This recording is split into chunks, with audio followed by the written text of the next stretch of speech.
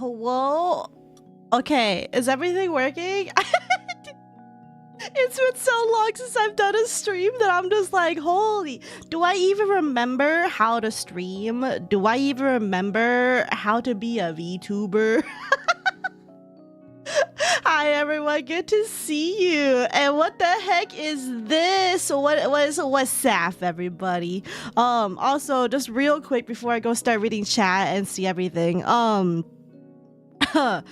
My voice might sound a little different, and I think it's because I'm getting sick. And I think it's because, like, near the end of our trip, I think a friend of mine got sick on our trip. And then, like, we also, like, shared food and stuff a lot. So, there's a high chance I'm just gonna sound like dog shit today because I'm sick. I also just, like, coughed up a ball of mucus earlier, and there are, like, specks of blood in it, but that's okay, right? That's normal every now and then, right? I like literally coughed and it just like launched out of my throat. Anyway, sorry, TMI. Anyway, hi everybody. Good to see you. Hopefully everything sounds okay. Hopefully everything's all right. Hopefully the background music isn't too loud. It shouldn't be anyway. It's like really quiet, but what? Ah, don't worry about it. Anyway, hi Mocha and Muse, I am back indeed. Hello hot chick, you have changed your name. You're no longer a hot chicken curry, but you're a hot chick Darren. So now you're just a hot chick named Darren. That's crazy. Congrats on your transition. Hello, welcome. Glad people can make it. And I am also expecting like barely anybody today. So if you guys made it today, you guys are cool. Also, thank you for sitting by and basically gonna listen to me yap about my Japan trip. I know there's a lot that's been happening drama-wise in the VTuber scene. I'll talk about that whenever we can talk about it. Not today though, not today. EX the amount of days you're on vacation, bro. And sorry, Saph, I made a deal with one of my Oshis after they did a collab with Relia and you know me by one name while the other person knew me by another name. So this was a compromise. Oh, that's the lore behind your name change. Oh, I see. I didn't even know you had like a different account. But then again, considering you have like your Twitter account is like just like one person's name on repeat, I guess I should have expected that, but I wasn't expecting it. So has a stomach ache. Oh, I feel so bad for you. I hope your tummy ache goes away soon. Don't give it to me though. I already had a lot of tummy aches. Hello individual, it appears to be working. Bless. Thank you fellow individual for letting me know. I started playing one of the Project Moon games because I keep seeing TikTok edits of Roland. Are you playing the Project Moon game that has Roland in it though? I need to know because Roland only appears in one game so far. I still gotta go eat. You know, my notifications didn't even work. Wow, you guys hate me. It's okay. I think YouTube has decided to be like, oh, this channel has died. Time to nuke Saph. And I'm like, okay. Saph, it's ayo. What does that mean? I was looking on Twitch. Oh, yeah, no. The yap is over here on YouTube. I don't know if I'll be able to stream on Twitch today, honestly, just because I'm like sick. And like right now, I don't have a sore throat, which is why I'm okay with like yapping right now. But if it progresses the way that sicknesses usually do for me, it's gonna go from like whatever this sneezy head full-ish feeling to sore throat for like a few days, and then it's gonna go to like the fucking non-stop coughing phase. So I actually hope it doesn't progress to that point, but we'll see. But I've been sneezing a fuck ton today. I actually haven't checked yet if it's COVID. I hope it isn't COVID. Because I wouldn't want that, but because like it is weird though, because like I haven't had a sore throat per se yet. You know, I'll have to go find where my tests are and make it do a COVID test, because now I'm just like, now I'm worried. Is it COVID? I hope not. Oh, so I forgot to turn on my fan. It's so hot in here. Hold on. Oh, why is it so far? Okay, I have turned it on. Because I I am literally sitting here and I'm like sweating. Maybe I have a fever. Okay, anyway. Saph, I might draw you again. Oh, I appreciate it if you do. No pressure or anything though. But if you guys ever want to draw, I will always be appreciative, for real, for real. Let's see. Saph, welcome back. Thank you. Glad to be back. Back when you played that Sonic Detective game on YouTube, you already saw what my IRL name was. Oh, you doxed yourself. Well, the good thing is I don't remember when people dox themselves. I did remember reading some people's names, and I was like, these are dox names. I don't know who you are. I'm only used to your online moniker.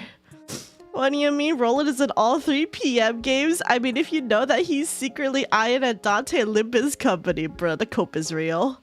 Nah, take care of yourself. Thank you. Yeah, hopefully though, after by next week, I'll be able to do stuff again, because I'm like, I really want to get back into streaming, but you know, I won't say no if my body basically is just like, nah, you walked over 100,000 steps during your entire Japan trip. Just go ahead and just fucking sleep. I'm Strawby. I became emo core. Oh, emo core. Ah. Hi, Strawby. Good to see you're on your emo core phase. She's back. I'm back. I'm currently playing Limbus Company, but I'm planning on buying Library of Ruina on my Switch. Have fun with that. I will say with the Library of Ruina port on Switch, it is way slower than it is on Steam. But if you do prefer to play on the Switch, it is still an option, just that it's significantly slower. I think that's the only well, not the only, but one of the main valid criticisms that I think that one journal had about the game. But yeah, don't push yourself with 4-hour stream if you're sick. Nah. Today I'm gonna be so excited to talk to you guys about Japan for real. Because I had a really good time over there. The only downside is that I didn't take pictures of everything I got from my haul, so we're gonna it's only gonna be basically the pictures I took on my phone, and that's it. Oh, and some videos too. Hold on, let me actually just make sure that's up. Let me just pull that folder up. Okay, because I am gonna have to refer to this folder because I think the quality when I put it on the slides didn't look too good, and my phone's actually pretty decent, especially when I show you guys a video of the Shinkansen, the view of it. I want to show you guys a good quality, and I don't know if uploading it to the Google Drive and then onto the Google Slides ruined everything. So imagine the next time she streams on Twitch, she becomes one of the victims of the what? What does that even mean? Sometimes the names are fake. True. Your name could be fake. I accidentally doxed people in the D&D game. Wait, what do you mean you accidentally doxed people? How does that work? Wait, I'm not emo core. I'm kawaii. Okay. Roland Street Thug Ruda. Better to get on the Steam Deck probably if you want to play it on bed. Actually, I don't know if it's on the Steam Deck. Well, I feel if it's on a Steam game, it should be on the Steam Deck, right? I don't know how the Steam Deck works. I just kind of thought that if it's a game on Steam, it'll play on the Steam Deck, but whether it's a good play of the Steam Deck or a good play on the Steam Deck is a whole nother thing. Trains, yeah, the Shinkansen was really fun. All right, so I'll just go ahead and get right into it, I suppose. I could start off and say and basically vent and complain about, because okay, here's the thing, right? I had a really good trip for the most part, and everything was pretty much there's a little bit of minor scuffles here and now and then, but overall it was a pretty good trip. And it should have been entirely fine if I didn't come home to find out that my cats weren't taken as properly good care of as I wanted them to be. So that kind of has dampened my mood for the past few days. And I'm still very pissed off about it. So anyway, but Roll20 asks for your name when creating your account, so people made accounts thinking it'll be private, but no one sets it as you're displaying it. Oh, that's stupid. RIP people in D&D getting doxxed. Good to know for whatever I do D&D with Roll20. Good to know that. I don't know, YouTube so weird compared to Twitch. Yeah, and unfortunately compared to Twitch, it's like way more like primitive in sorts of like the interactions. But I also need to like, that reminds me, for people who you're usually there on Twitch, my bot broke. And I'm gonna have to fix it all, and that means like kind of just like resetting up everything, because it literally won't work anymore. I don't know what happened, but it just won't work anymore. I think something got corrupted in the last one. And then basically, what else was I gonna say? I forgot. I was gonna say something, and I forgot. Oh yeah. So it's gonna be pretty bare bones next stream, unless I don't stream this Wednesday, and then I can like work on it. But we'll see. I also don't know what I'm doing tomorrow. Supposedly we have plans to do something tomorrow, but I don't actually know. I'm gonna have to confirm with some people really quick about that. But I also don't know if I'm streaming or if I should just like let them stream. I don't know, whatever. Vent, yo, what I missed? Nothing much. I'm just yapping. I mean, this whole stream's a yap stream, so. Also, I'm sick. Oh, and heads up really quick, if for some reason my computer crashes, because I think I have an issue with the Intel CPU, because I'm pretty sure a lot of things have been happening that I haven't noticed before, and I googled it, and people are saying that it's probably related to the Intel i9, you know, the generation thing, that has like, and I already know I have like low-key fried this a few times. Because I didn't know that it was the CPU fault. So I'm pretty sure this thing's already cooked a little bit, even though everything should be fixed now. But like the damage has been done is what I'm pretty sure is what has happened to it. So if for some reason I crash anytime from here on out till I get it replaced, which I don't know when that's gonna be, because I need to ask my friend to help me figure out what the serial number is, because I threw out the box because I'm stupid. Mostly because I didn't know you needed these things. But anyway, so whenever, because I'm gonna try to do an RMA to get this thing replaced, aka just give me a replacement. That's it. That's all I want is a replacement for this. So until I can get that RMA'd or basically just replaced, whatchamacallit? Yeah, if I just suddenly crash for no reason, it's probably because of this. And don't worry, I'll be back. So if for any reason I just disconnect, stream ends for like a minute or two, just give me a bit. Well, I'll restart everything. That will be things for going forward too as well. That also might mean I have to probably limit certain games that I play that don't save often. aka Lobotomy Corporation, mostly because I feel like streaming and everything just like uses the CPU more than just like playing a game. So just a heads up, okay. Is this going to be a PowerPoint presentation with animations? Oh man, I wish I put animations on here, but I made these presentations like last night for like 2 to 3 hours, and like I was just putting like up pictures into 119 slides. So no, unfortunately there won't be animations, but we'll have some videos every now and then, so look forward to that. I'm gonna draw you both my styles. Oh, I love to see that. Misspelled band, ayo. So I set up some tutorial in the D&D Discord forum so people know how to hide it. Oh, that's cool. Thank you, Mackie.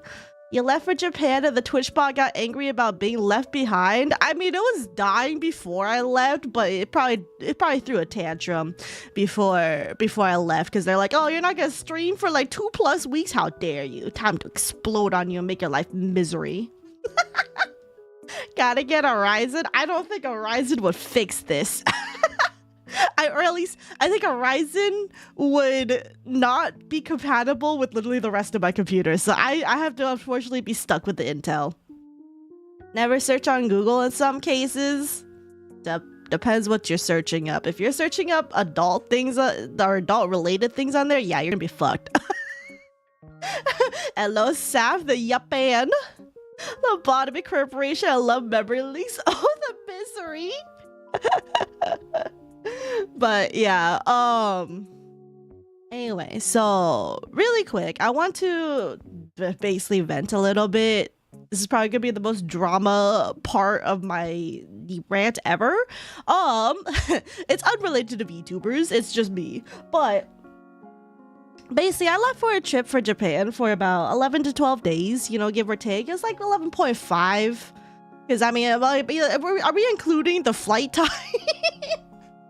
If we're including the flight stuff, we've really only been there for like 10 full days, and then the other days are just like 10-hour flights on the way there, almost 10-hour flight on the way back, silly stuff like that. But anyway, so I basically left the care of my cats to my roommate because he's washed my cats before. And I was just kind of like, okay, well, you know, you said you were, I asked this guy multiple times, way in advance. And then as we got closer, of course, to be like, hey, you okay with watching the cats? You okay with watching the cats? He said, yeah. And I'm like, okay. And here's the thing with my roommate watching the cats is that I kind of always realized that like some things were done not optimally. I can list off all the complaints right here. Some of the complaints I've always had with the other stuff that I thought were at the time were kind of like minor, like they're passable, but they're not ideal, you know? Like if I asked a friend to basically cat sit for me, they would have done a better job, 100%. But the thing is, I couldn't ask my friends for this Japan trip because all my friends were coming with me to Japan. So I didn't know anybody else to essentially ask without essentially being like an acquaintance of a friend or something. But so I decided, you know, like everything that you've done was like okay for the cats. And so I asked them. I was like, you okay with this? I asked them months in advance, you know, before I got the trip. We planned this trip all the way out in December of 2023. But I asked him probably around that time, and then like a few months later, and then definitely like a month before. And like every time was okay.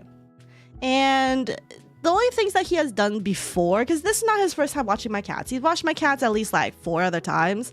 The other times I've complained were that the litter boxes were never cleaned the best.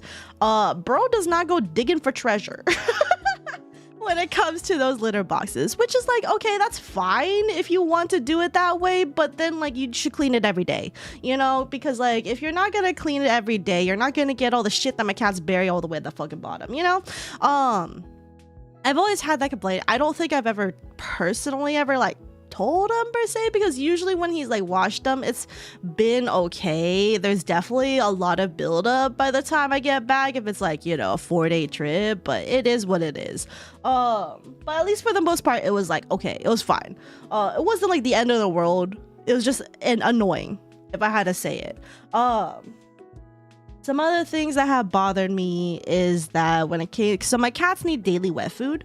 Just like one can split between the two of them, mostly because Grim is insufferable without his wet food. He fucking loves his wet food. Sandals doesn't care that much about the wet food, but he needs to eat it anyway because he needs to stay hydrated because he's a male cat, and you know, I don't want them to get kidney stones or whatever. So, you know, they need their wet food every day, mostly because of Grim. And I remember catching my roommate at one point because I was gone for like 4 days to go visit my sister in like the past month.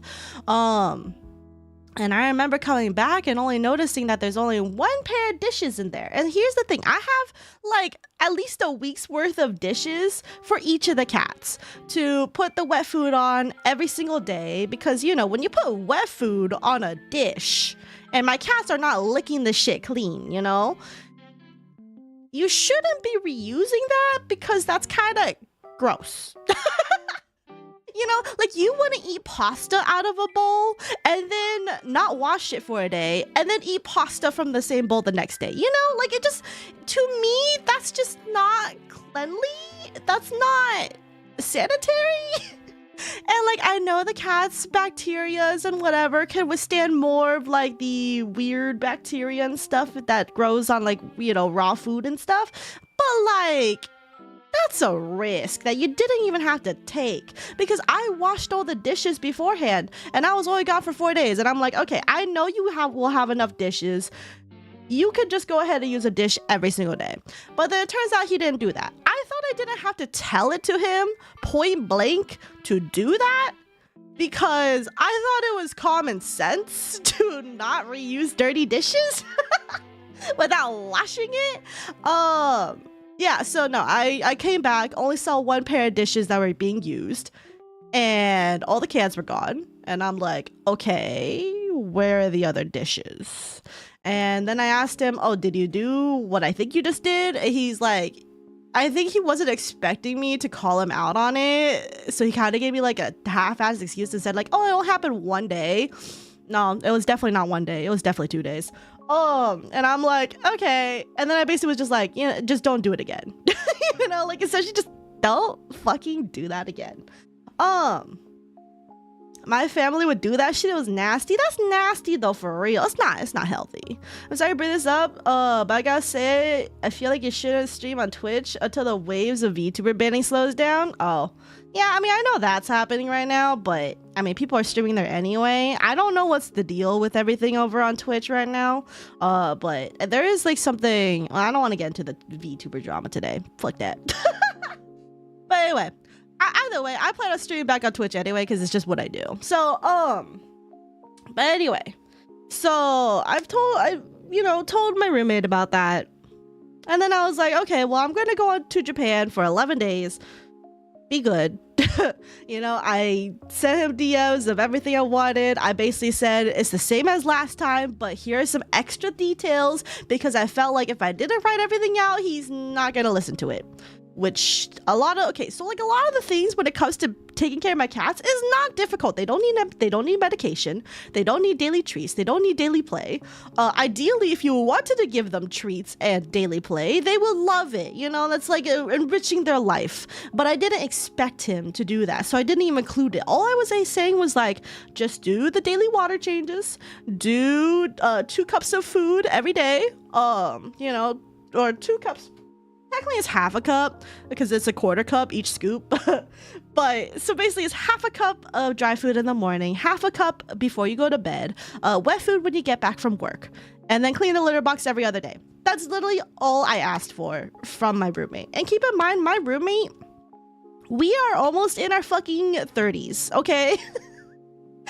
We're fucking old here. And it's just like, and here's the thing too, I've been living with this roommate for literally at least 3 to 4 years recently. And that's not including the time that we were technically roommates in college, which is, so I'm just kind of like, it just baffles me that when I came back from my Japan trip,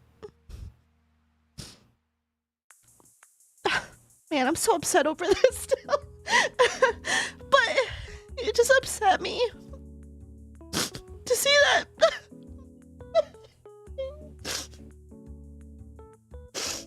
Oh, man, I don't want to cry today.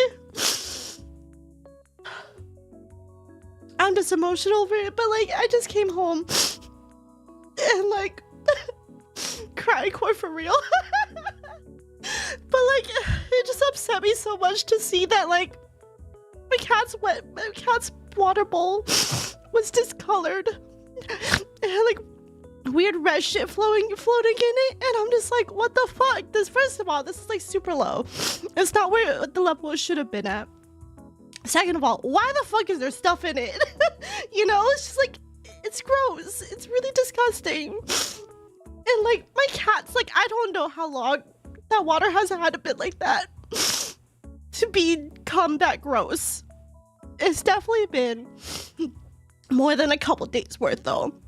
And I just felt so bad for my cats that they had to be in that like condition, because like, I don't know, like if my trip was longer, I don't know if my cats would have made it. I'm gonna be real, like that shit was so gross.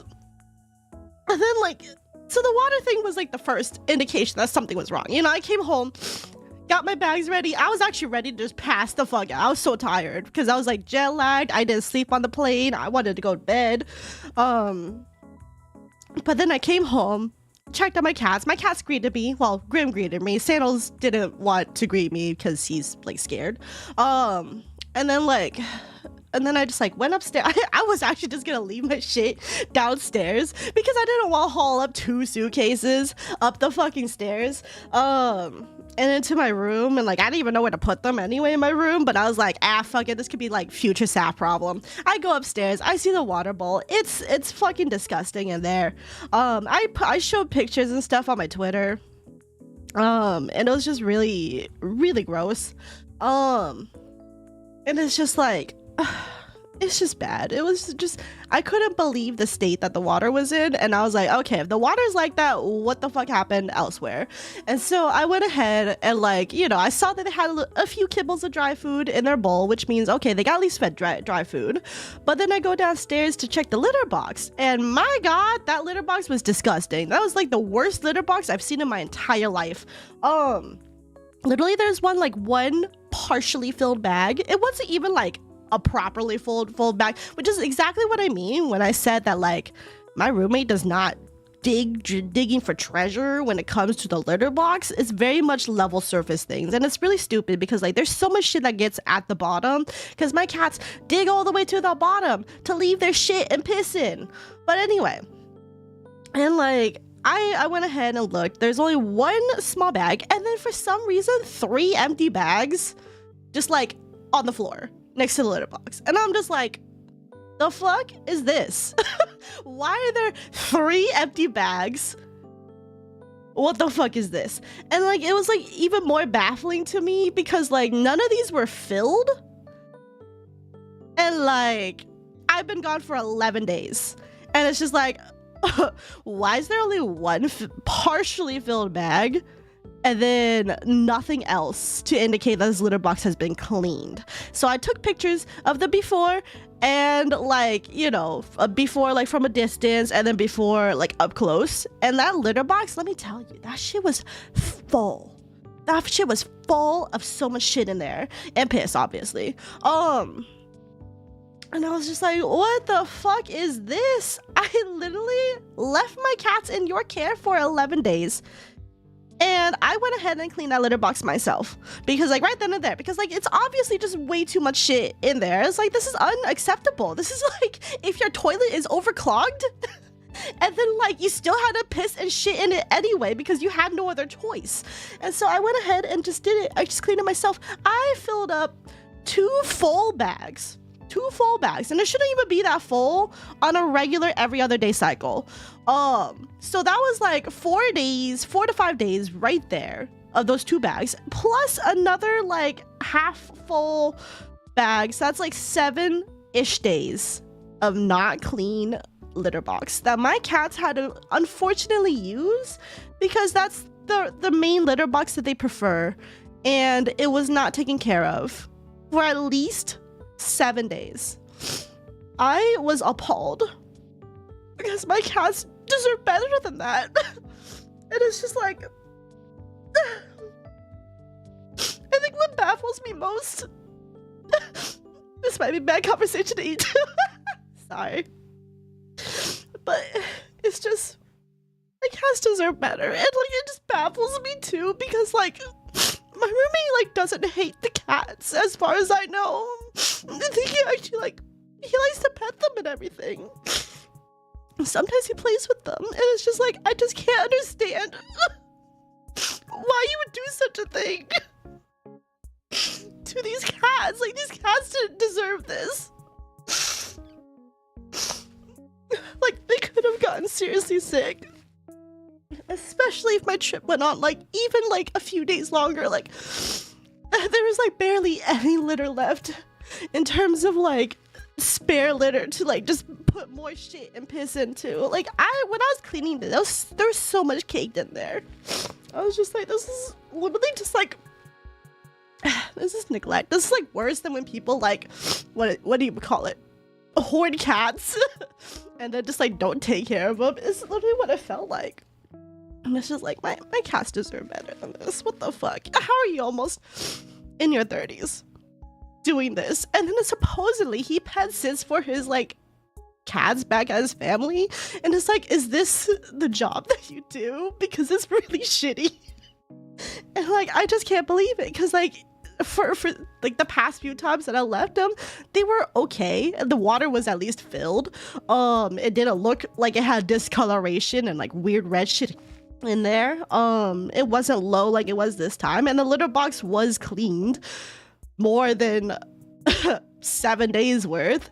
It's just like, I just don't know. And like, it's not like I was even jump scaring, surprising my roommate in the first place. I literally told him, hey, I'm gonna be back this day, early afternoon. If he has always been bullshitting and wanted to half-ass things until the last minute, he could have done so. He could have done so. But then he didn't. He just chose not to. And I don't know. I just don't know why. Literally, how could you forget? If you're feeding these cats every day, how the fuck are you forgetting to do water and litter for a week straight? I don't understand. I don't understand. And I'm so pissed off. And I'm like super mad at my roommate. Like, I don't know if he can hear me through the walls. I don't care if he does. But he's been avoiding me ever since I fucking DM'd him and I was like, this is unacceptable. I trusted you and this is like literally the worst thing you could have done. It's like, I don't know. If he has beef with me, that's fine. I personally haven't done anything except probably be nagging, even though we're not even dating. Like, I just nag him all the fucking time to like do something. Because like, I'm tired of being the one who has to clean up everything in this fucking apartment. Without like me having to like delegate out fucking chores. God, should be independent adults. How the fuck is he gonna survive if he can't even fucking do this shit on his own? But anyway, but he's been avoiding me since, so it's been funny.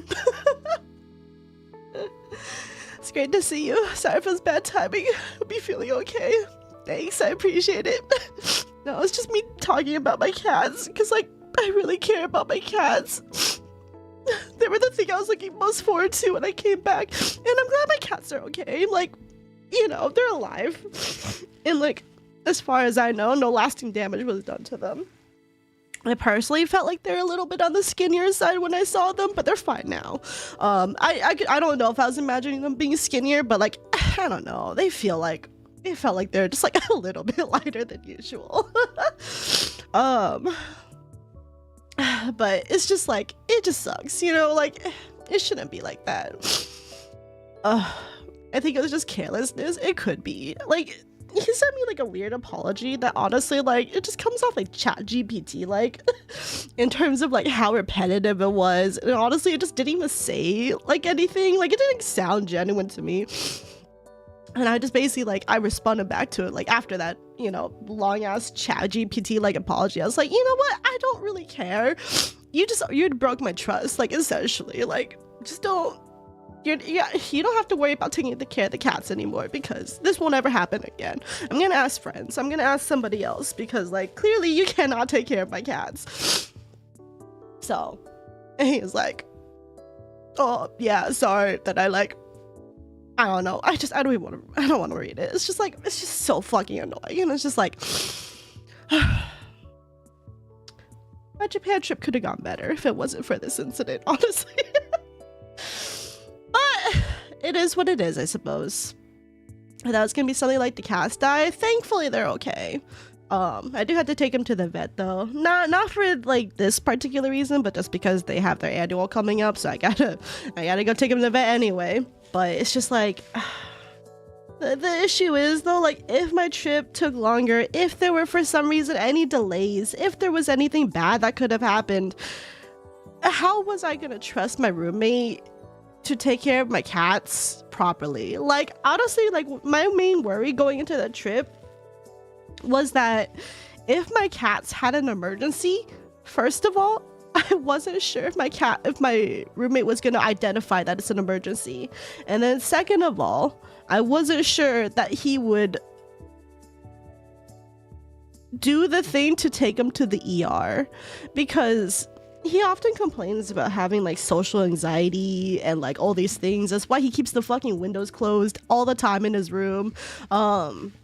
Literally, it's a bat cave in there. That's why he closes the blinds every time downstairs, because he literally like can't stand being in the kitchen without the blinds being open. Like, he has to have them closed because, I don't know, he's afraid someone's gonna look in and stare at him or whatever. And like, and there's just like all these other things. Like, he never wants to do the maintenance request because for some reason sending a thing on the online portal system where you don't literally talk to anybody is apparently too intimidating. And just all these things. And it's just kind of like, I don't know what you want me to do. Like, I was literally just like, I'm praying my cats are gonna be fine, because I would not be able to trust you to take them to the ER if something bad happened, because I don't think you would be able to do it. I don't think you would. And there's just like all these other things too. Like, he was not there. He was not there for me when my third cat Nacho, when he passed away, literally in our apartment, in my room. And like, he was literally only a hallway down. And he did not wake up when I was fucking wailing my eyes out. And I'm just like, and he seems so, I don't know how to put it, apathetic when I told him Nacho passed away. I'm just like, okay. I got more comfort out of calling my friend, who was all the way in a different state than him. And it was like baffling to me too, because he definitely liked to play with Nacho. I don't know, like, I don't know what this means. I'm gonna be real.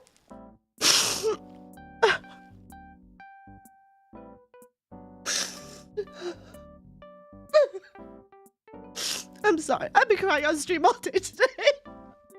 I'm just like super emotional when it comes to my cats. They matter so much to me, so it's just like, anyway. I think this basically has just made me realize I can't live with this person anymore. After our lease is done, I'm moving. Like, just straight up, I'm moving. I just can't do this. We can't live together. There's just too much things that I'm just like, I just can't do this. YouTuber-like apology. I would say it's worse than a YouTuber-like apology. At least a ukulele with a little song was more entertaining than reading a ChatGPT apology. I'm being real. Wrong timing for being a first-time Silas messed up. Hope you did enjoy your trip. No worries. I just wanted to get this out of the way first because, like, I had a feeling I was gonna be really upset about it, and I am. I'm sorry for crying on stream. But also, thank you guys for, you know, not immediately clicking away and being like, oh my god, VTuber's so cringe, crying on stream. No, I appreciate it. It's just, I'm so tired of just like dealing with this shit essentially, so. Anyway, if he wants to avoid me the rest of the year, that's fine, it's whatever. I don't really care, but it's just like, I'm just sitting here thinking to myself, none of this would have happened if you just fucking did the bare minimum and take care of my cats appropriately. I could have excused literally everything else. I could have excused the not really doing much of the chores without me nagging him. That's fine. I could have lived with that for another fucking year of our lease. But not taking care of my cats when I was gone on my longest vacation ever of 11 days? That is not okay. That is 100% not okay. You don't fuck with my cats. You don't fuck with my cats when you said that you would be down to watch them. And it's like, if he didn't want to watch them in the first place, he should have fucking told me. Every single time that I've asked, you should have fucking told me instead of being like, yeah, I can do that. Fucking stupid as hell. It's just like, I think it's like, if he really didn't want to watch the cats, here's the thing is that I know that when he doesn't want to like do something, he'll give me like an excuse to not do it. But for the cats, he like said yeah and like gave me thumbs up, so I figured that it was okay. But it's like, you know, if he did want to say no, he should have said no. And so I'm just like, you know what? All this is your problem. This is not a me problem. Like, yeah, I went on the trip, but I fucking told you as early as I made it and all these things. And like, you know, I'm pretty sure I told you these things multiple times. You have multiple times to fucking change it, but whatever. It sounds like he has his own issues and cannot fully care for himself. This occasion proves they can't be trusted to care for others. ATM, the whole culmination is also fucked. Yeah, pretty much. Like, he definitely has his own issues, and I think he's aware that he should probably see a professional about it. He's talked about like possibly seeing a therapist or something, but he won't do it because, you know, his social anxiety is too strong or whatever. But it's just like, you know what? That's your own fucking problem, but don't make it my problem. You know, like, I could have dealt with things, but not when you fuck with my cats. When you fuck with my cats, if we were friends, which I hope we were at a point, but we're not, I don't feel like it anymore. You fucked with my cats, just, no. Being emotional, never cringe. Thanks. You need to take care of yourself and your cats. You deserve better. Thanks. I'll be okay though. I'll be back home. I don't have any plans to do any more vacations like this. At least not until I move. And then there is like probably like later this week I will be visiting a friend for like about 24-ish hours, but I'll be sure to leave enough food for them that my cats will be fine. They'll be fine for an overnight thing. And worst case scenario, my friends are back from Japan. I can ask them. So if I really had to, but I don't plan on doing any more vacations, not until I move. So you're right to be upset about his actions and neglect of your cats isn't very cool. Yeah, it really isn't. It's like, man, they could have gotten sick, and he's lucky they didn't fucking get sick, because I would have been even more upset than I am now. I don't even know if I would have streamed today. But it'd be like that. Auto litter box cleaner helps too. I mean, yes and no. I mean, like, I understand auto litter box cleaner can help, but like, I prefer not to use it though, if I had to. I mean, I guess if I ever have to go on extended vacation, I need to start automating some things for myself, I guess maybe. But I don't know. I just like being like, as annoying as it is to go pick up piss and poo every day, or every other day, at least like it gets me the chance to like observe their bathroom behaviors, because honestly, like, a good indicator of like when health is starting to decline is when there's like significant changes in the litter box. So, and I would like to consider myself pretty attentive when it comes to animal care, also because that was related to my past job. So anyway, I suck at taking care of myself and not doing chores. At least say you're not able to or not wanting to do it. Yeah, pretty much. And like, I can understand if it was like, I don't know, we're like, you know, if we were younger, if we were like fresh out of high school and we're still learning how to be an adult. But once you're hitting like your 30s, and like you've been independent and you have left the house for like 10 plus years, you should probably start being able to take care of yourself more. Because otherwise people just think you're a fucking loser. I don't know how to say it kindly. It's just kind of true though. You should at the very least to be able to take care of the place that you live. And it's just like, okay, I gotta go. I'll be back. Take care, confetti bun. Take care. 21, I live with my parents, by the way. I mean, like, that's okay, kinda, but you know. Well, I think it's definitely once you start becoming independent, and if you've been independent for at least like 5+ years, you should have a sense of what it's like to be independent. And that includes being proactive about certain communal chores, or at the very least, being able to communicate with your roommates about stuff that needs to get done without essentially just letting it sit and fester until the other person is fucking fed up with the shit and then has to tell you, hey, can you do XYZ thing clearly, because you aren't gonna do it if I don't bother you about it. And like, so here's an instance of like an example of something that my roommate often does that I have to bother him about, which is, so he like does this thing where like he gets a billion groceries from Amazon. So we have so many Amazon packages that get here on like the fucking weekly basis, because like even something for like toilet paper, okay, for some reason he is incapable of going to the grocery store to go pick up a roll of toilet paper from the fucking Safeway or something, or a Target or a Walmart, you know. It's just like, for some reason, he's incapable of doing this without just ordering it from Amazon. So he orders this from Amazon, and then, you know, you get a fucking box from Amazon or a fucking bag from Amazon, and this shit just piles up in a corner near the front of the door, and it's such an eyesore to look at. Especially because all of these are mostly empty. And it's like, okay, can you just go ahead and like clean it up every now and then? Maybe on your way out, just take a couple of boxes with you so you can like put it into the recycling on the way to your way to your car, because it's in the parking lot. And like, otherwise it just fucking builds up over there, and I have to be like, yo, I have to go send a DM because it's been sitting there for literally 2 months, and I'm like, can you just go ahead and just deconstruct all your boxes soon? And then he's always just like, oh yeah, I can do it later. And then like he almost always does it within like the following weekend after I message him. But it's like, I feel like if I don't ever message him, will he ever do it? And I want to say the answer is no. I want to say the answer is not, unless it starts becoming an inconvenience to him. So, because like, here's also the thing, his room is fucking gross, okay? I haven't been able to see it since I got back from Japan, because he's literally kept it shut.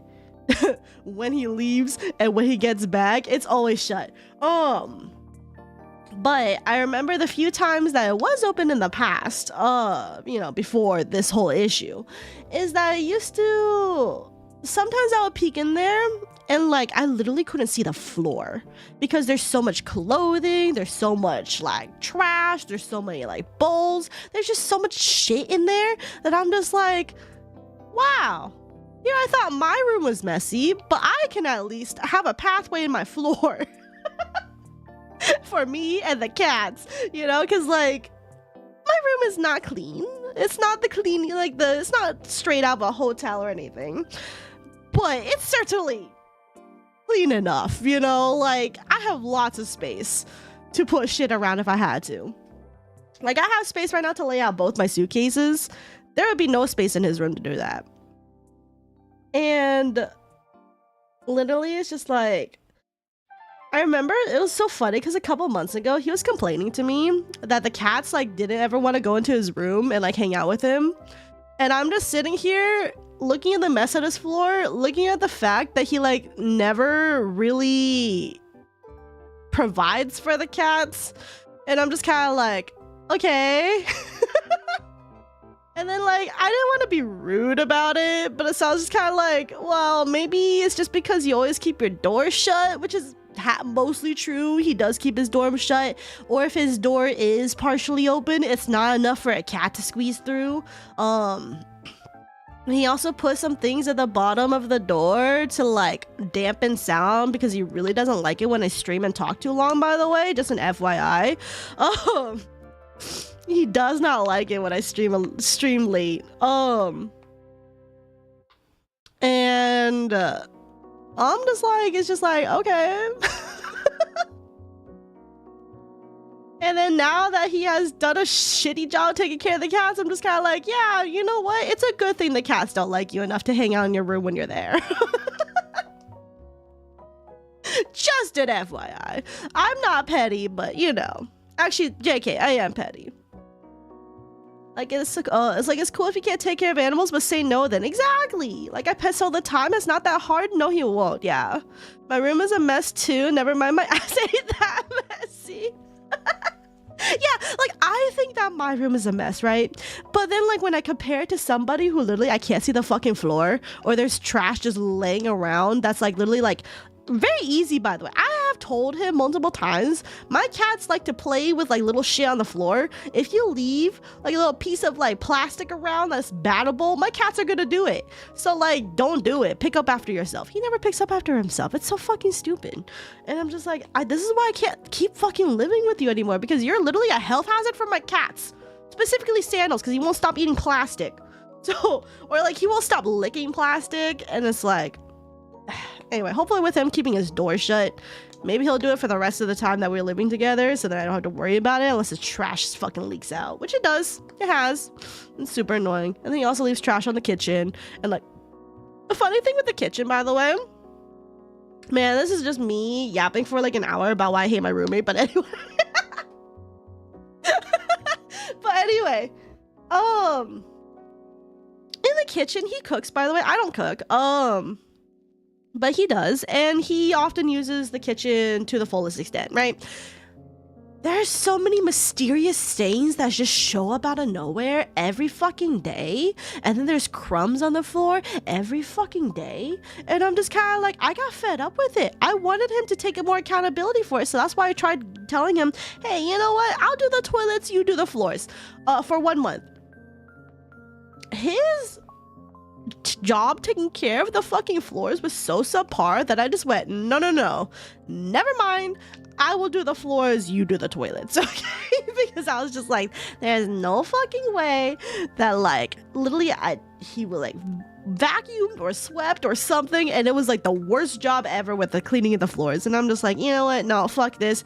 You know the saying of like, if you can't trust somebody else to do it, like you should just do it or something like that. I don't know how it goes, but like it was just done so shittily on his part that I was just like, you know what, I can do it better. Just fucking stop. I'll do it better. But then like there's mysterious stains that show up in the kitchen, stains that show up in the sinks, even the upstairs sink, because he always drinks those fucking flavor packet juice things, and like they stain the sink red somehow. I don't even know what the fuck you're doing over there. And it's just like, I'm just so fucking tired of all this shit. I'm just like, man, why am I the one that has to fucking deal with this shit? Like, is this acceptable living to you? Like, I literally don't understand, bro.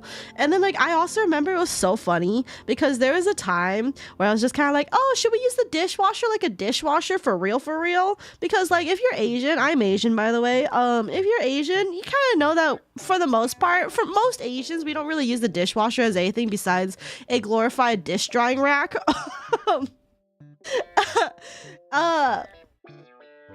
There has only been one Asian family that I've seen that actually genuinely uses the dishwasher, like as a dishwasher. It's kind of crazy. But, and then my roommate's white, so I'm just kind of like, oh, well, white people like to use dishwashers. Sorry, I shouldn't overgeneralize. But like, I swear, like every other like white family I've been to uses the dishwasher, right? So I didn't mean to say it like that. but like literally like my experience has been that every white family that I've been to has used the dishwasher, so I thought that like, oh, maybe he could just use it. And so I asked him just like, like while we're moving into this apartment, I was like, oh, you want to use the dishwasher like a real dishwasher sometime? And he's like, yeah, I'm totally down for that. And then I'm like, okay, cool, you figure it out, because I don't know how to do it, because I've never done this before in all my 20+ years of living. Hey, me, eyes dishwasher, I don't know what you're talking about. That's all good, we use it, see? Like, okay, but here's the thing, I wash the dishes hand wash, but I don't like use the dishwasher because like I know it's good for sanitation. I actually know, like, it's like basically a mini autoclave in there.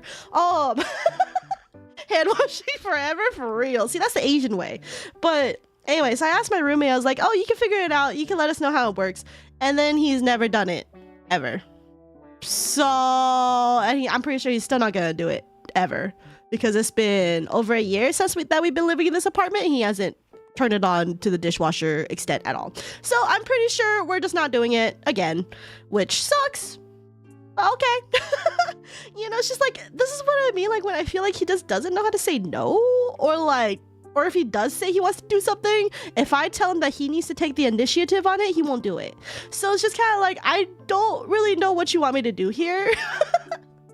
Because like my reasoning was pretty valid, which was that I've never used a dishwasher the appropriate way for literally years. Like 25 plus years. I feel like I can know how a dishwasher works if I just look at a manual or just look at a YouTube video of like how to use a dishwasher. Like I'm pretty sure I can figure it out. But the thing is like I just gave him a simple task, just one simple itty bitty task, and be like, oh, you want to go ahead and like take the initiative on it? Cool, go for it. And he's never done it. I don't even have anything in there that's gonna be like, I put everything where it needs to be. All my silverware goes at the bottom and the little silverware things. I have literally only ceramics, so they go at the top, and there's ceramics is small, so they're all on the top layer. All my dishes are easily able to be thrown into the dishwasher as they are. And this still hasn't been turned on. So I'm just like, okay, well, we're not gonna go sanitize things like a little autoclave. That's fine. We don't have to do it. I don't really care. I'll just do things as I've always done, but it's just like so fucking annoying. And yeah, like, and like cardboard, that'll be really refreshing for you when you have another roommate. God, for real. Or just live on my own for a bit. The only issue with living on my own is that currently I don't have the money for that, but if I have to, I will figure it out. But I'm really hoping that I'll like be able to see my friend this weekend and then just ask her like if she's totally okay with moving together to just be two crazy cat ladies together, because then technically, because like she was my old roommate before him, and technically we had my cat Grim, so I got Grim first, and then my friend got her cat Cherry a few months later. And then Grim and Cherry, I don't know if they like were a bonded pair, but supposedly Cherry has only ever cuddled with Grim. And then ever since they moved, Cherry does not cuddle with any of her other cats in her living situation. And so I don't know if like Grim and Cherry were like a thing that we just somehow accidentally separated because we didn't know. But yeah, I mean, she had to move because she was going to vet school and all that, and now she's back because she's done with vet school. So it's been a couple of years, and I know Grim has a really good memory, so I'm pretty sure he would be ecstatic to see Cherry again if we happen to live together, but it's ultimately up to her, because if she doesn't want to live together for whatever reason, that's totally fine. But I felt like when her and I were roommates, we literally didn't have any issues. There were some times where I felt bad because she would always like do the cleaning because I would kind of like push things off a little bit, and she would never really bring it up to me, but like I feel like now, like, you know, what? Because like I would realize that she did something, and then I would keep it in mind and be like, okay, next time I'll do the thing. You know, like it's like I'm very mindful about that, about doing tit for tat. But my current roommate doesn't do that unless I fucking nag him like a girlfriend, and we're not dating. So it's like, please, I don't want to feel like I'm like that nagging girlfriend, that nagging wife to basically be like, fucking clean up after yourself. I should not have to be that person. Dishwasher, I hardly know her. Alright, let me see what I've been missing. Saph, when the machine called the dishwasher is used for washing dishes. That's literally every Asian. I feel called out, hand wash too, but use the dishwash for storage. See? Hot chick gets it. Hot chick, if you're Asian, that's why. Hello, Axel. He probably can't say no. He probably can't. And it just sucks because it's just like, you know, if you have communication issues, you know what? That's something that professionals can help you out with. Or, you know, just fucking get over it and start learning how to stand up for yourself. Grow a fucking spine. Jesus Christ. It's not even like I'm being rude about it. I just literally am just being like, can you do XYZ? And here's my reasoning why. And like, it's not like I'm forcing him to do literally everything in the house. I'm not. Just literally just clean up a little bit after yourself. And if he has issues with like me and my stuff, you know what? He should probably communicate that. But it's just, we're like clearly lacking communication skills over here. That's that problem. And ultimately, it's not my responsibility to fix it. So, fuck it. One time I used dishwasher, it broke, so I just hand wash every day. Oh no, oh shit. That's how I feel like if I ever use my dishwasher for real. Dishwasher is good. Honestly, it has its conveniences. I could see it. I actually turned on the dishwasher once so the kitchen started smelling weird before I turn it off. Oh, don't tell me you burnt plastic.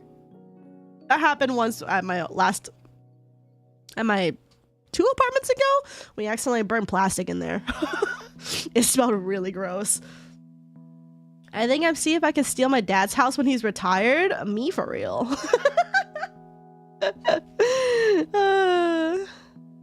Long lost lovers, me and my cats for real. Or not me and my cats, but like my cats, like my cat Grim and Cherry for real, for real. You should look for help with it. I also agree. And like he is saying that it's like, what is it? Social anxiety. And he's aware that he should probably get help with it. But is he really going to? We'll see. If this isn't a wake up call for him, I don't know what is.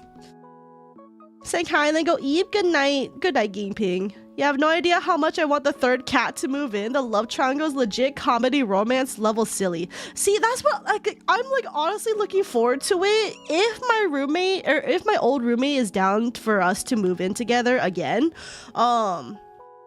because like here's the thing is like that like so ever since I got Grim and my roommate my friend had got Cherry, she moved out and then she got like 3 other cats. Wait. Okay, no, she got 2 other cats. Technically, she does have a 3rd cat, but that cat is kind of old right now. But she has 2 other cats. One is called Bo. He's a tabby cat. He's really big and he's really hyperactive and super muscular. Also a massive foodie. He's a dumbass though. He's very cute. Cherry does not like him. He's a little bit too much. And then she got another cat named Blueberry. And Blueberry's so cute. Also, not big boy. He's actually really small. He's like 7 to 8 pounds. He's really tiny. He has funny looking ears. Really cute face. And I think Blueberry is like... I think he's also a little bit of a goof. But Cherry also does not like him. And then there's an older cat, and I don't think the older cat really likes any of the other cats, but that's fine. That's like an old cat thing. So like, you know, she has her cats, and then I have my cats of Grim, Sandals, and Nacho technically was gonna be there, but you know, Nacho, you know, he was old, didn't really make it. So it's just kind of like, if we ever do like live together, it'll just be interesting to see how all 5 cats get along. Because I feel like Grim is gonna remember Cherry. I trust in Grim's memory. I'm pretty sure he will remember Cherry. Sandals does not know any of these other cats, and he also does not like new stuff. So Sandals is probably gonna have the worst time to adjust, honestly. And I just don't know how the hyperactive Bo and how Blueberry is gonna be with Grim and Sandals. Because like Grim likes to play, and I feel like Grim and Bo would probably get along in terms of the Zoomies department, but not in the wrestling department, because I think Grim is a pushover, but Grim also doesn't want to be a bot. Like I can't say a bottom, but like he doesn't want to be dominated. Essentially, he likes to be the dominant one, but he's like such a pushover that it's really easy to push him over. So because he doesn't like being pinned when it comes to wrestling. So I don't know. It'll be very interesting to see. And I kind of hope my friend will be down for it, but I also don't want to pressure her into it. If she's not, it's fine. But I think it'll be cute. Also because I just really like living with her. It was great living with her. But I don't know if she thought about that with me, so. But I don't know, considering I feel like because she's the only one I talk to still in college for the most part, so I don't know. Yeah, I just don't know. I don't know. I'll ask for her. I'll ask her thoughts on it though, because like if she doesn't, then I'm gonna have to go look for alternative rooming stuff when it comes to renewing leases this year. So tit for tat rail reference. I have no idea what that is. Next girlfriend ASMR idea. What the fuck? No. It's late. Love hearing from you. Looking forward to seeing your VODs of this combo. Thank you, Mocha Muses. I appreciate you hanging out. And don't worry, I'll be able to get to Japan soon. TM. I can't believe it's already been an hour. I'm sorry, Myth and Royd reference. I got my J-pop musicians mixed up. How could you, Mackie? I doxed my name before, so I'll just say I'm vaguely Asian, but I won't ever say which one. Yeah, no worries. I need to go have assignments to do, but I too don't use the dishwasher because it wastes money and water. Oh my god, my parents say the same thing. Hope you take care of yourself. Thank you. Enjoy. Well, I guess maybe don't enjoy your assignments, but I hope your assignments go well. There you go. Thank you for hanging out. I appreciate it. He's literally me. Cat Wars coming soon in your local streamer's apartment. Saph is a top for Sinclair. Ayo. Sup, Fred, tis I, operator. You demanded I come here. Yes, I did, operator. Good of you to come over. You're a son instead of a coon here, though. Ballcrest, by the way. Thanks, Jenny. A dishwasher is more water efficient. That's what I've heard. I don't know. You can't convince old Asian people to change their ways. Anyway, I had enough venting about my roommate. It's been over like an hour, basically. Let's get to my Japan trip. All right, let me just like nuke a few things here. Hold on, let's get rid of you and you and ha! Also, really quick, I'm gonna change my model really quick. I want to be something cuter right now, so because I mean, I'm already cute, but like I want to be a gremlin today, so. That's what it's gonna have to be. Okay. Got myself into a quarter here. All right. Are we good? We good here? Yeah, you know what? Good enough. No, fine. I'll scoot over a little bit. Okay, I'm gonna block a few things, like, cause I'm like aware that I'm gonna block a few things on here, so it is what it is. An hour to stream. Saph, hurry up and yap about Japan. Jesus, no, I must yap about why I hate everything in life right now. JK. Stop yapping about the shitty, yap about the goody. True. But see, that's why we do the bad things first, and then we end with the good things. Yeah, let's see, Japan. I just steal your food for nothing. So true. I'm cuter. Thank you very much. You're literally a 4. Anyway. Japan. So this is gonna be, oh, hold on, I can bring out, turn on the pen, and then okay, it's not the same light green as a certain CEO of Project Moon, but it is something. So yay! I'm gonna forget to use this, by the way. Also, I'm gonna have to remember I can't like click on anything to progress the slides, so I'm gonna have to actually press the keys. Anyway, so this is Saph's Japan trip on Google Slides. So if this looks like a very familiar theme to people who use Google Slides, that is why. I literally just put this together on Google Slides because I'm lazy. So anyway, day 1. Here's the flight. Here's the view from my seat in the flight. So, green is no longer the color, is now cyan. Wait, is it actually? Wait, hold on. When does cyan become a thing? I don't think we have a cyan here. There's a blue. Yeah, fuck it. We're doing green. You can't stop me.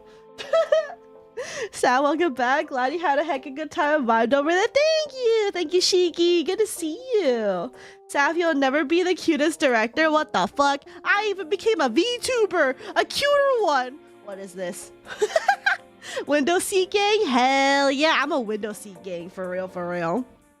Anyway, so we got our flights. When I had purchased this, by the way, I like purchased like pretty much near the front of like the economy seats, and I didn't know where that would place me. I didn't realize it would place me right in the front of like this fucking thing. I don't even know what this is, what the engine the jet thing, I don't know what this is, but because usually I'm like further back in a place, like usually like, you see like the plane thing like here, like I'm usually like right here, but now I'm like over here, so I'm just like, okay, but anyway, so that was interesting. But overall, it didn't really impact my seed. I if anything, I got more of a view of the clouds. And this is the only downside with the flight going to Japan, was that we left around like what, 4 p.m. or something like that. I forgot what time we went. Was it 2? Okay, what's 10 out? You know, I don't know time zones. But we left at some point, and then it was basically sunlight the entire 10-hour trip. Because we would leave in the sunlight here in America, and then I would arrive to sunlight at 2 p.m. in Japan. So it was just constant sunlight the entire way through. It sucked ass. But use green is more visible. True. Cyan became a thing with the Project Moon tweet about the concurrent player count. Oh, damn. That was where the Cyan thing came from. Just want to come back and say a quick hi. Hi, appreciate it. It's called a jet engine. Okay, I was half right. It's a jet or engine, so... Home of the freaking smog, baby. The intake/engine. You chased the sun. We really did chase the sun. It sucked ass, by the way. But also, wow, I didn't know so many people here were plane experts. I'm sorry. But yeah, so it was cool though. We got to see like clouds for the most part. I didn't take a picture of it for the... whatchamacallit. There was a thing at the window down here. There was like a little, like, it had like a little, like, it was like this, and there's like a little sun shape over here with like a little like sun, and then I don't know what this was, but it was like dark, so I think it was like, it could have been like a moon, something like that. And then like you just press it, and there's like these like little circles next to it that shows the levels. And so like if you want it to be like natural, you would go all the way up to like this level right here. And then if you wanted to be more dark, like super tinted and like super sunglassy, you go down here. Since it was so fucking bright, I turned it all the way down. I wanted to get some rest. And then one of my friends got like the amenity package for this airline, and they gave out like blankets, slippers, earplugs, neck pillow, and a sleeping mask. And I basically was like, oh my god, if you're not gonna use it, give me the sleeping mask. And they did, so I used it. I think I got like 1 hour sleep, 2 hours max. And that's about it. But that was on my flight here. So you know, you guys see nice little cloud view, good sunlight. And then over here where I'm kind of blocking a little bit with my model, but you can see like a little bit of like cloud, like puffy clouds. And I thought this was really cool. And also I think this is around the time where we're starting to land in Japan, or like get close to Japan, to see all these clouds. So this is early on in our trip, and this is later in our trip. So that's cool though. The sun, good thing you didn't have a don't worry, I kept the crazy Saph company to make sure she didn't plan on taking over Japan, yo.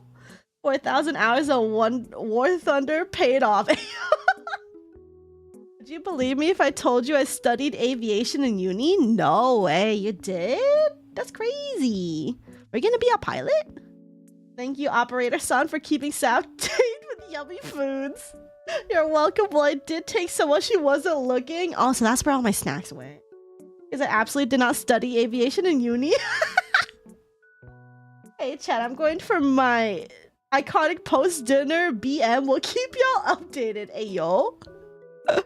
Anyway, speaking of food, this was my food over on the airline, which was, they called it Korean barbecue beef. I can't say it was like Korean barbecue, but it was certainly beef, so I'll give them that. So it was definitely food. I will say the only thing I liked about it was that the sauce was good. That's kind of about it. Oh, and I guess carrots and the green beans, they were acceptable.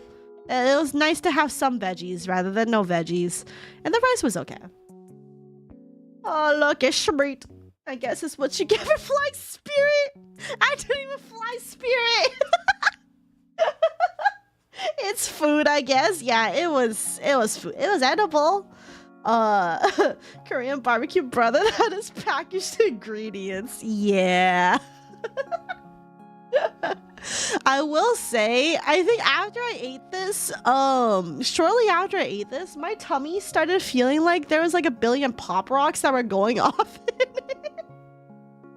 And I can't quite tell if it was this food or if it was the Jamba Juice I had earlier at the airport, but something's leading me towards that it might have actually been this. But I had to go use the bathroom because I was literally like, I was gonna shit myself. It's like I was gassy, but like once you get to the point where you can't pass gas anymore because you're gonna shart yourself, that's when I was like, okay, something's not right here. Listen, I'm just saying it how it was, okay? Like, I'm just saying it how it was. I was gonna literally shit fart myself if I did not go to the bathroom around 30 to an hour after eating this. So, yeah. I mean, that's all that happened. It was fine after I used the bathroom. It was the Jamba Juice mixing with this. Honestly, it could have been. It could have been the Jamba Juice mixing with this. I can't tell. I can't tell. Man, Saph's showing off all these fancy food, and I'm over here eating gas station barbecue burritos. I would not call this fancy. But chances are, if you were in my Discord, you would have seen all this food anyway. Damn, that meal is real explosive. It really was. Anyway, shortly after that, though, well, actually, no. This was like 9 hours later, because they gave us the food within like an hour of us going into the flight, and then that was it. But anyway, we landed at the airport and welcome to Japan. It was really cool to see these, you know, the little Nintendo stuff with Mario, Luigi, all these people just saying, like, holding these welcome to Japan signs. It was really cute. That was a good way. There was like an escalator.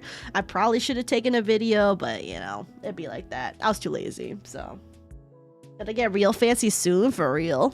Anyway, so our first stop, my first picture that I actually took was when we got to... What are you doing? Roomie? My cat just knocked over stuff. Anyway, we went over to Asakusa for our first stop after we got, you know, we got to the airport. We took a train railway thing all the way to Asakusa, and then we got to see the Tokyo Tower, I believe it is. I took some really jank ass pictures. It was really tall. My friend was not kidding when he said he'd be worried if I did not see it. I did see it. Take a picture. I really like how like it's just a really tall little tower, and then like there's a little light ring that shows up like that just like rotates every now and then. It was pretty cool. Oh hey, Skytree, yeah.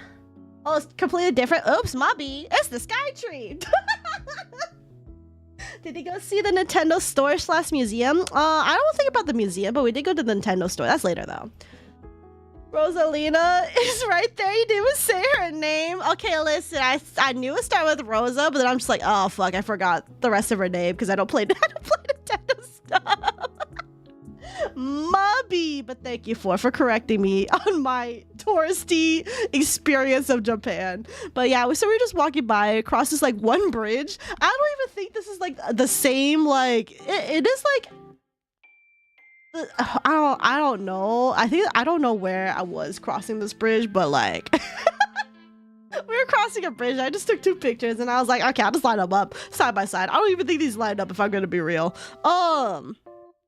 But yeah, we were just crossing a bridge, and like we literally just kept crossing this bridge for the rest of that day and the day after. So we didn't really explore much outside of this.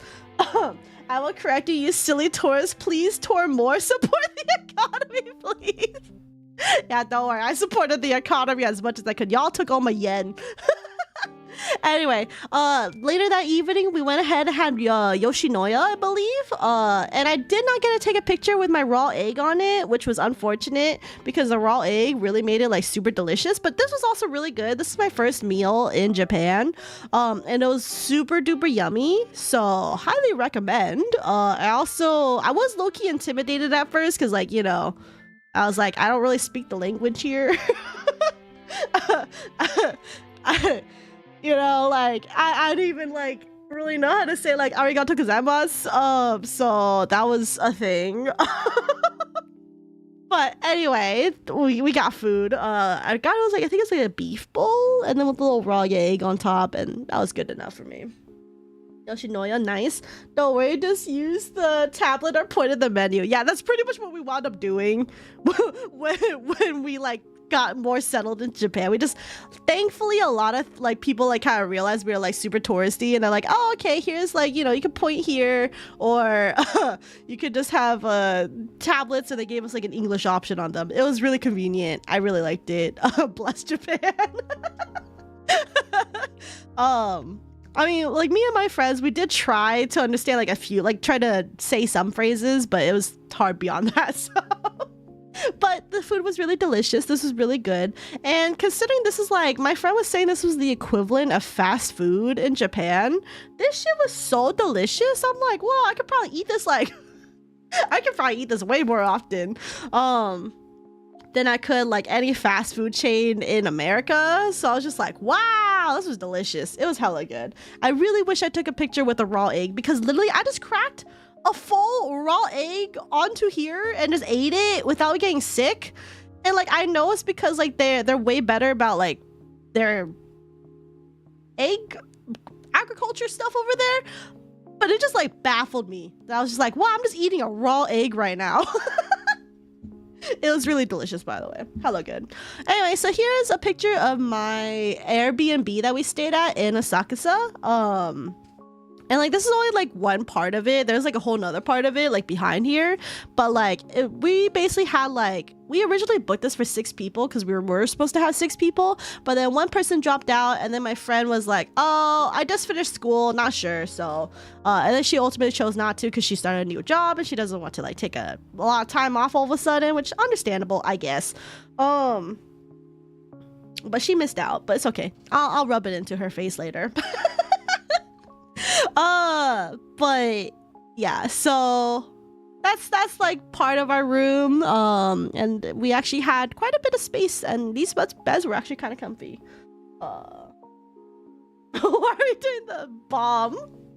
Yeah, it's fast food. McDonald's is kind of luxury here, still reasonably priced though. You know, that's something that I totally missed out on doing, which was the McDonald's in Japan, mostly because my friends were like so against trying to get any like fast food stuff from America in Japan, but I'm like, guys, but it's different, and they're just like, nah, and I'm just like, fuck.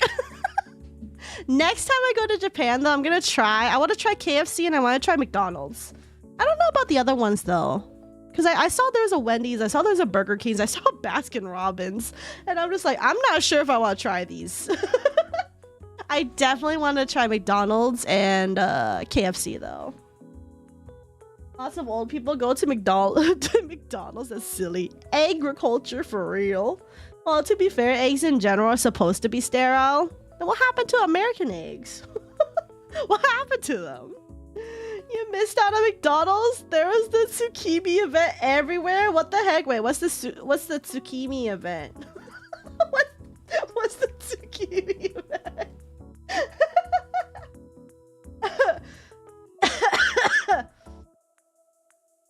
You missed out on the best burgers? No one fucking told me that there was an event of burgers. What the hell? Okay, listen, I didn't know. You should have added me.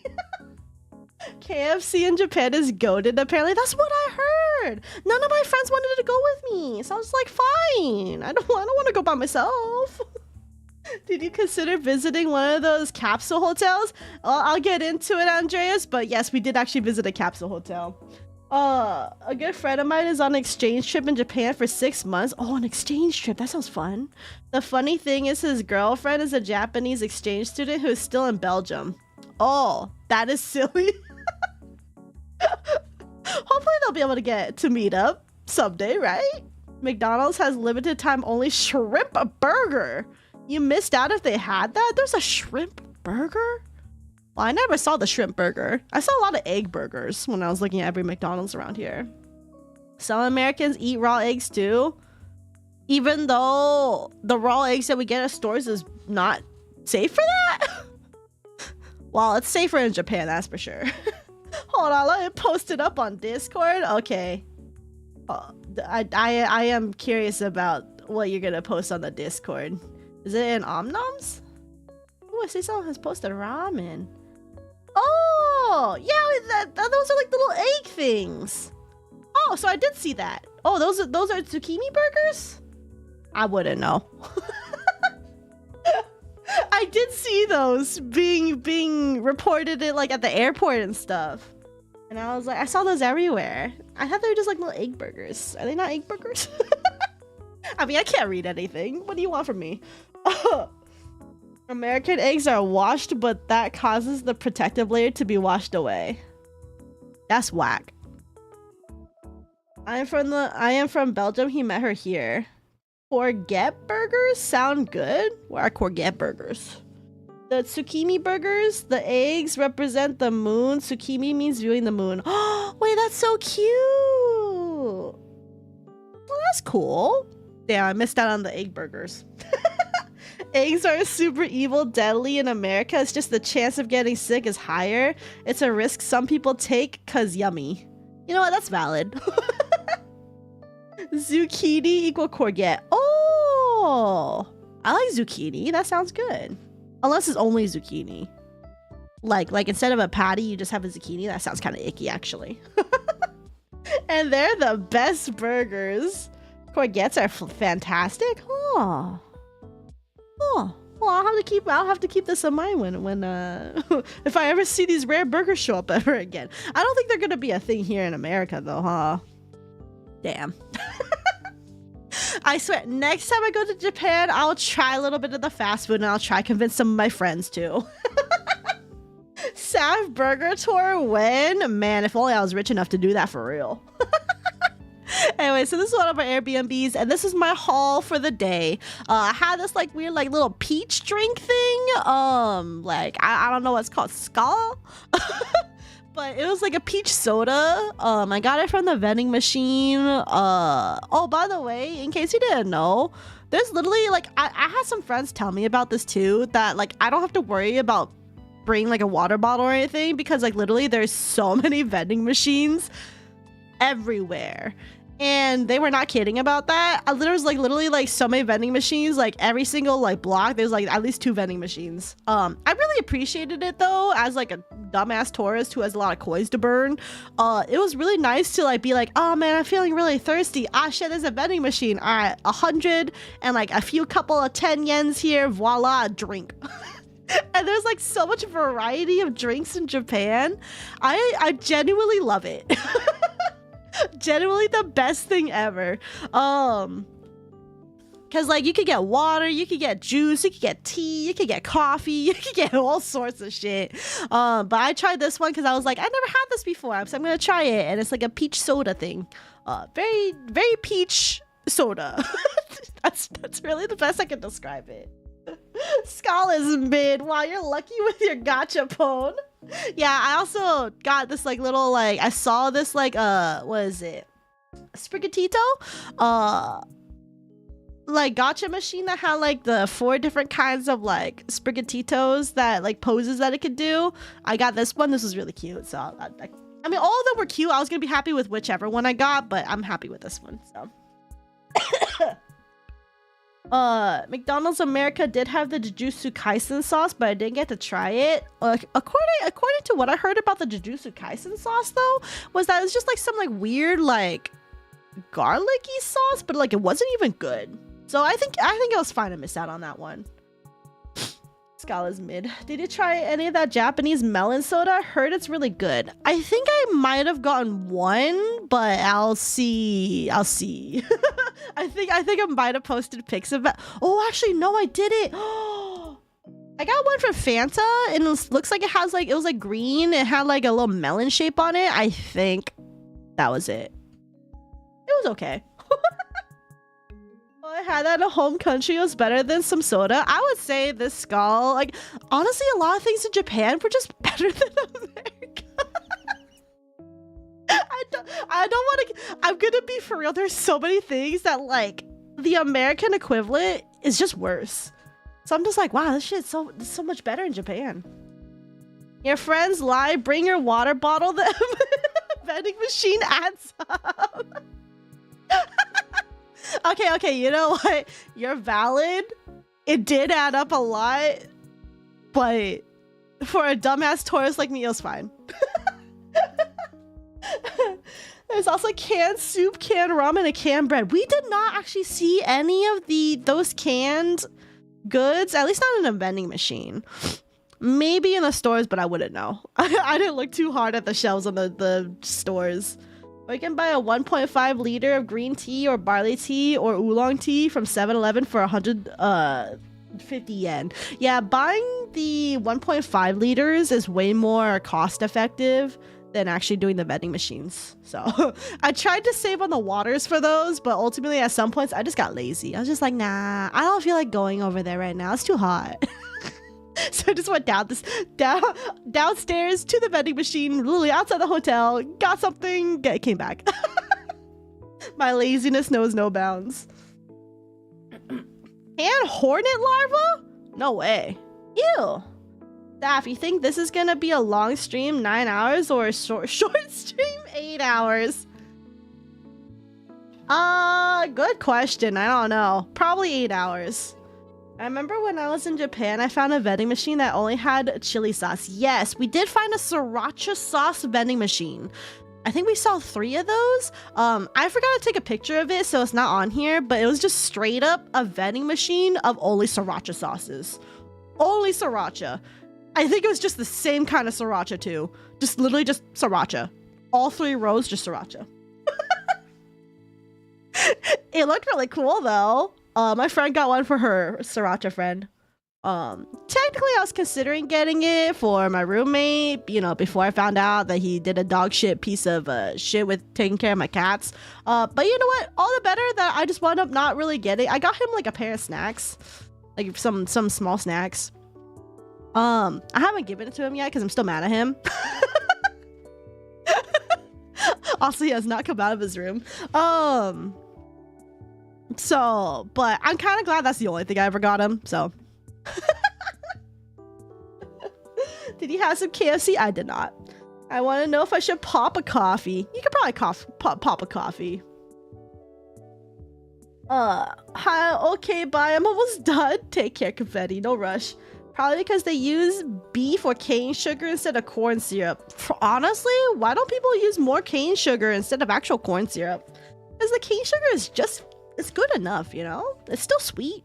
We don't need high fructose corn syrup. Well, I guess it's because the high fructose corn syrup is like, what, cheaper to make, isn't it? Isn't that it? Blech.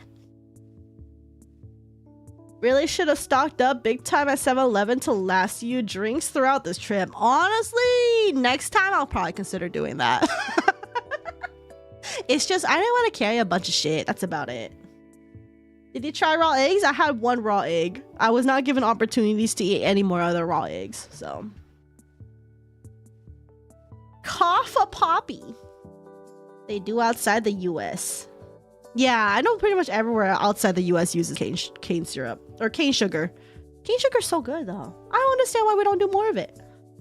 Wait, was he able to hear all the shit talking from earlier? I mean, if he was, he was laughing at some point watching probably another VTuber stream, so I don't know. If he did hear it, it's not like I would say this to his face, honestly. So, I'm not afraid. I didn't do nothing wrong here. By the way, about my roommate really quick, I asked him, because he's like a weeb, I asked him before I went to Japan, hey, did he want me to get anything for you or like look out for anything for you while I'm there in Japan? Because like, you know, I can get it for you as a souvenir to bring back. And he's like, oh, sure, I'll think about it. He never gave me anything, so whatever. Cane sugar expensive, but it's so much healthier for you. It makes so much corn in America and you'll eat the whole corn, true. By the way, any Limba stuff or was it all gone? I'll get into that later. We take things day by day. So anyway, so all this was day 1. Day 2, we decided to go explore a little bit in Asakusa. I actually don't really know the name of this shrine. I mean, it says the gate right here, the Kaminari Mon Gate. But I genuinely don't. I'm gonna be real here. I barely remember where we went to.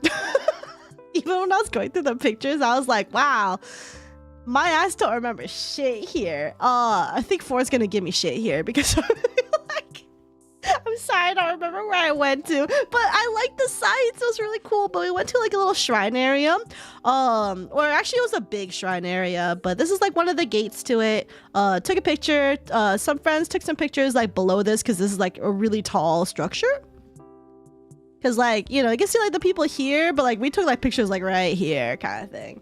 So this is like a really like far away kind of like picture of it, but it was really cool. I would give you shit if I even cared about temple names. Okay, thank God. It's not just me. Okay. Anyway, so we went inside at one point. This is technically out of order of what we did that day, but it's fine. But we kind of like, we eventually went inside to see more of the shrine inside of it. And there's like a little bit like right here, there's like a little spot right here where you can like do the, you give them 100 yen and then you like shake the little like thing to then you can get like your number and then you can pull out a fortune. So, I'm kind of covering it right now, but here, I'll show you. My fortune right here was apparently a bad fortune. So it's really bad like translated English, but it was bad fortune apparently. So it was, so many wide river and sea are on our way. They are so hard to walk across, just like to push up a coach to a step mountain. Going ahead or coming back, both are impossible, so can't move anymore. Some people stand our front as barrier. Everything doesn't go so smooth. And then basically, your request will not be granted. The patient is hard to recover. The lost article will not be found. The person you wait for will not come. Let's stop build a new house and removal. Let's stop the following. Any kind of marriage, new employment, to start a trip. And I'm like, oh, I got this on my day 2 of Japan trip. Aww. So I was like, okay, hold on. I don't feel very confident about this. You sure the fortune isn't a blessing? No marriage, honestly real. Well, that was foreshadowing. Yeah, I did get sick, by the way. But yeah, so... Hold on. One of my cats is making a noise. Hold on. What are you... Oh, okay, never mind. Grim just went into the suitcase. Okay. I was like, I keep hearing this like weird like crunching noise, and I like looked over and I couldn't find my cat, and I'm like, where the fuck is that noise coming from? And then I'm like, oh, it's just a cat inside the suitcase. It's fine. But anyway, so I asked some friends, and they're basically just like saying it's bad fortune of like your basically like, your wish will not be granted, you might get like you're gonna get sick, like something about like the delivery won't come, which probably just means like whatever you're looking for isn't gonna come. The person you wait for will not come. I think someone was like summarizing this as like what did they say? Because like it's like better up here if you could read that one, but I just had like 2 friends read this for me because they could actually read it, and I'm just trying to remember what they told me. Basically just kind of like saying like, you know, if you're like expecting something, like even like a delivery man or something, it's possible it won't show up. It doesn't have to be anything like too crazy. There was like, let's stop build a new house removal. I forgot what they said about that one. And then no marriage, a new job is unlikely or something, and just be careful starting a trip or something. So I was like, okay. And then there's a section right here. You're gonna see like this like little like bar right here. You can't really see it from the stream probably, but there's like a tiny little like bars here where they tell you if you get a bad fortune, tie it here. So so 3 of us went ahead and did this. One person got good fortune. The other 2, me and another friend, got bad fortune. My friend's bad fortune was slightly worse than mine. It wasn't like the worst fortune, but it was just slightly like worse than mine. She had along the similar lines, but I think there's just some other things that were like bad. Anyway, we tied our bad fortunes there, but I don't know if it's like super bad. But when I was tying it, I like over tightened it and then I actually tore a little bit of it. So like, I don't know if that just gave me like super hell, like super bad luck. But considering I'm sick now, you know what? I'm gonna have to say it probably came true. So that's unfortunate, but it'd be like that. I'm so sorry. I don't want to fuck with the fortunes no more. Hey, Saph, did he get married? That's why he got sick. I didn't get married, but I think it's because I tore it. That's why I got sick.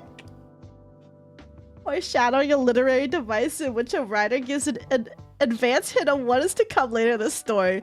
Yeah, that bad fortune told me, oh, you're gonna get fucking sick. I was telling you that not to take this trip real. Instead to embrace the crazy cat lady lifestyle. She's married to her cats, of course. Oh, don't worry. That just means you'll be cursed for 100 years. Nothing crazy, please. I didn't mean to. Anyway, so here's more other pictures of like around that same shrine area. It was really pretty over there. We actually got to go inside a little bit. We saw some people praying, like doing the, you know, prayer stuff, throwing the yen inside and then like doing a little bit of like claps and prayers. Here's the other side, like I think a different gate on the other side of the other one that we saw. You can see some people doing pictures and stuff. And then we went to Asakusa Don Quixote. I always hear people talk about the Don Quixote and I never really understood why. Like people said like, oh, the donkey. And I'm like, the what? Anyway, we go inside. I really like the outside of this one and the Asakusa one because it basically very clearly says Don Quixote like everywhere. It was really cool, really tall. I had a good time exploring it, and then I saw this silly like little minion plushie that I was like, what the fuck is this? Genuinely was like, I don't know what the hell this is. I think it might have came from one of the movies, but I thought I watched all the minion movies, but I don't remember this. So I literally don't know, but I've seen this like cracked like minion thing like everywhere. So it must have come from a movie and I just don't remember shit. Oh, don't sing the Don Quixote theme song at me. Donkey message, you should have gone to the Shibuya Don Quixote. It's crazy. Yeah, I don't think we actually gone to the Shibuya one. We did go to Shibuya, but we didn't go to that because we went to the Nintendo place. And then I think Jump Store? I'm trying to remember what we did at Shibuya, but we weren't there for very long. It was just me and a friend. But yeah. Oh, we got some videos. All right, hold on real quick. I need to mute everything really quick because I can't have you guys hear doxing names. I can't have you guys hearing doxing names here. Wasn't there a new movie that came out? Was it based on a new movie? I know I watched the one in like 2022, but I don't know about like the newest one. Is that where it came from? Or the Akihabara Don Quixote, they have a Genshin floor. Wait, did I not go to the Akihabara? Now I'm trying to remember. Oh, we might have not actually gone there. Oh, damn. No way. A Genshin floor? Fuck. There's Despicable Me, Gru, and Minions as all part of the series. Yeah, like I watched Despicable Me. And I thought the Gru and the Minions I also watched a bit too. I don't know. I don't remember. Well, Doc's Saph's totally IRL name. Margaret! That sounds like such an old lady name. What the heck?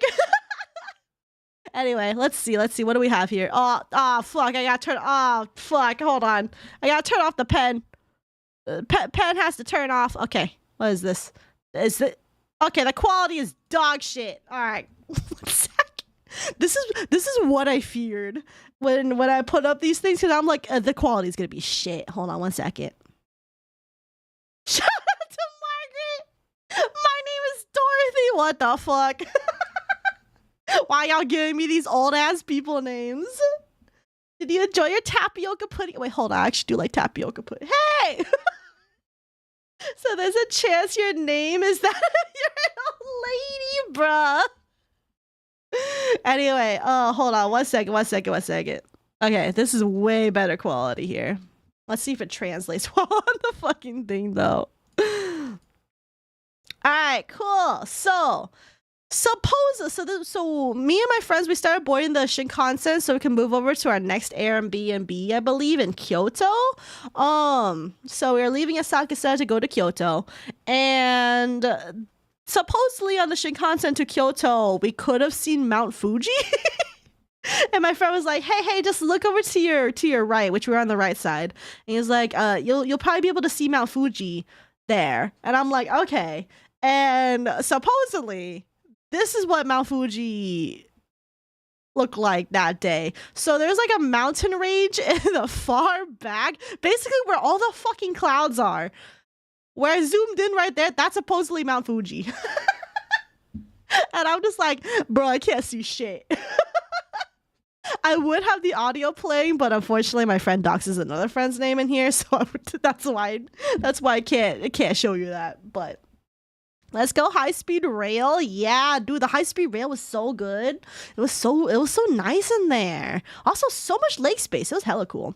Oh, let's see. Can I move on to my next video here? Damn, no, I cannot. Okay, well, close out of here and then open up my next video, which is... This will be a little bit of a longer one here, but essentially we're just kind of like, this is like just the view from the Shinkansen and just also showing off how my camera works, which honestly comes off kind of cool, I'm not gonna lie.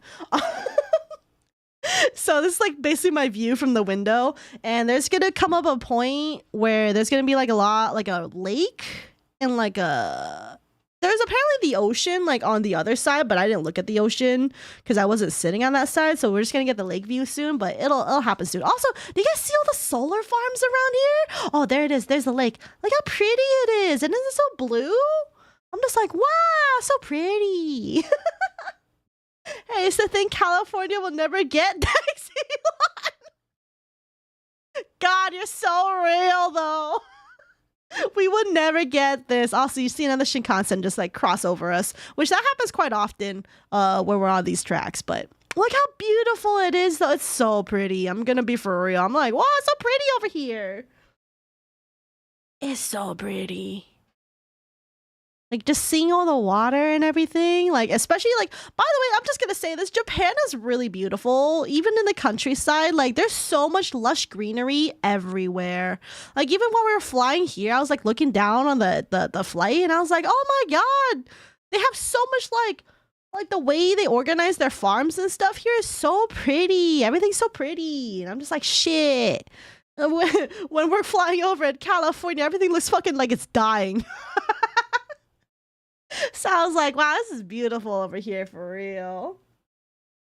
I like how the pulse of the railing is synced with the camera frame rate. Is it actually? Hold on. Is it? I would have no idea.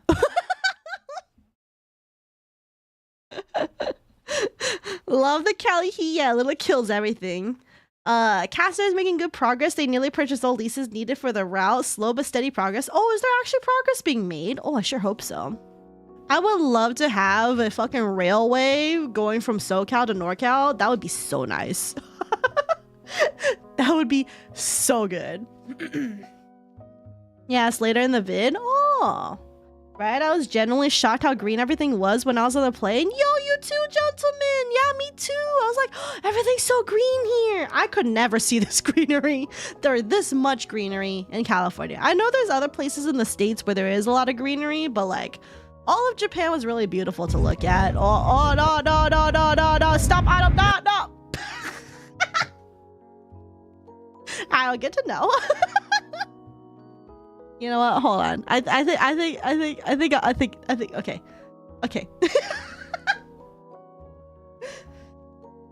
I think that's just a Cali problem. On the west coast of Washington is pretty nice. East Coast Washington is like a completely different state. Yeah, I definitely think it's like a certain like kind of states or certain areas of states kind of thing. Because like I was talking to my friend and they're like, yeah, but like, you know, some places like the Midwest, the East Coast, they're pretty nice. And I was like, oh yeah, you're right. I went to Colorado. It's pretty nice over there too.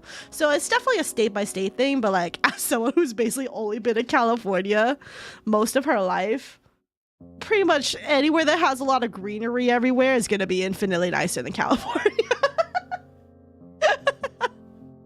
I'll be for real. Florida's pretty green, but holy shit, hills and mountains. Dude, I have not seen a hill in my area in a bit because I'm like in the valley. There's like no hills here. I forgot, is Japan near the tropical border? I don't know. I just know it was humid when we went there. So it was like 70% humidity or something the entire time we were there. Every time you went out, like you just start sweating and that shit would not dry off like the quickest. But it actually dried off way faster than I thought. It felt better than when I visited China in terms of like similar humidity. But like I swear in China that humidity like never left. Maybe it's because like everywhere inside had like air conditioning or something so it could like dry things off. I don't know. Not gonna lie, it's a little too green here in Florida. Ayo. Ayo, too green. That's interesting. I gotta visit Florida one of these days. Also gotta see what all these crazy Florida people are up to. Tea, please, is a very good drink. Is that what this is? Okay, I saw this is like the drink I got for the Shinkansen along with a bento box. I didn't take a picture of the bento box because I kind of forgot. I just kind of ate.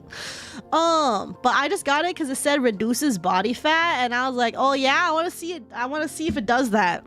I don't think it really did that. It just tasted like really strong tea. But considering it said bold green tea, yeah, it just tasted very much like tea. So I'm just like, okay. Cool. Never getting that again. I like my tea on the more milder side. It was still, I mean, it wasn't bad. It's just not my thing. A little too bitter for me. TBH. I saw a hill in the north of Florida once and I flipped my shit. It was like 30-foot incline. It was crazy. No way, Mackie. Is it true wrestling gators is a morning warm-up routine in Florida? Yeah, tell us. Is that true? I went to Japan August last year, and oh my god, going from winter to summer was literally dying. Yo, I can bet. I kind of don't really want to go back in summer. If at least not for my next time. For my next time, I don't know.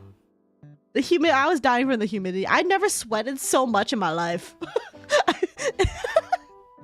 Actually, that might be a lie, but I literally, every time I walked out, just started sweating immediately and just would not stop sweating. It was crazy. Anyway, so this is what my Airbnb looked like for the place that we went to in Kyoto. We stayed here for a couple of days. This was my room. There was like, it was like a house essentially. So there was like a whole like living room area, and like a kitchen and like a shower / bathroom area. Oh, by the way, something I forgot to mention in Japan. Japan is my first instance of having to ever use a bidet.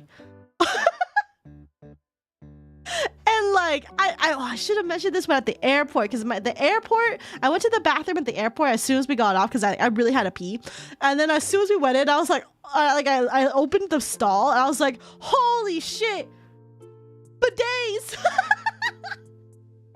I was like, I don't know how to use one of these things. What is this?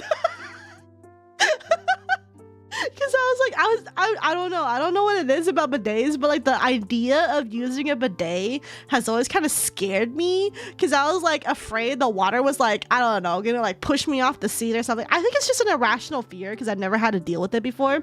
I can say that after using a bidet in Japan, it's kind of nice. I kind of miss it. I kind of miss using a bidet. And like, I know you can like install them into your own toilets and stuff like here, but like, I don't know, it was so nice in Japan where like pretty much almost every bathroom minus a few were were bidets. So your family friend has a pet gator? No way. For real? He's cool. We also got a lot of gator zoos and stuff. Real cool. My dad also owns a beach house on a beach that's in the top 10 beaches in the nation. Whoa, your dad's rich? That's like the perfect Floridian response. Bidet is too goated. Wear bidet on throne. I don't want to figure out how to set up and like use a bidet though. No bidet on throne. After experiencing bidet, one cannot go back. Same way one arrived. Yeah, honestly, I miss having like, cause like it really does eliminate your use of like using toilet paper to like clean up your own mess, because like literally you just like shoot water and it's like, whoa. And then like my first experience having used a bidet to clean the butthole. I would say whatever aim they got on those things for the one to shoot right at your butthole, that shit has good aim. And I'm just like, wow, does everyone's butt hang this low? Because it shoots right at the butthole. I was like, wow. And I will say though, pretty damn clean. Pretty good job down there. It's crazy. Right now, back, Awa, give me a recap on whatever I missed. Bidets. Using the bathrooms in Japan literally changed my life. Can't stop thinking about them. Right? Dude, every time, like, ever since I came back and used my own bathroom, I'm just like, damn. Instead of using toilet paper right now, I could be having the bidet do the cleaning for me. And I swear, I felt like my bottoms felt like cleaner than they do. Than they do coming back. And that's like crazy to me. Like, I thought people were exaggerating when they said bidets are like life-changing, but no, bidets are so good. We need to bring them here in America. we just need them here. My stepmom is a literal millionaire. She gave me some really good advice called just save up money, bozo, LOL. I mean, that is financial advice 101. Hold up, before we get you a bidet, do you share a bathroom with your roommate? Bidet's only for your pleasure? Yes, unfortunately, I do share a bathroom with my roommate, so don't get me a bidet. Bidets? No. B-I-D-E-T. Bidet. We need a lot of things in America. Yo, we actually do. We need a fucking bullet train system. We just need more people doing public transportation. Because, like, dude, there's, like, barely any traffic. Like, you know how, like, LA and, like, basically any, like, big city always has a fuck ton of people on the freeway, on the streets? Literally, even in Tokyo, like, the amount of, like, cars on the streets were, like, not what you would expect for something that big. But the downside though is you have way more people on the fucking sidewalks. I have never seen so many people literally just like walking all over the place, pretty much all time around, except I guess like late of the night. But a lot of people weren't around later of the night, but like, you know, just like every typical waking morning, there was just so many fucking people all the time. Their sidewalks are really well kept, by the way. Their sidewalks are really nice. Wait, like, and then like they look prettier than American sidewalks. So I'm just like, fuck. You guys got like cute little breaks and things that like make little patterns, and then like all you got in America is these fucking broken up concrete slates. I'm just like, man, everything's just so much nicer over in Japan. It's crazy. So no bidet until after you place your current roommate with your bestie. In theory, yes. Oh, bidet, I misspelled it. I hate myself. No, don't worry. You're good. Bidet in Japan is real. I fought in many wars, but yeah, bidet is king. Yeah, for real. Walkability is also neat. So true. Oh, you know what's cool is that I did get to see some like accessibility things that I didn't realize Japan had. I didn't realize the different bills for like the yen and stuff came in different sizes. So like the 1,000 yen was like shorter than say like the 10,000 yen or something like that. It was one of the bills is shorter, and like pretty much most of the bills were relatively on the shorter side. But like they all had like different varying lengths to them, and then like I did get to see some like people walk around with their little like canes and stuff, and I was just kind of like, I don't know how they would be able to do that though, because I was like, there's so much going on in the city that I would have no idea how you're gonna get around in here.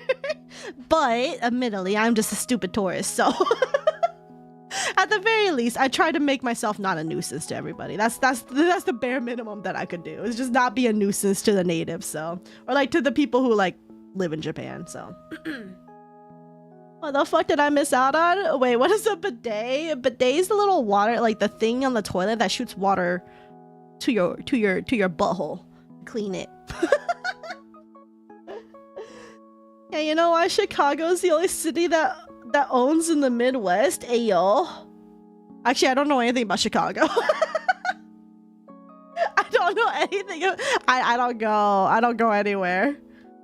Bidet is basically a toilet that power washes your bottom. Yeah. Interesting. It sounds interesting, but it's actually really convenient for a lot of things. Bidets are water guns to piss on you after you piss on it. Okay, you're not pissing on the bidet, but it does help wash your bottom. It's nice. Chicago has a train system. Oh, yeah, that's where you guys have What Up Dust for real. I'm going to Japan in a few weeks. Any like prime food recs? Oh, ooh, prime food recs. I would probably recommend other people to give their recommendations because like we just went to like pretty much local areas in different places. We kind of just went to like wherever had openings that didn't have reservations because like a lot of them actually turned out they needed reservations and we didn't know. But there was like a lot of good food places. Yoshinoya, if you want to try the fast food version, you should try Yoshinoya. That was a pretty good meal. Also came with a raw egg. Very delicious. What is that drink? It is a bold green tea. Supposedly reduces body fat. Yeah. I don't know what it was like for you, but isn't it funny how literally the dirty places were where the bins were? Literally everywhere else was so clean and there were like barely any bins. Yeah, there were, for the most part, it is really clean. If you went to areas like kind of like the more alleyway looking areas, or I will say, the place that kind of gave me the most slums-ish kind of vibes, and I don't want to say this like in a mean way, because I'm not meaning it in a mean way, but like going to Osaka was probably one of the places that had like that looked the most different vibe compared to like say Tokyo, Kyoto. Yeah. Or like pretty much because like I'm pretty sure we only went to Tokyo, just like different parts in Tokyo. Oh, Hiroshima was really pretty. I would say that Hiroshima was a really pretty place. So go to Mickey D's. Yeah, apparently go to the McDonald's, by the way. Apparently I missed out by not going to Japan McDonald's, so go to Japan McDonald's so people won't get mad at you. Any thoughts on Ichiran ramen? Oh, I did have Ichiran. It was good. It was a good experience. Yakiniku? Yeah, get yakiniku if you can. Yakiniku is fucking delicious. If you like Korean barbecue, just do yakiniku. You're gonna love it. Is Yoshinoya restaurant better than the frozen package? Oh, I never had the frozen package, so I wouldn't know, but I would assume the restaurant's better. Bold green tea, is there like a italicized green tea? I don't know about italicized, but sure. I really want to go to Japan, which is why me and friends are trying to K-pop idols to go there for concerts. Wait, the K-pop is Korean. Did he mean South Korea? I do eventually want to go to South Korea too, but mostly for ham pang pang.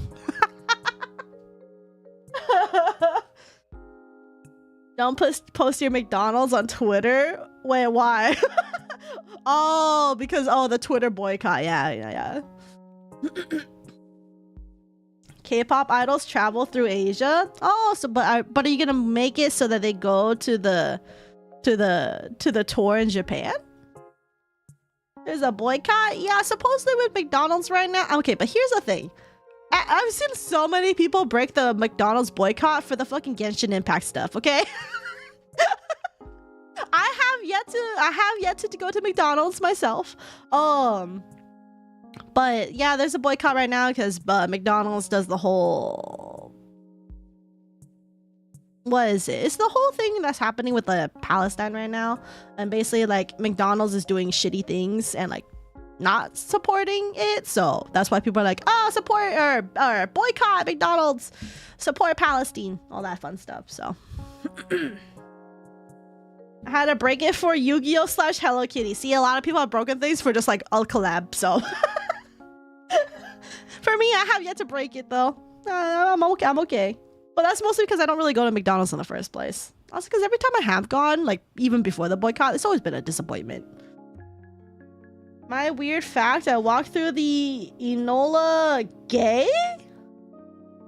Wait, what is the Enola Gay? And also went to the Hiroshima Museum. I went to the museum as well. I'll get to it when we get to the day that I went to Hiroshima. But I will say it was extremely depressing over there. Understandable. It's entirely understandable. But it was like kind of like a solemn mood when we went over there. That's why I want to be an idol. So right now, so me and my group can travel through Asia. You want to be an idol? Oh, good luck with that. Okay, where are all the girl cots at? I hate Mickey D's. Like, is the food supporting Israel? I mean, if you buy from the business, you are supporting the business that supports Israel. It's kind of like the whole, if you like, because like Chick-fil-A is like, you know, anti-gay. So when you go to Chick-fil-A, you're kind of like supporting Chick-fil-A, which will keep donating stuff to support anti-gay stuff. So that's also why I don't really go to Chick-fil-A. So, you know. Also, I don't go to Chick-fil-A in the first place anyway, because they're like never around. So, but you know. That's why, like, even if I had the option to go to Chick-fil-A, I would try to contemplate, do I really want Chick-fil-A? Do I really want it? Is there a better alternative that isn't problematic? So their food has gotten too expensive for what they're offering. Exactly. It's way too expensive now. I mostly go to Wendy's or Jack in the Box instead. McDonald's is like last option in general. Yeah, especially because like what do I want specifically from a McDonald's is probably only their fries. But like even then, if I get it like to go or something, usually by the time I get home, they're already like sad anyway. So whatever. I should got my friend the Yu-Gi-Oh! X Sanrio Cinema Roll toy. Yeah, I heard that was a collab that went on. Also too pricey. It is too pricey. We talking about McDonald's? Briefly, yeah. Is the plane that dropped the nuke on Hiroshima. Oh, why they call it gay? Wait, I don't recall seeing the plane though. That's crazy. Chick-fil-A is amazing if they're formed by old jerks. Like, I'm not here to shit on Chick-fil-A, like their food and people. If you want to eat Chick-fil-A, it's fine, it's whatever. But like, just keep in mind, you know, Chick-fil-A is run by people who don't like the gays, so just keep that in mind. But you know, all I'm gonna do is if you go to Chick-fil-A every now and then, I'm just gonna side-eye you, and if you do it all the time, I'm gonna super side-eye you. I say if you only go like once every half a year, it's whatever, but you know. It's never my first choice because Publix Chimkin. Yeah, for me, like I have like other chicken places too. I think the only thing I might have missed from Chick-fil-A before I learned that they were like hated the gays is like their, what is it? Not the little hash brown like nugget things. Those were actually really good back in the day. I don't know how they are now. So I feel like I had Chick-fil-A like the past few years and I was really disappointed by it. So there's a high chance I just don't like Chick-fil-A anymore.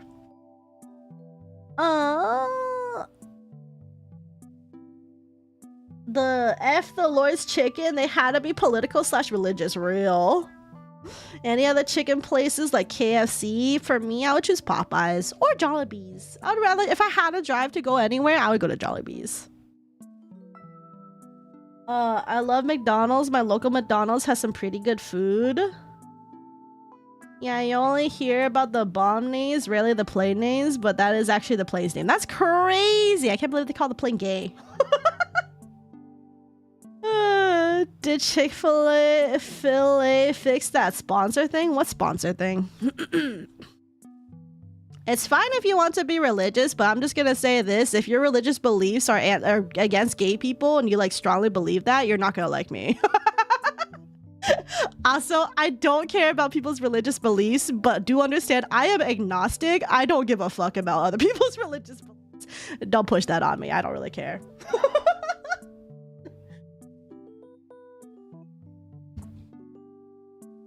I don't give a fuck about what you want to believe in, but just if you do share a lot of beliefs, like strongly with some I know there's some people out there that are like, you know, Christian, Catholic, whatever, and they're still okay with gay people. That's fine. That's cool, you know?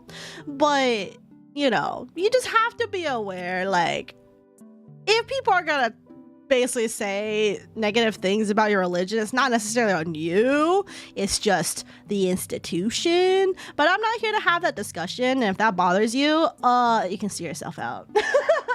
I am not here to have this debate. I literally don't care about what you believe in, what you want to practice in, as long as it doesn't affect me or anyone else in the viewers. So since the boycott, I go to local snack bars if I crave fast food is cheaper and the fries are better. Yeah, usually like local stuff is always better. Boycott is honestly annoying. I mean, it can be, but like, you know, if it works, it works. So I would say the Genshin ones don't work, but that's besides the point. Chick-fil-A means you soak the chicken in a dill pickle for 24 hours, then fry that shit in herb crap. I wouldn't know. I wouldn't know anything about Chick-fil-A. Jollibee Pog? Jollibee is hella good though. Saph is mostly the don't push on me, I won't push on you vibe. Exactly. Like I'm just here to enjoy my vibes. Don't give a fuck if it's about, you know, whatever you deal with. I don't give a fuck about that. Life's too short to be all up in this, so. I think my biggest issue with the McDonald's boycott is that they got the wrong target. It was McDonald's and it wasn't involving anything that the actual CEO. Well, I haven't seen proof of that for you, so I don't know. You're welcome to put it in that one server chat though. That's what the Chick-fil-A controversy is about, right? Their money is going into the orgs with conversion therapy or something. Did they drop their support since then? I have not heard any information about them dropping their support, so I would say no. I also choose to stay out of the whole, I prefer to stay out of anything. Really, it's just too exhausting. I mean, that's valid, but you know, you guys should be careful about what you say though. That's all I'm gonna say. I like the darker green tea better because I like the flavor of it. Some people really do like the tea flavor. I am not, I prefer something sweeter, so me just having tea in general is kind of bleh. I asked my friend, was there any like sweetened teas? And my friend's like, no, I don't think they have those here. And I'm like, fuck. But I tried it once. I'm good. We'll have it again. But yeah. Anyway, guys, keep on topic to Japan now, please and thank you. I don't want to talk about all the Twitter stuff, okay? Anyway, so this is my room right here. I slept on the floor. It was really nice. Very nice little area and very comfy bed. Also, there's a balcony out over here that we could hang up stuff, and that's where we did to hang up our clothes and things, so that was it. Yes, the drama of the ongoing war. Japan floor gang. We love the floor gang. And then, so here's day 2. I share some pictures here. So what we have over here is, we wanted to get yakiniku this day, but instead we had to settle with some yakitori. So here is our meats, but let's go over my drink first. This is an oolong high is what it was called. I looked it up. Supposedly it's like oolong tea with like a hint of like other things. This just straight up tasted like oolong tea with a bit of alcohol. with just a hint of alcohol in there, and I was like, okay, that's fine. But it was just straight up tea plus alcohol. It was pretty good though. I drank it. This was a green bell pepper dumpling, and I don't know what I thought when I was ordering it, but I literally thought there was like gonna be green bell peppers inside the dumpling, not that it was dumpling stuffing on top of a cut green bell pepper. So when I got this, I was like, oh, you guys were not kidding about the naming of this. So I ate it. It was delicious. All these were delicious, but I was not expecting that. By the way, grape? What about grape? I love oolong highball. I have not had an oolong highball. I did have a Coke highball, but not here. But I'm picky. Did he get the skewer of only skin? So there was no skin on here as far as I could tell. Let's see. There's 5 different chicken bits here. Let's see if I can remember. I think this right here is cartilage. This up here is cartilage. I will say this cartilage is not my most favorite part of a chicken. Mostly because there's really nothing to it besides texture. And I mean, like, I don't mind chewing on cartilage every now and then, but I don't want my whole skewer to be cartilage. So this was okay. That was okay. Hi Sachi, good to see you. I like dark meat with chicken. I don't know if there's any dark meats per se here. This one though, this one was chicken butt. Chicken butt. Chicken butt is so delicious. It's the best part of the chicken. I will fight anybody on this who disagrees with me. Chicken butt is super delicious. Well, okay. It's only delicious if you like fatty parts of meats. But I do. So chicken butt is super delicious and I'll get chicken butt every single time. I've only had chicken butt like twice now. One at this place and one before with a friend at a different place that also kind of gave out like chicken skewers. And I will say ever since I had chicken butt, my life has been changed. Chicken butt is so delicious now, so you know what? Get the chicken butt. Chicken butt's good. This I think was just like a chicken breast or chicken thigh or something. I don't actually know what this one was. It was like a standard chicken meat though. This is like, you know, your usual like chicken meat. This is what you eat. This right here is chicken heart. This dark part right here, this is chicken hearts. So they cut the hearts in half and then like put them on a skewer. They're 3 hearts each or 3 half hearts each. It was pretty good. I didn't actually realize I would like chicken heart, but it didn't have that organy taste that like say liver does. So it was actually pretty okay. I was okay with this. This one, I actually don't know what I ate. It's something in the chicken, but I couldn't tell what part of the meat I was eating for this one. It had a bit of like a teriyaki sauce on it, which kind of masked the flavor of what it was actually is. I genuinely have no idea what I ate here. But it was delicious. It tasted like a meat. I think it could have been like the thigh meat. If say this was the breast, then this was the thigh maybe. But I couldn't tell. It was delicious though. But yeah. I don't know what it is. I just woke up. My second workday is starting soon. Oh my god, good luck with your second workday. Hope it goes well. Yeah, chicken and turkey butts are so good. My mom lives to smoke it for barbecue. Oh, wait, I don't think I ever had turkey butt before, but that sounds so good. You don't like so much fat? Ooh, and say you're my art. I'll have to check it after stream. Thank you though. Chicken thighs, chicken heart. I mean, chicken thighs is basically like your leg meat. But yeah, chicken heart was by far the weirdest thing I've had, but it was actually pretty fine. This is stuff my mom makes weekly. I'm scared if I go to Japan and nothing is unique or special anymore. Wait, what about Wagyu though, hot chick? What about Wagyu? Wagyu is different. Could be liver, gizzard, cartilage, skin, heart, and neck. Okay, it wasn't liver. My friend knows what liver is. It's not liver. It wasn't gizzard because none of these were too like chewy. I guess it maybe cartilage is though. Cartilage is up here. It wasn't skin because I would be able to know what skin is. So maybe neck? I don't know. It was weird though. When it comes to chicken in general, I like drumsticks a bunch. Yeah, drumsticks are just the legs though. That's thigh. That's where the dark meat is.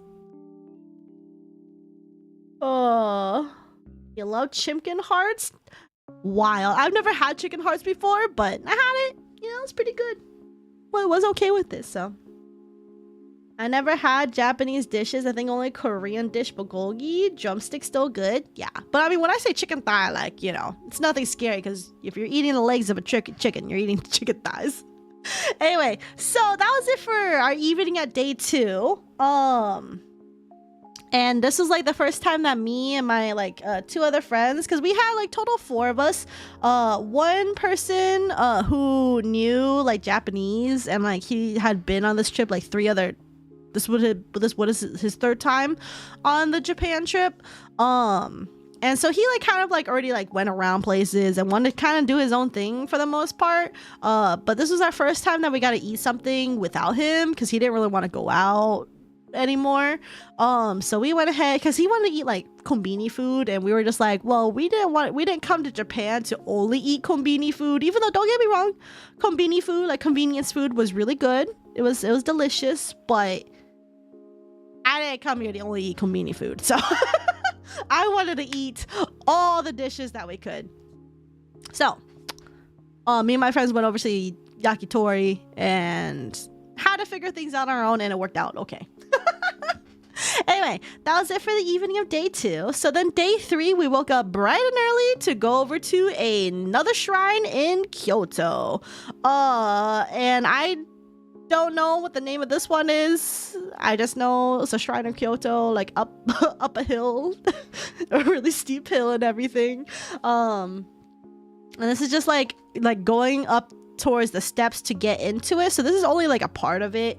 And then this is like when we're kind of like, you know, I took a picture of like the hills kind of like looking down. This isn't like the highest peak that we went to on here. I believe this is, maybe? Actually, I don't know. But I do remember looking at this like city landscape in the back over there, because like you can really see a lot of like the city like back. So we were pretty relatively high up when we took this picture. So you ain't taking a tempura bowl right now, bro? Give me some. How much did the whole trip cost? Been wanting to go visit Japan for a while now, but I don't know how much it cost. The round trip flights that we took was about 1,000. Yeah. And then I budgeted out another 1,000 for, in terms of like yen, to like physical yen that I had. And then I did have to use my card a few times because I did buy some things that were a little bit outside of my budget. And then Airbnb was probably at least another like 700. So it's at least like you're looking at least like maybe 3,000 or so for a budget-ish trip. If you want to splurge a little, you're gonna have to increase your budget. So just keep that in mind, you know. I would say though, for an international trip for 11-ish days, I would actually say that's on the cheaper end of budgeting things. We did splurge a little bit though, so give or take. Your budget, your own budget might vary, but definitely for the round trip flight though, you're looking at least at least a couple $100 for those. Aww. Did you also see cherry blossom trees? The cherry blossoms were not out because it was not the season for them. That's a spring thing. We went in summer, so. Did you get boba there? We did get a little bit of boba there. Saph, I eat Wagyu regularly. Did you forget to make basic ass steak and eggs for breakfast using Wagyu? Oh fuck, you're right. I thought you were treating. Wait, that's your regular breakfast? Oh no, hot chick. I don't think you'll be impressed with anything then. Oh my god. Hot chick eating the fancy life here, hey yo. Welcome back. You sub at you. Thanks, Ryu. I appreciate it. But anyway, here we have another picture within the shrine. I took pictures of all these like cute little statues. I don't know what's happening here, but they have like cute little bibs on. They're really cute. It just like, you know, we're just kind of passing and I saw like this over here to our left, so I just took a quick picture of them. They're cute. I have another video here. Let's see. I think this video is, oh, okay. This one I wanted to show you because it had the cicada noise. So 1 second. 1 second. Where is my, okay. Pause you. I think I could just show this one as is within the thing because you don't need to see the quality of this one. You just need to be able to hear the cicadas.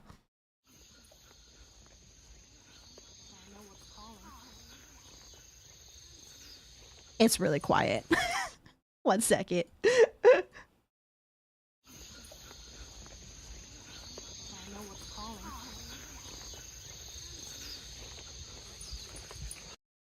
Anyway, classic cicada noises. I was like, whoa, no way. You can actually hear these things, not in anime. That's crazy. Cicada days, for real, for real. So that was cool. I was like, whoa, cicadas. And that's just while we're walking around through here. Oh no, I don't need to hear the cicadas again. We can move on. Okay.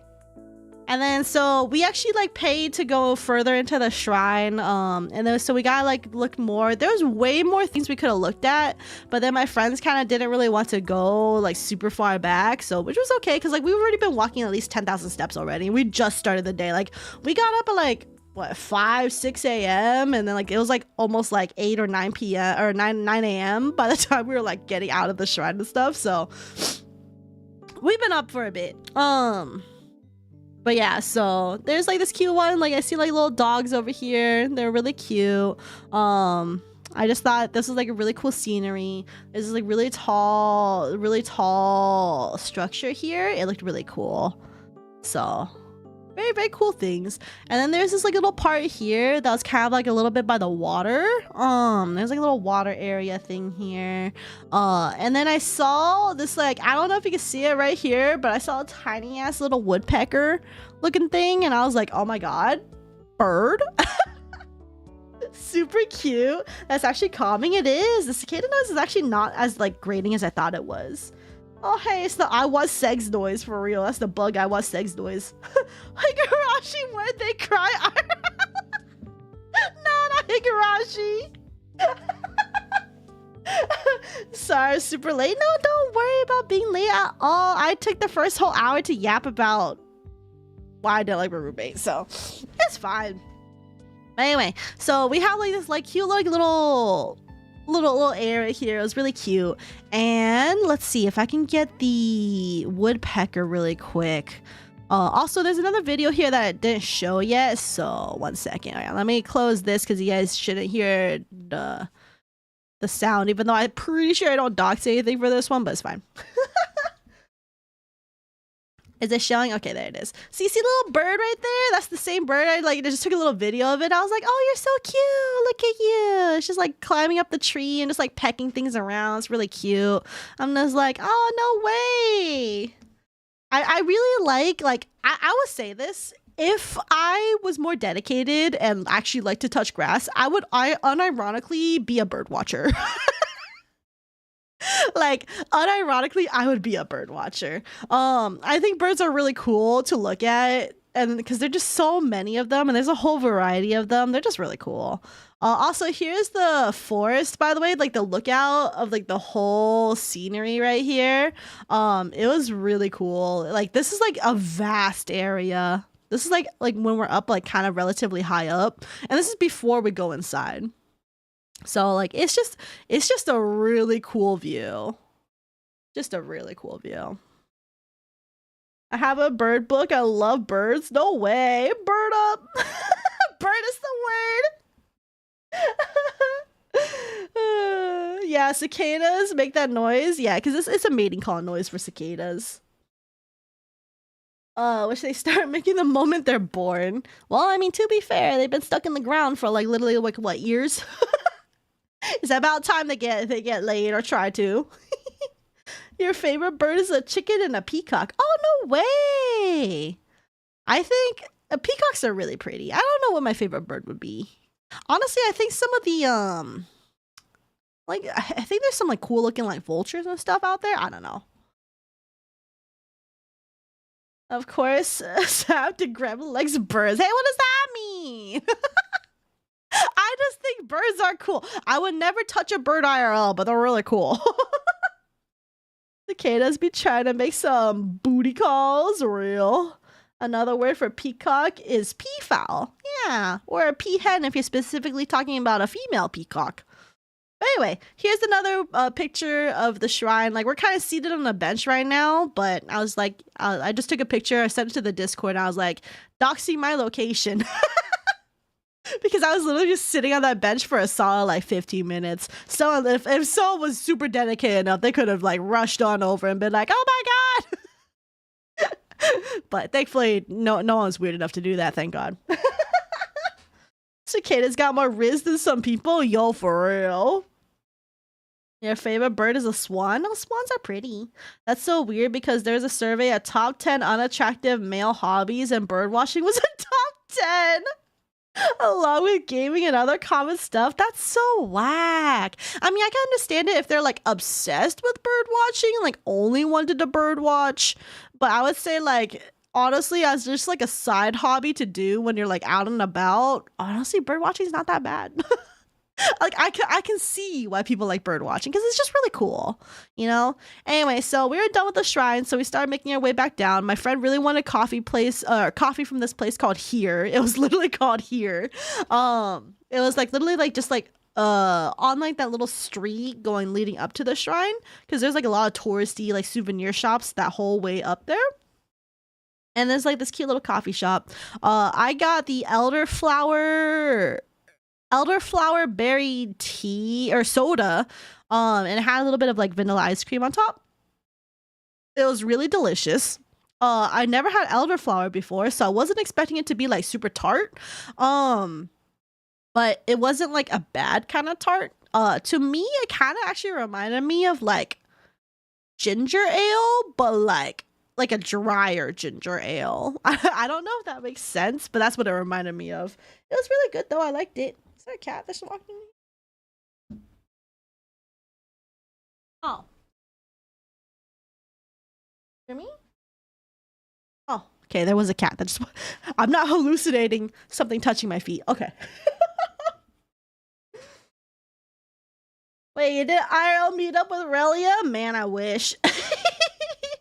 We coulda wore the cute kimonos together, for real, for real. What do you think about titbirds? This is a real name, and I'm sorry if you live in a gutter. I think titbirds are really cute. I think they're cuter than booby birds. That's for sure. You're going to Japan? Oh my god, you're going to Japan so young. You'd go with family. Hope you have fun, though. I'm a big fan of Hawks, a Hawk tour. Bruh. Mackie, no. How do I ban myself? Yeah, how do you? Maybe you're hallucinating and there's a cat. You know what? That's fine too.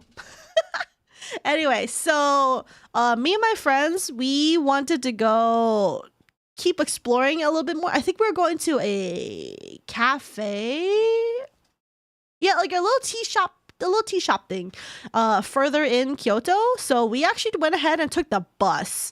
A lot of tourist people actually apparently don't take the bus as often. So this was an experience. I have never taken the bus. I've taken the bus a few times in my state, but not in another country. So this was an experience. The bus experience was pretty nice, I would actually say. And it was pretty cool. So I just took a picture of the bus. Hopefully I'm not doxing anybody here, but it was just a bus in Kyoto and we're just riding it. Woohoo! Saph is a bit delulu. Positive. Delulu core. The wheels on the bus go round and round, bruh. Anyway, so we made it to the tea shop, and a little bit before the tea shop opened, I saw a cute little butterfly. I don't know if you'll see the butterfly here, but it's like this tiny little butterfly. It was super tiny. It was like tinier than like, I would say, it was really tiny. I like super zoomed in on this before it flew away. It was really cute. Kind of looks like a moth, but I think it was a butterfly. Last time I took a bus when I was 8, and my dad tried to pass us off as way younger so he wouldn't need to pay, bro. Did it work though? I'm really curious about that. Anyway, so then we went to the tea shop, and then they had a variety of teas here. So like I personally am not a tea person, so I didn't really bother. I did sniff them all, and they all definitely had different scents and everything. I think if I had to choose the one that I liked the most scent wise, I think I actually really liked, it was either this one or the Hojicha. So, But you can see like there's different ones. They have like hojicha, the roasted green tea, genmaicha, the green tea with roasted rice, Olsen, which is sencha, wakayanagi, large leaf green tea, kuki hojicha, roasted stems. I think this is my least favorite. But just personally, from a totally just a scent perspective, and Kanro Gyokuro, yeah.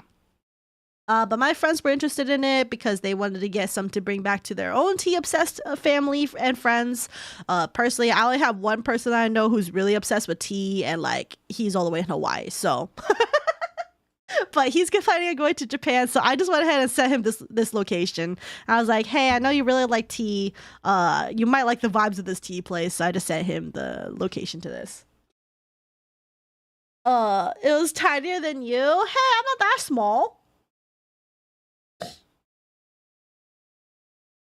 I caught him in front of the bus driver because I was a stupid kid who didn't understand he would have to pay less. He was broken the tie, so I understand. No, Maggie. When you're too good of a kid. I am learning hiragana, katakana, and kanji. You'll have fun with that. That's a lot of things to learn.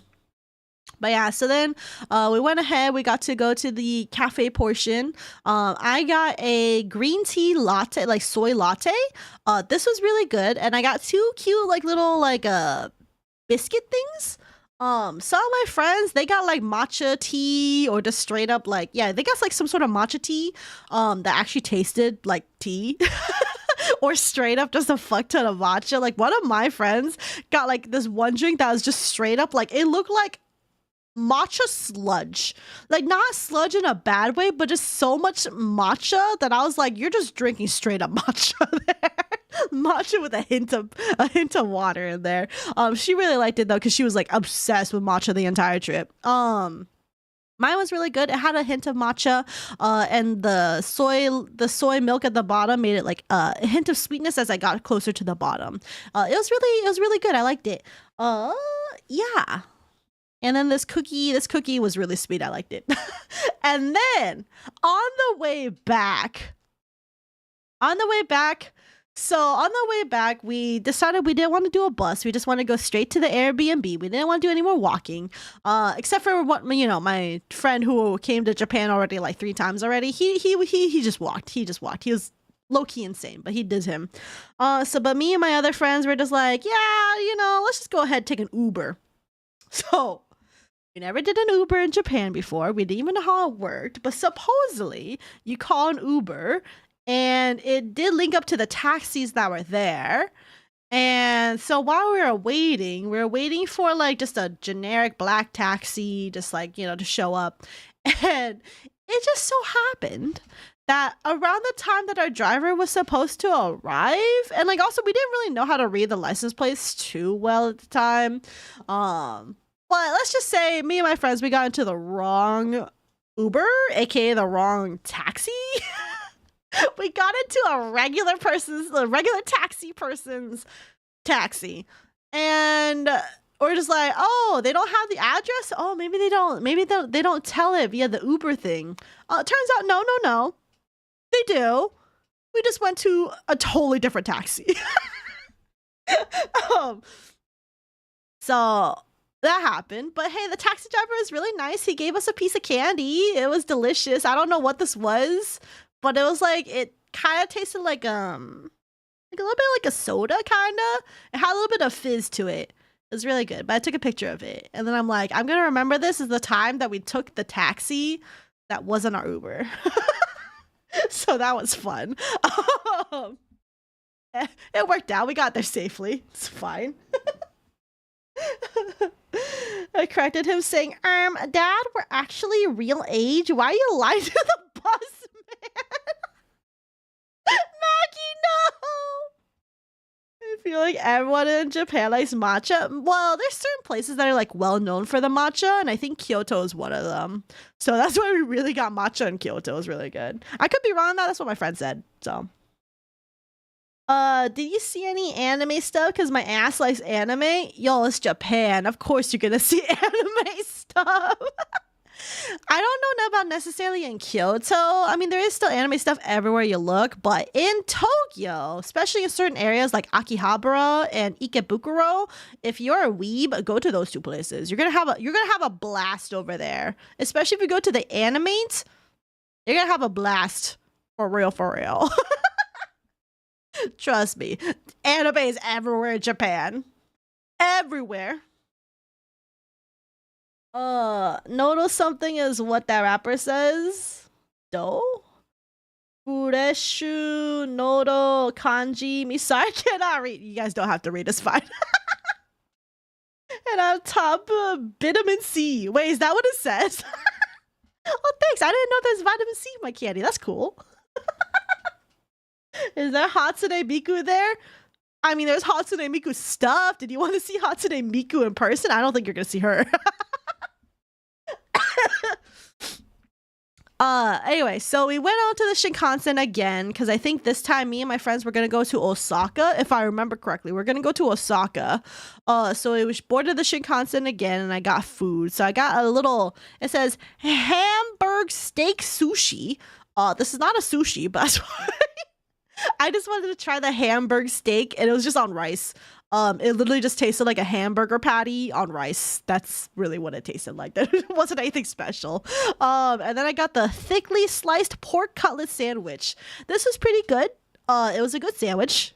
It was indeed thickly sliced pork cutlet sandwich with, I think, a hint of wasabi in there. I'm trying to remember. It was good though. It was good. Did he get to meet Miku? You should told her to make more music, bruh. Project Sekai merch. I want to try red bean pancakes. I think the only thing I've been missing. Okay, actually, there's a few foods I've been missing out on my Japan trip. I did not get a chance to try natto, which is like the fermented soybean or something like that. I don't know, something fermented beans.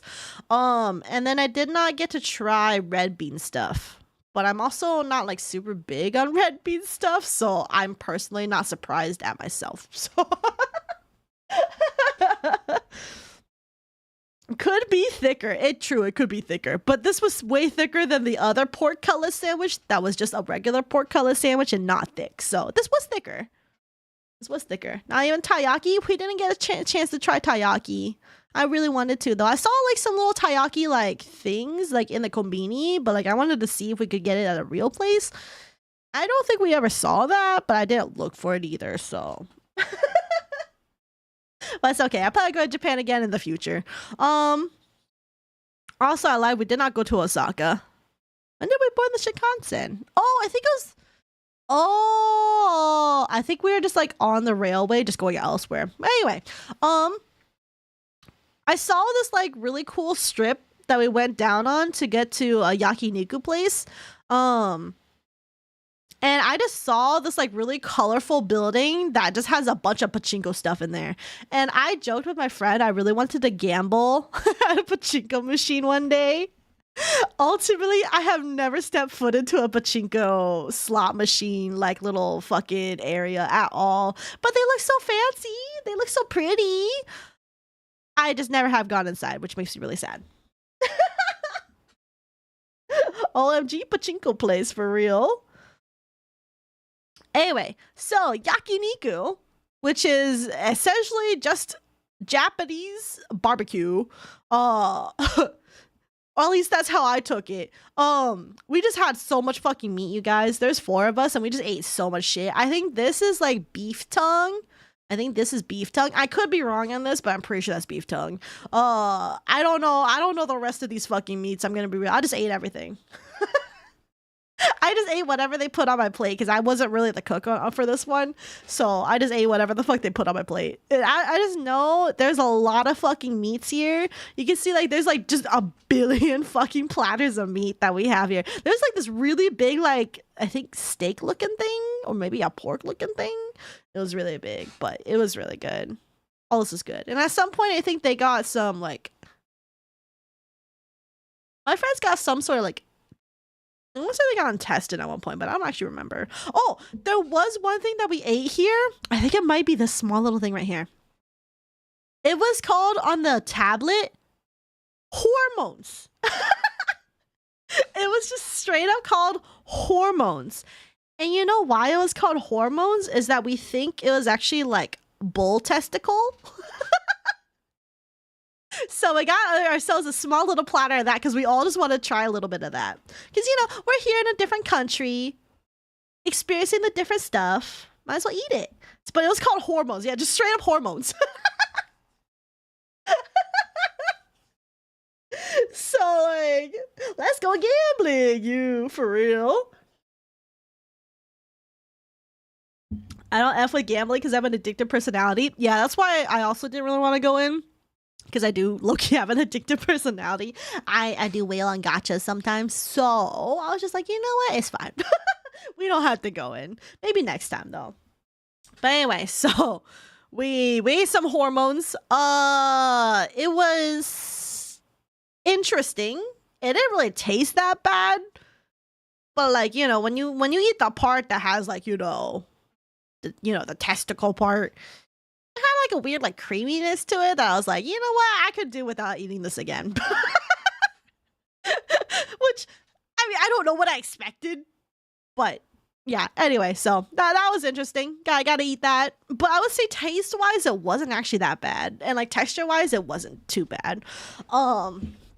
So I can't tell if it was that or like that. I don't know. It was something. But all these had a lot of seasoning on it. And some meats were a little bit saltier than others. I want to say I think this one was a really salty meat in here. There's one meat here that was like super duper salty. And I wasn't a fan of it just because of how salty it was. But I mean, for the most part though, the meats were fine. They're good. And then if we got like, they had like a little like area where they had ice cream and you could serve yourself as much ice cream as you wanted. So I went ahead, I got a vanilla ice cream. I think this is a brown sugar milk tea. This is a melon flavor, and this is ramune flavor. Out of all these, ramune is my least favorite, which is a surprise because I like ramune, but apparently not in an ice cream form, because it was kind of like tart-ish, and also it had like fizziness in it, which was interesting. But compared to these other, like say these two are my favorite right here, but I'm still a basic vanilla person, or actually I even really like the melon one was really good. But like compared to like say like the other two, it just seemed a little bit too much for me. I would say it's like my ramune was my least favorite of these four. I want to say this actually might be my third favorite just because it was too sweet. Ice cream, vanilla. I'm a basic bitch for vanilla, so they didn't fuck up vanilla, which is good. And then the melon one was surprisingly refreshing. I actually do think I like fruit ice cream, but it was also really hot. So maybe that's why I like the fruit ice cream, because it just tasted refreshing. I don't know. Is that how to raise their male ass potential, bruh? I gotta go because I need to sleep or I'll not pay attention to school. So bye, see you later. Take care, Aiku. Thank you for dropping by. I appreciate it. Good luck and sleep well, and good luck with school the next day. My favorite ice cream is cookie dough. Cookie dough is good. I have not seen a cookie dough here in Japan though. At least not readily available. But brown sugar milk tea was pretty good. Ice cream looks so good. It was really good. I'm gonna stay here for a few more minutes before I sleep. No, go get some sleep. Vanilla's always decent. It's a safe choice. Exactly. So I'm just like, I know I like vanilla, so it was safe. Anyway, we start exploring around a little bit. We see some gotcha machines. I saw one for Honkai Star Rail right here, and then one for Genshin Impact right next to each other. I love the styles on these, but I don't give a fuck about any of these characters. So I'm just like, damn. But I took a picture of it because I was like, haha, look, I found the gotcha machines. It was really cool though. It was really cool seeing these just out on the side of the street, and you could just gamble whenever, for real. Sign me up. Oh, I know these keychains. Oh, you do. They're very cute. Yeah, I love the styles on these. These are hella cute keychains. And I'm just like, fuck, I wish I liked more characters to want to pay 500 yen for these, but alas, I didn't bother. But they're cute. I also found these like little dumpling people. little dumpling people gotcha machines. And if you don't know, my sister, one of my older sisters, she is like her name is about dumplings. So I rolled one of these dumpling people for her. As a little like surprise little souvenir for my sister whenever I get to see her again. So I got her, I think the person I got was this like depressed looking dumpling over here. So I kind of wish I saw it again before I got back, because I wanted to see if I could get the one with little shrimp sticking out of its head, but alas. You own 2 of them? Oh, no way. Yeah, strawberry ice cream is really nasty. It has such a fake taste. Yeah, I think the fruit that they do in Japan, though, like, it tastes really fresh over there, so. The dumplings look silly. They look silly. Because AliExpress people just send official stuff sometimes. Oh, no way. These are Chinese games, so technically they're OG. True. Oh, dumplings show me that. Yeah. So I went ahead and just like I just got her one of these. It's cute. And then so we continued going forward. I just saw all the gotcha machines. This was the weirdest one that I've ever seen a gotcha for, which is erotic for men. Ultimate equipment for men. Ultimate equipment for women, and erotic for women. And I'm like, what the hell does this mean?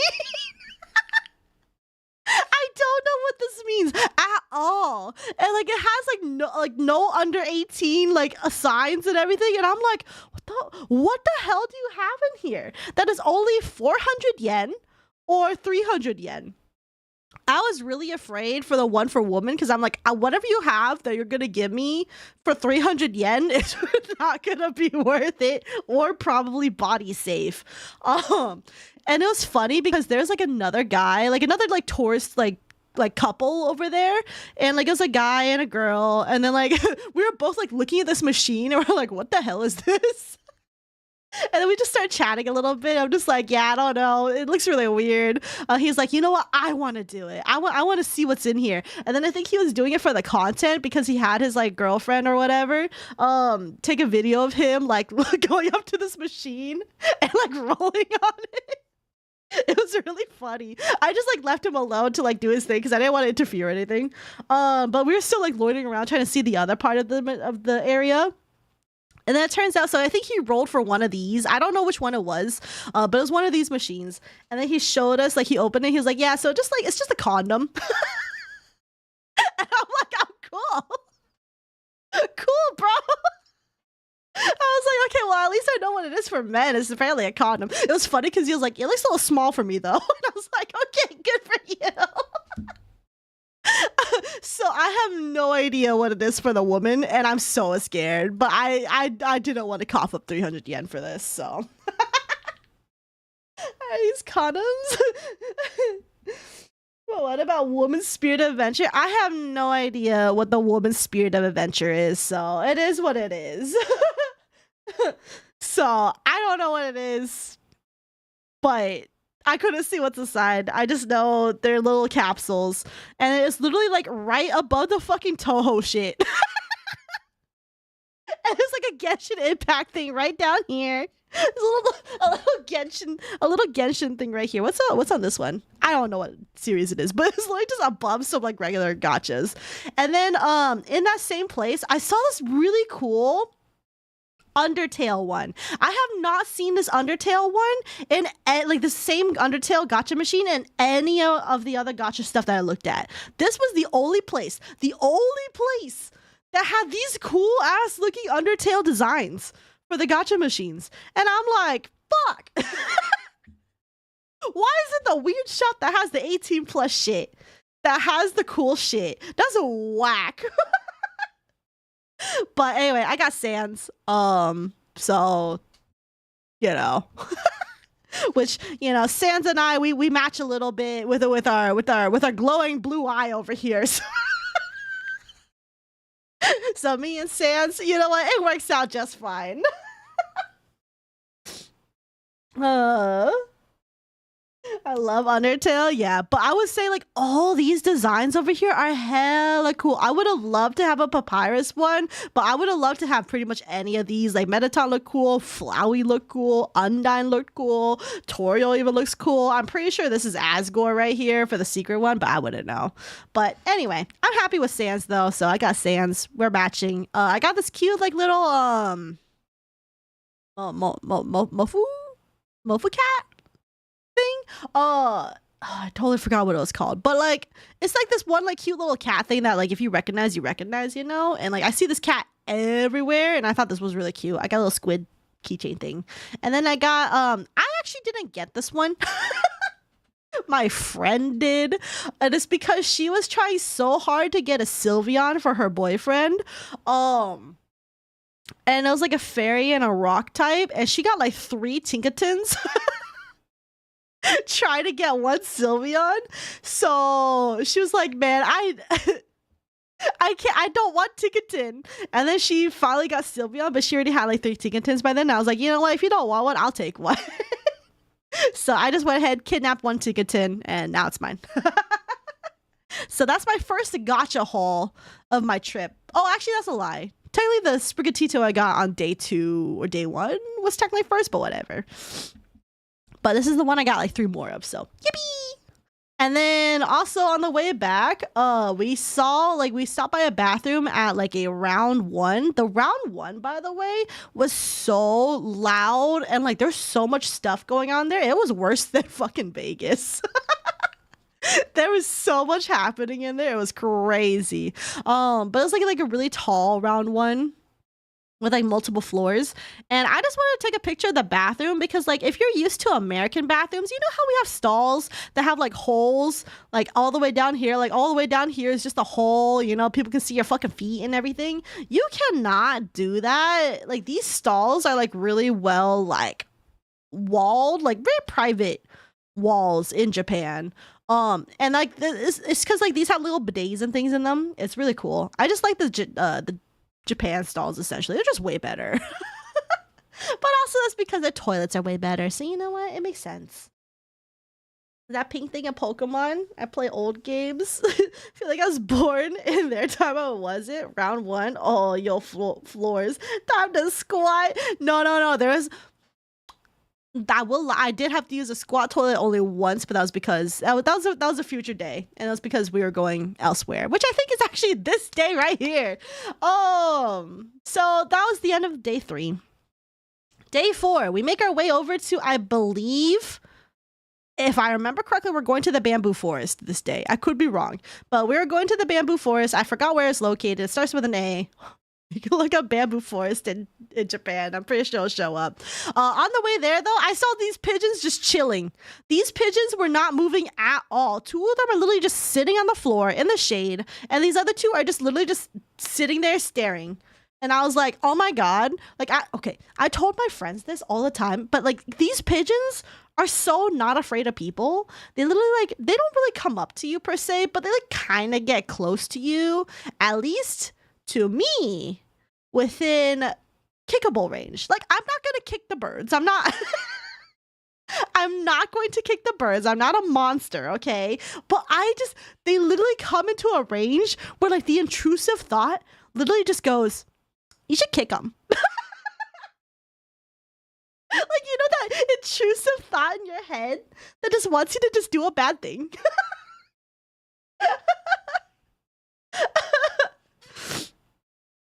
I don't know if it's normal, but like I just had the thought of being like, I kind of want to either pick it up or kick it, you know? Anyway, I just saw these birds chilling and I was like, oh, they're so cute. So I took a picture of them because I'm just like, look at all these just vibing birds, literally just chilling. They literally didn't move. It was kind of scary. I have not seen birds like pigeons be so still before, because usually I'm so used to them just like walking around all over the place in like America and everything. So just seeing them literally just chill was really weird. But they're cool. They're cool little pigeons. This is cool. Let the burbs vibe. I get you though. Whenever I hold a baby, I always think of how I can fucking eat it. Okay, I don't let the intrusive thought of that one. But yeah, but no, it's just like the intrusive thought is just like, what if, you know?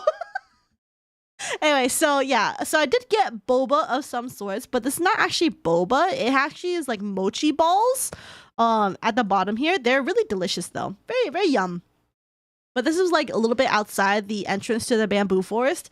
So I didn't really take a whole lot of pictures of the bamboo forest because I was busy drinking this and holding a water bottle and like all these other things. So the pictures you're going to see of the bamboo forest are going to be like really underwhelming. So I'm sorry, but it's literally a forest made of bamboo. So I don't know what you want from me, but here's my one picture of the bamboo forest that didn't have dock stuff on it. You can see like you're literally just walking in a forest with really tall bamboos on either side of you. It was really cool though. I thought it was really cool. I kind of wish we explored more within the bamboo forest because we kind of deviated from the bamboo forest pretty damn quickly. Cause like they came to like a part where you can like go further to the bamboo forest, like into, or you could go a little bit out to go see the river. And like apparently one of the bridges that my friend was saying that was in like a lot of anime and stuff, but like I don't think it was that bridge actually. But supposedly that is a bridge in the bamboo forest that's in a lot of animes. I wouldn't know. That's what he told me. I don't know that much about this stuff, but the bamboo forest was really nice. There was already a fuck ton of people when we got there. It was like 8 or 9-ish, and there was already a lot of people. But it was a lot more shaded than I thought because it was the bamboo trees were really high. So it was a lot more shady than we thought. It was actually really nice in there. And then so we made it out to a little bit of a clearing. And then my friend wanted to go up to the observation deck, and it was really steep. And the rest of us were like, nah. And then we started kind of going up there because he was like, oh, it's not that bad. And so we start going up, and then he goes further up, and then he sends us a text saying, hey, there's a sign that says beware monkeys. And then one of my friends just fucking noped out of there, walked all the way back down, fucking complaining about how she didn't want to fuck with no monkeys because she already had to deal with all that shit in Cambodia or whatever. And I was like, okay. Whatever you say. So we just went ahead, went back down, saw this little bench thing with like three little prong things to I guess put your like a drink or something. Anyway, but this is like another path we could have taken to like go further down. This is not anyone that I'm doxing like random people, sorry. But we saw 2 people walking down these like steps that go further deeper into like this little jungly part. Supposedly it leads to a bridge. I don't think we got to that bridge. But anyway, so here it is without the water bottle. And then while we were waiting, I saw mushrooms behind us. Supposedly these are edible, but I'm not fucking with that. But you know, some little mushrooms. Am I sheep or am I panda? Because I want to munch of the bamboo. Yo, the bamboo looked really nice though, for real. Poisonous? Supposedly they should be edible, but I'm not fucking with no mushrooms, so. But yeah, we just got some mushrooms that showed up, and I was like, oh, let me just take a picture of these mushrooms and just show people. So that was cool. And then we made it eventually to the river, and this is like the little river area. I think I have a video of it. Oh, I just realized you guys haven't been listening to the music. Oh well. Well, back to no music again. But here is a video of the river, if it shows up, which it does. So you guys can kind of see like it's a really long view here. And then my friend really wanted to take a picture of this cute tea shop that like that you can see like right at the end that I like block a little bit of. But it was really cool. It's a good view. You can see the bottom of the river because it wasn't that deep at the time. But like right here is a little tea shop right there that my friend really wanted to take like a photogenic picture of because she brought her like professional camera and everything. So that was cool. But yeah, that's a little river thing over here. Inoko means mushroom in Nihongese. Oh. And then so we walk further out of the river towards back to like the little city, or not the city, but like the town neighboring town area, because we were getting hungry. We wanted some food. So here's more pictures of the water as we're going over there. It's really cool. And then we got food. So our actually first stop was actually at this like a mochi place. And then turns out this isn't actually a mochi, it's a daifuku, which is like, it's still like a mochi ball, but instead of like red bean stuff inside, it's actually cream. So that's what makes it a daifuku, I suppose, that has that like, cream stuff in there. Or at least that's what my friend was explaining to me as. And like mine, I just got the one like had a little cute cat face or tiger face on it because I thought it was really cute. It turned out to be really delicious. I don't even know what it was supposed to be. It just was really delicious. I think it wound up being like kind of like it kind of to me reminded me of like cookies and cream. I'm pretty sure that's not what it was. I think it could have been like brown sugar-ish. But either way, it was really delicious. I really liked it. It was super good and it was super duper cute. So I enjoyed it. We ate this before we ate our udon because it was on the way. Daifuku is Korean, right? I don't think so. I mean, we're in Japan, so, you know, just keep that in mind. Anyway. We went ahead, we had udon. I got a duck udon, so we actually had like a few pieces of duck. The duck here, for whatever reason, didn't seem to taste like the duck that I remember in like America. Like it didn't taste as gamey. It didn't taste as like dark fatty-y. So I'm not sure what that means about the different kinds of duck, but I liked it here. I actually prefer the way they had the duck here because I don't actually really like the gaming texture of duck. But my friend was like, yeah, the duck udon here is really good. You should try it. So I just took his recommendation. It was good. It was really delicious. So but there's like a fuck ton of green onions here. Like lots of good udon noodles. The udon was good. There's some pickled plum over here. There is this like really like delicious rice that I had over here. I don't know what it was. There was like stuff in it, but it was really good. And then there was this like special tofu that they had. That was like apparently a specialty in that area, where it's just like it was like a kind of like thicker, creamier tofu. And this is like supposed to be more of a dessert thing according to my friend. It was really good. There's a bit of like ginger on top, but I'm not a fan of ginger, so I just had my friend pick off the ginger for me because I didn't want to eat it.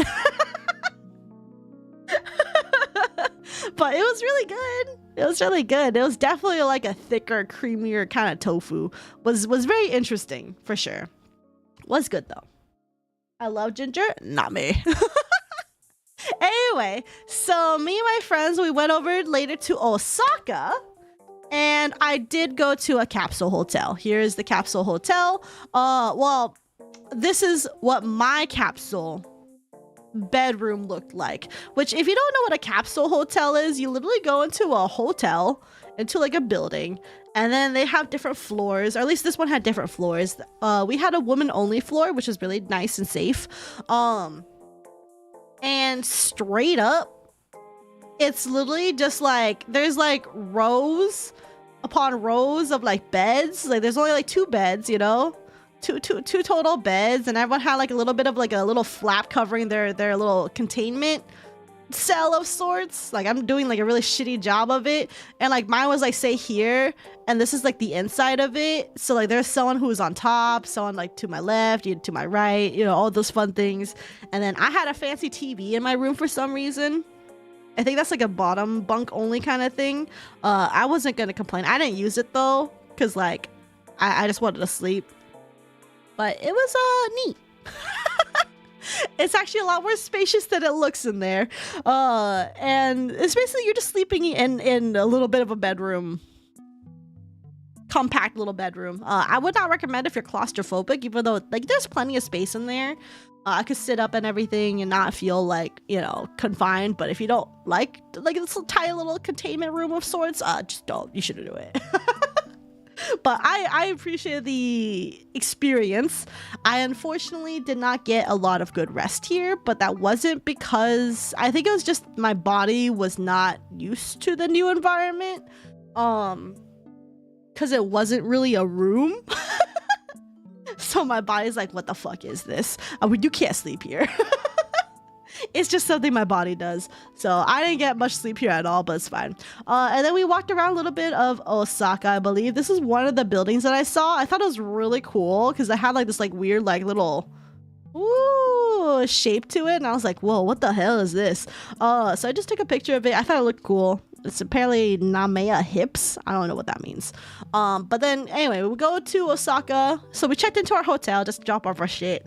And then we walk over to Osaka. This is basically what it looked like. And it's just like a whole bunch of like food stuff and like some shops on like on either side. It was really cool. I went ahead and we got some gyoza.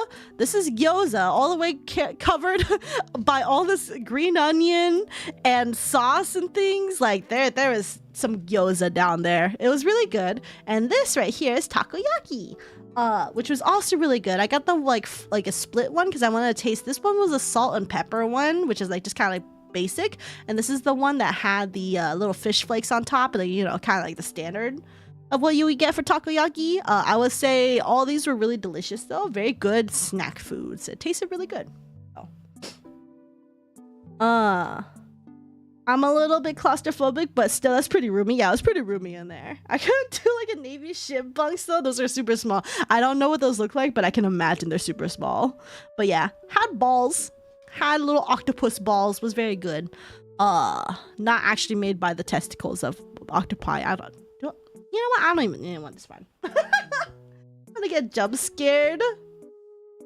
Looks good. But yeah, it's just they're just little takoyaki balls. Very delicious though. And yeah, very good little octopus stuff. And then we eventually went back in. And this is when I'm inside my capsule hotel, inside my little bunk looking out. So this is like the little flap that is covering the thing, and like, yeah. But honestly, it wasn't that bad. It wasn't that bad. So I went ahead, slept, did not get a good night's rest, mostly because I want to say part of it was probably the pillow was made of buckwheat. So it was actually a really, really firm pillow. I've never slept on a firm pillow like that before. That thing was literally just a fucking brick. I technically could have gone up and exchanged it for like a softer pillow, but I just chose, you know what, fuck it, I'm too lazy, I'll just sleep with it, see how it works. Turns out it didn't really work that well. Now I know I can't sleep on a buckwheat pillow. My friend apparently fucking loved the buckwheat pillow. She fucking conked out. She was snoring by the time I got in here. Oh, and also things with the capsule hotel, for the bathing area, there's actually a public bathroom, like shower, and there's a public bath area for the women. So you would actually, if you wanted to shower, I think there's only one private shower room, and otherwise you would have to just do like a public shower with everyone else. So people would like, you had to all be naked in this one room, and you go to like your separate stalls where you sit on the, like, you know, just how they do it in anime where they sit on the little like plastic little things and then you start washing yourself. That's literally what it was. So I just went ahead. I was like, you know what? Fuck it. I'm in Japan. We'll do this. I'll just go do it. Thankfully, it was just me and my other friend who also wanted to get the experience. So there weren't like a whole bunch of strangers, and not like it was that weird anyway, because like we're all women here, so it's whatever. But we went ahead, did that. Then we soaked in the public bath for a bit, which was really hot. But I went ahead, soaked for a bit. It felt really nice. But it was just weird because I'm just like, man, I'm not used to like seeing other naked people here. That's really about it. But it was an experience, that's for sure. Thankfully, bathrooms and everything are still like, you know, private stalls. But for the shower and bathing, that you had to basically be like, fuck it, time to be naked with everyone else. So that was a little bit of like a culture difference kind of thing, but you know, it was an experience. We were only here for one night, so I was like, yeah, fuck it, we'll do it. Maybe ships are like 3 bunk beds and super small. Dang. Saph snore like the brick she is? Not here. I don't think I snored here. I think there's only a few nights where I've actually snored and like passed out the entire night, but that's actually kind of near the tail end of our trip, so because I had my own room in that one. So But anyway, so day 5. So we wake up that next morning. We head out. We're gonna leave Osaka to head back, I believe. Oh, actually, no. We're gonna go to Hiroshima today. And so on our way there, we stopped by this coffee shop because my friend really wanted a coffee. We didn't realize it was a sit-down. We didn't realize it was a sit-down place for coffee. So we kind of low-key accidentally got roped into sitting down, but it was fine. It was like, you know, the guy was really nice. The vibes were really cute. So I went ahead and got a ham and egg sandwich along with a little side of a salad. This salad, I don't know what the heck was in it. It was like summer salad based on like certain like vegetables that are seasonal. There was okra. There was like some kind of squash. You can see like the okra like right here. The squash is this yellow thing right here. It was really good. Or I don't even know that squash. It could be bell pepper. I don't know. And whatever their dressing sauce was fucking delicious. I don't know what it was. It was like something like on the slightly sweet side, but like not overbearingly sweet. But it wasn't like, I don't know how to describe it. It was just really delicious. It was like, it's still like a savory-ish kind of sauce. But anyway, the dressing was really good. Went really well with that salad. The salad was delicious. The egg sandwich was also really cute. Very, very, like, it tasted healthy to get our morning done. And then we got one of my friends got like a banana chocolate smoothie, I believe it is. And then I got just a straight up chocolate cocoa iced coffee thing, or iced cocoa, not coffee, because I'm not a coffee person, so I was like, I'll just take the iced drink, it's fine. Both of them were really good, by the way. It was very cute, and they had like a cute little monkey on it for their logo. So highly recommend this cute little coffee shop in Osaka near the capsule hotel we stayed at. So it's really good. And then, so we boarded the Shinkansen again because we're going to go to Hiroshima. And on our way there, we saw this cute, like, little Hello Kitty, like, pink Shinkansen. It was so cute. This was when it was stopped, but, like, you could see, like, it was just straight up pink everywhere with some Hello Kitty decals on it every now and then. Like every like little train had like a different little Hello Kitty thing on it. It was super cute. I was like, oh, this thing's adorable. We later saw another Hello Kitty one that was like blue, but I was like, nah, the pink one's cuter. Your melatonin's kicking in. Good night, Target. Good night. Thank you for hanging out. And then on my way there, I decided to have the Coke Zero Sugar Japanese version. And I don't know what the hell they put in these sodas, but I swear they don't go flat like very easily at all. But it was really good. Just tasted like Coke Zero. So I think taste wise nothing really changed, but however they bottle it is like different, I feel. Anyway, so we've gone over here. We got some okonomiyaki, I believe. So this was really delicious. And I got mine with oysters on it. And yeah, that's pretty much all I gotta say. It was okonomiyaki. Very good. Very delicious. Saru coffee. No wonder a monkey. Saru means monkey in Japanese. Ah, that makes sense. Once the soda goes flat, it's not like as enjoyable. Yeah, and like I don't know what they put in the Japanese sodas, but that shit does not go flat for like literally hours or even days. Crazy. But yeah, anyway, very delicious. The oysters were really good. I'm gonna say like however they prep the oysters here, very delicious. Kind of just like nom nom. Anyway, it was super delicious. I ate this whole fucking thing. It was good. Also, do you guys happen to know what kind of leaf this thing is? Like this like little like green like ridge leaf. Like what is this? I've seen it in so many of the Japanese dishes. I had no idea what the fuck this is.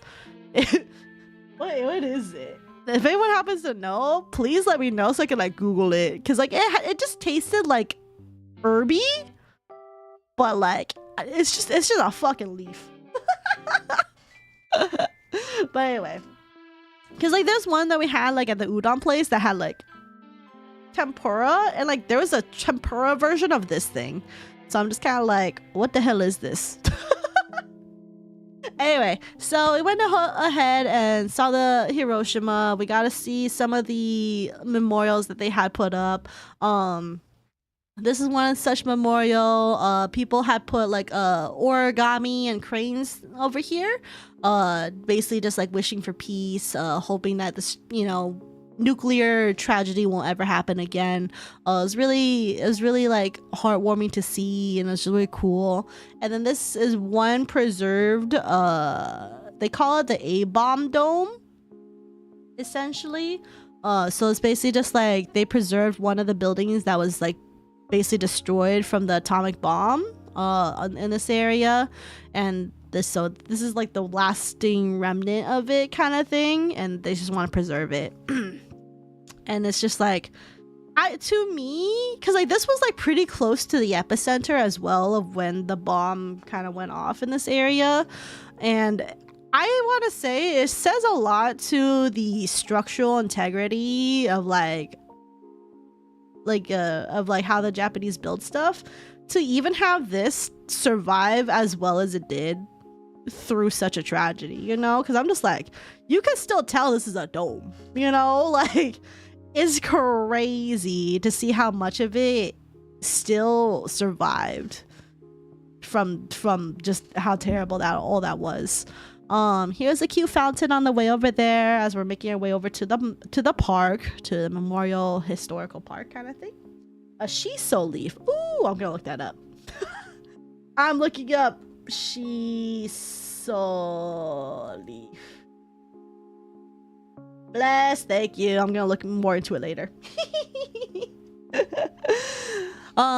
But yeah, so cute little fountain. And then here we got another picture on the other side, and it says this is the World Heritage Convention symbol, World Heritage Site, Hiroshima Peace Memorial for the Genbaku Dome, as a historical witness that conveys the tragedy of suffering the first atomic bomb in human history, and as a symbol that vows to faithfully seek the abolition of nuclear weapons and everlasting world peace, Genbaku Dome was added to the World Heritage List in accordance with the Convention Concerning the Protection of World Culture and Natural Heritage. World Heritage Convention, December 7th, 1996, Hiroshima City. So just a little bit, some pictures of like all this fun stuff. Well, it's not really fun, but you know. But it is like, it's just cool to see that, you know. And like it was just like interesting to read everything, because there was like a lot of like controversy whether people wanted to keep it or not, because a lot of people were just like, you know, it reminds of too much pain, we shouldn't keep it around. But some people are like, no, we should keep it as like a remnant of like, to remember what happened, to show other people like, you know, the tragedies that has unfolded from this event. We shouldn't just like bury it kind of thing. But ultimately I am kind of glad they got to keep it, because like, you know, there's so many of us that just don't really know like what has happened per se. Like you only hear about it in like history textbooks, but you don't really get to see too much of it. So to come here to see it was pretty interesting. Also there's a cat just hanging out within the A-bomb dome. This cat actually has a little bit of a short tail. I don't know if you can see that very well here, but it had like a little bobtail. It was pretty interesting. It was just chilling there. It's like, cat. Unfun. Yeah, it was not fun. But I wish everyone abandoned nuclear weapons, because it is very, very scary. Yeah, like it's so scary to like, it's just scary stuff out there. Bobcat. It's not Buck and Neko, rejoice. So we're making our way over to the park, and then we're crossing over a bridge. There's a little bit of a river here. It's really pretty. I will say Hiroshima is a very gorgeous city. And like, you know, I know there's a lot of tragedy that like happened here, but like they rebuilt everything pretty well, and just honestly just so many things here were just so pretty. So my friends and I were thinking like, if we ever come back to Japan, we're gonna stay here. Because it's really pretty over here. And then this is the museum, the Hiroshima Museum over here, the National Museum of like about the atomic bombing and all that. But there's also a lot of stuff around this like giant park. I don't have a picture of the park in its entirety, because there's like, it's a huge park, but it's like a really, really pretty park. But it does have like a solemn air to it, kind of like this whole like peacefulness to it. This right here is a torch. I think they call it the Flame of Peace. that was just like billowing here, and apparently it's been going for like a while, so it was pretty cool. And then we have this, which is mourning the lives lost in the atomic bombing. We pledge to convey the truth of the tragedy throughout Japan and the world, pass it on to the future, learn the lessons of history, and build a peaceful world free from nuclear weapons. Hiroshima National Peace Memorial Hall for the atomic bomb victims. So this was one of them that we got to see, and there was like a whole, like a free, like little mini museum of sorts that you could go to. We went to that one first because that one closed an hour earlier than the bigger one. And it was rough. All this was really rough. I don't think I took many pictures of him because, like, first of all, I don't know if that's really something that you're allowed to do. Second of all, it was just, there's a lot. So that basically concludes my pictures there for the most part, because we started going basically through all these, gotta read everything, gotta, you know, see what they have built to preserve the memory of it. It was just sad, really. So awful. It looks at her country for real. But yeah, but it was really pretty otherwise. I highly recommend, you know, if you ever get the chance to visit Japan and Hiroshima, you should go see it.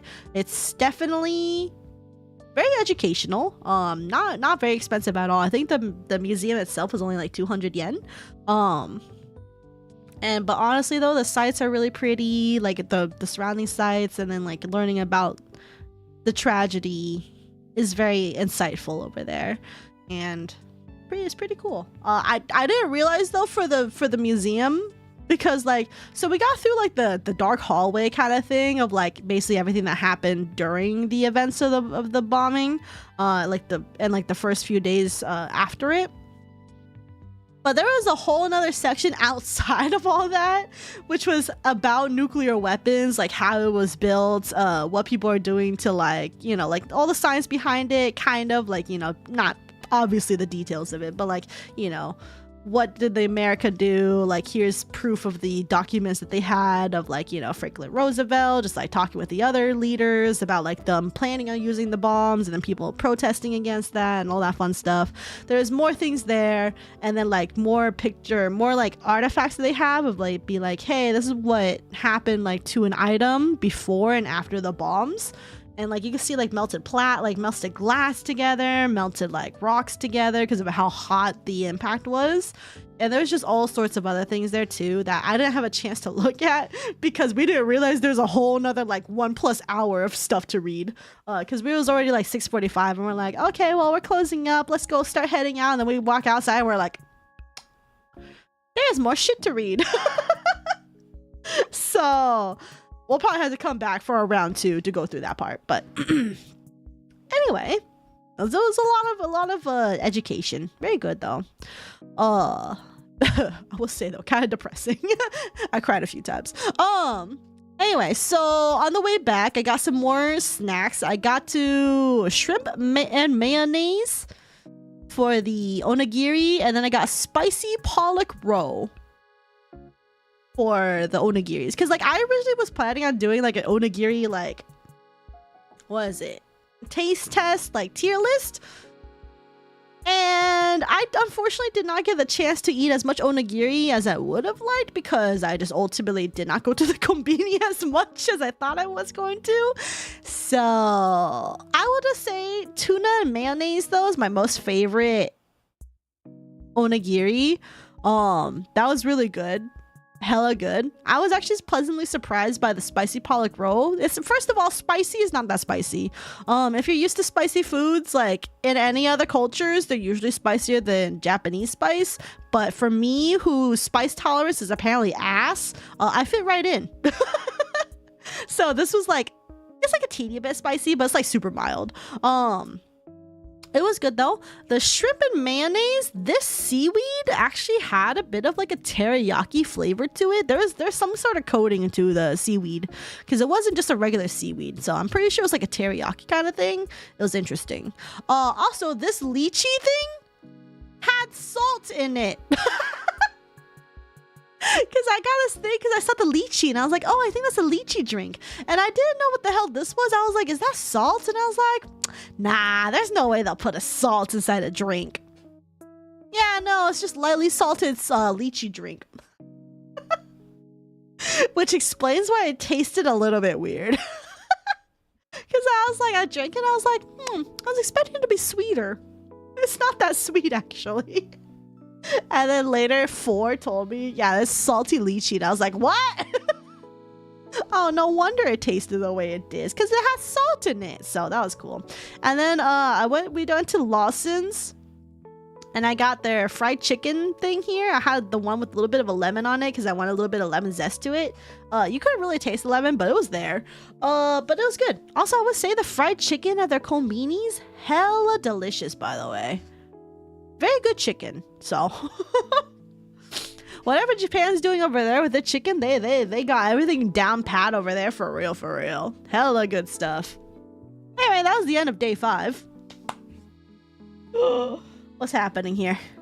Oh, are you able to say and estimate how much your whole trip was? Tickets, other travels, food, and sleep? I would say my entire budget was probably around $3,500, if not plus or minus a few $100s. But I would say that includes pretty much everything because I basically did $1,000 for the round trip ticket, $1,000 for my budget, and pretty much another $1,000 for the Airbnb and stuff and like the extra things that we did because we did go to see the Tokyo Dome. We got to see one baseball game, which is at the end of our trip. I'll get there late when we do.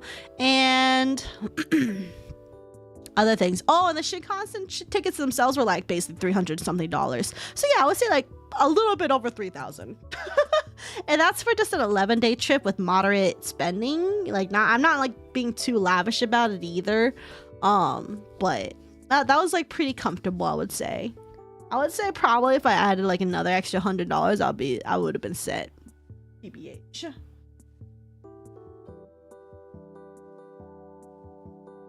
The salty lychee drink is so good. I just wasn't expecting it to be salty. So I was like, well, that's weird. The salt is for electrolytes to help with hydration. Oh, I mean that's what I figured once I saw their salt, like, or knew there's salt in there. I was like, oh, no wonder it kind of reminds me of Pocari Sweat. Chris brought approved ramen core. Yeah, so I went ahead and like I got this from the konbini to eat the next day. So I just got this like ramen that said like human beings everybody noodles. They're pretty good noodles. I wasn't gonna lie, it was pretty good. Also, I just wanted to try out the noodles because I saw a friend eating it a couple days ago, or not this specific thing, but just like noodles in general, like just cup ramen. And I'm just like, damn, now I want cup ramen. So it was good though. And then we went ahead and then we made our way over to our last so we left that Airbnb and went to a different Airbnb all the way in Okachimachi, I believe is where we stayed at. So we stayed that was back in Tokyo. So we're at Okachimachi in Tokyo, and then we went to, there was like a nearby, like outside of the Okachimachi station is this like mall that had like Uniqlo and like another thing in there, and then all the way at the top was like this department store that had a department like food area. It was like anything but Japanese food for the most part. But I went ahead and I got this like little like grilled salmon thing. Supposedly grilled salmon of the day. Had like some like cabbage, rice, soup. It had clams in there. I don't know what kind of soup it was, but it had clams in there. And then I got some sashimi, I believe. This was like a tuna. I think this was another tuna. And I think this is a white fish of the day. I don't know what it was, but either way, I liked this. I liked what I got from the sashimi. It was delicious. The fish were, all the fish in Japan, by the way, are hella delicious. Highly recommend. It tasted so fresh over there, especially the tuna. Whatever tuna they got over in Japan tastes fucking delicious over there. I'm gonna be for real. Tuna. I am usually a salmon person. But ever since I went to Japan, I think I've become a tuna person. I don't know what they do over there, but their tuna's so good, especially like the bluefin tuna where they got a little bit of that fat on there. Oh, they're fucking delicious over there. Anyway, I got the salmon over here too, by the way, because like I like salmon, but this was by far the saltiest salmon I've ever eaten in my life. I was so disappointed by how fucking salty the salmon was. It was literally like you fucking dropped this thing in a bucket of salt. I've never tasted something so salty in my life. I was like, oh no. I was chugging that soup. I was eating that rice. It could not douse the salt. I don't know if that traumatized me from salmon or what, but like, yeah. It was so salty in there. Have you tried Family Mart chicken? Yes, we did have the Family Chicken as well. It was very good too. I would say the Family Chicken is probably better. Tuna hits different when it's real good. I get why people call it the steak of the sea. Right? Right, Frey? I totally agree. Like, I can understand now because like that whatever they had in Japan for their tuna, fucking delicious shit. Can I get that here? I grew up my whole life in a town known for salmon. I'm scared to be converted to tuna. Yeah, because like, dude, growing up, I fucking love salmon. And I don't know what they did with the salmon here in Japan, but like, it was mid. I would say the sushi salmon is still good though. Sushi salmon is still good, but the cooked one, I think it's just this restaurant in particular though, because it was hella salty. So that could just be this place. But I did like the skin. It was really salty though. I could not get over the salt. I had to like, you see a little bit of like the liquid around here. I had to like dip this thing in the liquid to try to get the salt off. It worked a little bit, but not really. But anyway, it was delicious though. Overall, the whole meal, very good. And then we make our way over to the cat cafe because I wanted to go see a cat cafe while we're here. So we make our way over there. I just thought this little scenery looked really pretty. So that's really about it. And then we go to the cat cafe and then I got this drink here. My drink was kind of mid. I'm going to be real. Like, because it was like a royal milk tea. It was not sweet at all. I was so sad. So I should have gotten the matcha tea, the matcha drink here because that was sweet. And then my friend didn't like her matcha sweet, so we should have swapped drinks honestly, but we didn't. So it might be like that. But the cats were really cute. So we're gonna see lots of pictures of the cats. This one had a little bit of a short tail. This was also like sleeping right next to a friend, like where she was sitting. So it was like sitting right next to her, and it's just overall hella cute. A soul for a soul. I can't taste the difference between fish, not gonna lie. There is a difference between the two fish. Salmon is more fatty, I would say. But honestly, like, and tuna tastes a little bit more meaty, is how I would describe it. Or at least how I've compared it to the sushi that I've eaten in Japan. Like, tuna's just more like meat-ish. And then salmon's kind of fattier. Kind of thing. I don't know. It's like a different taste, different texture too. I get tuna and salmon sushi a lot. I could never taste the difference. Damn, I could. Or at least I could in Japan. I don't know about it because the tuna is a little bit different in America too. I don't know. Caffeinated meow meow. Saph the cat lady for real on God. Dude, I had to go see all the cats. Japanese cats mostly have short tails due to the belief in bakanekos. If the cat has a long tail, it means that it can be a demon. Oh, no way.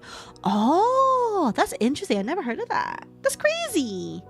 Yeah, because I'm just like, wow, look at all these cats with like naturally short tails. It's crazy. But anyway, we had, here's more cats. You can see a lot more cats here. We have this really pretty, like fluffy one right here. This one just always looked like it had an attitude. You could pet this cat. It just always looked angry. It was really gorgeous though. And then one of the ladies came out to go feed. There's a black cat in here, like isolated in this cage for some reason. I think they just didn't get along. Like they're not like very sociable with people or something. So they just kind of kept this one in a little containment, or it could have been sick. I don't actually know what happened with this one. But it was, you know, they fed it a little bit. They put like some food there, and that's why all the cats just started gathering around. And you can see like all these different cats here. Some of them giving each other sad eyes. This one had like funky little ears. Other cats were like had like some sort of like interesting trait with them. For the most part, I would say they're pretty interesting. Now the cats go to the double-decker cage reel. Arrested for the zoomies. But yeah, so I just took some pictures of some sleeping cats. Here's this this cute like black and white one that was like super conked out. It was really cute. They had one cat literally in a little bit of like a diaper skirt thing. So I think this is like an old cat, but it was really cute. This is the only cat that had it. They're just walking around, and all the workers would like pick it up and like, you know, when people were leaving, they would like wave with this cat, like just like grab his paw and like wave and like hold it as the people left. So I think this is like the most sociable cat there. Here's another cat. This one was glaring at me when I took a picture of it, so I'd say this one is not a touchable cat. But you know, I left it alone, of course. I don't bother these cats. Here's another cat that was kind of just eeping on the floor, just kind of like loafing a little bit. Here's one that was grooming itself. It looked really cute, just licking its cute little paw, and I'm like, oh, look at you, you're so cute. Cat in the skirt, I support it. Oh yeah, the guy looks old, yeah. And then here's another cat just kind of sleeping. I think it had like funky looking ears, kind of look like a little bit like tattered ears. All these are rescue cats, by the way, and I think they are technically adoptable, but obviously, you know, they're not gonna adopt it out to foreigners. And yeah, I would have taken more pictures of cats. There was a few orange cats. One orange cat had a bit of a head tilt, so like every time I walked, it like had a tilted head. I don't see any pictures of the orange cats that I took here, but there's two orange cats. One that seemed relatively normal and one that had a head tilt. So but yeah, but I mean, all the cats looked well cared for, you know, everyone was loving them. And then there's like one of the ladies, I don't know if it was this lady in particular, there's one, I think this lady sat down on the floor. So she like sat down on the floor at some point. It was just like kind of like lounging. A cat just immediately like got up over here and just like stayed on her lap, and just like she was like giving it butt pats. She's like patting its butt. And there's like a few other cats that just like approached her and was just kind of like, you know, asking for pets and things. It was really cute. And then there's another girl that came by later to get a toy, and then she started playing with some cats, and like we're not supposed to play anywhere except the floor, but they're like, some of these cats had like a little bit of zoomies. I think the smaller one had a zoomie. I think some of these other ones back here had zoomies. It was really cute. And then at some point, I think this lady actually got up, and then she like went to her bag, and then she like kind of like was like, I remember seeing her, she was kind of like this, where she was like on her phone. So here's her phone, and she like, this is her back, right? Because she's like leaning over. I think she was literally just typing something or like looking at her bag, and then a cat was literally just sitting on her like this. There's just a cat just sitting on her back. So she just stood there. Stayed on this position over her chair for at least 5 minutes, because the cat literally just got on her back and just laid there. And I wish I took a picture of it, but I also felt like that'd be disrespectful, because, you know, I'm not the one in that position. But it was really cute because she was literally just like there and just like on her phone. Just a cat on her back. It was really cute though. She was really well loved by the cats. I think she was doing work at the cafe, and there's like a cat on her lap, cat like near her. She seemed really well loved by the cats, so it's cute. But yeah. So here's another cat. Repeat for each cat. Yeah. Orange cat energy. I feel like the orange cats kind of seemed a little bit on the older side, so they didn't really give off the crazy energy, but also it's a cat cafe, so I don't know. Oh my god, they're patting a cat-shaped Pikachu. But yeah, all these cats are really cute. Very adorable. Anyway, so after that we left, and then we went to a revolving sushi bar. And I took a picture of this because this was something I didn't expect to see in a sushi place. This is whale meat. This is whale meat. I didn't even know you could eat whale meat. I don't even know what kind of whale meat this even is. Supposedly it's whale meat though, so I went ahead and just picked one up because I'm just kind of like, okay, well, I'm here, might as well try it out. It doesn't look bad. my friend was like super against eating the whale meat for some reason, because she's like, I don't know, that came from another mammal. And I'm just like, we eat fucking cows and pigs. What's your issue? Like, it'd be one thing if you're a vegetarian, but I was like, just because it's a mammal that lives in the sea doesn't necessarily mean it's inedible. Whale? I forgot they had whales over there. I didn't even know they did, honestly. How does it taste? Honestly, it just kind of tastes like meat. Like, it didn't really taste like a fish. But it didn't really have a flavor that I could particularly tell you about. It just tasted like meat. Kinda, so... It wasn't anything to write home about. I would probably never ever get it again because it didn't really wow me or anything. It was just there for the experience, so that was a thing. It is a me from Whale who played Gotcha. Oh my god, me?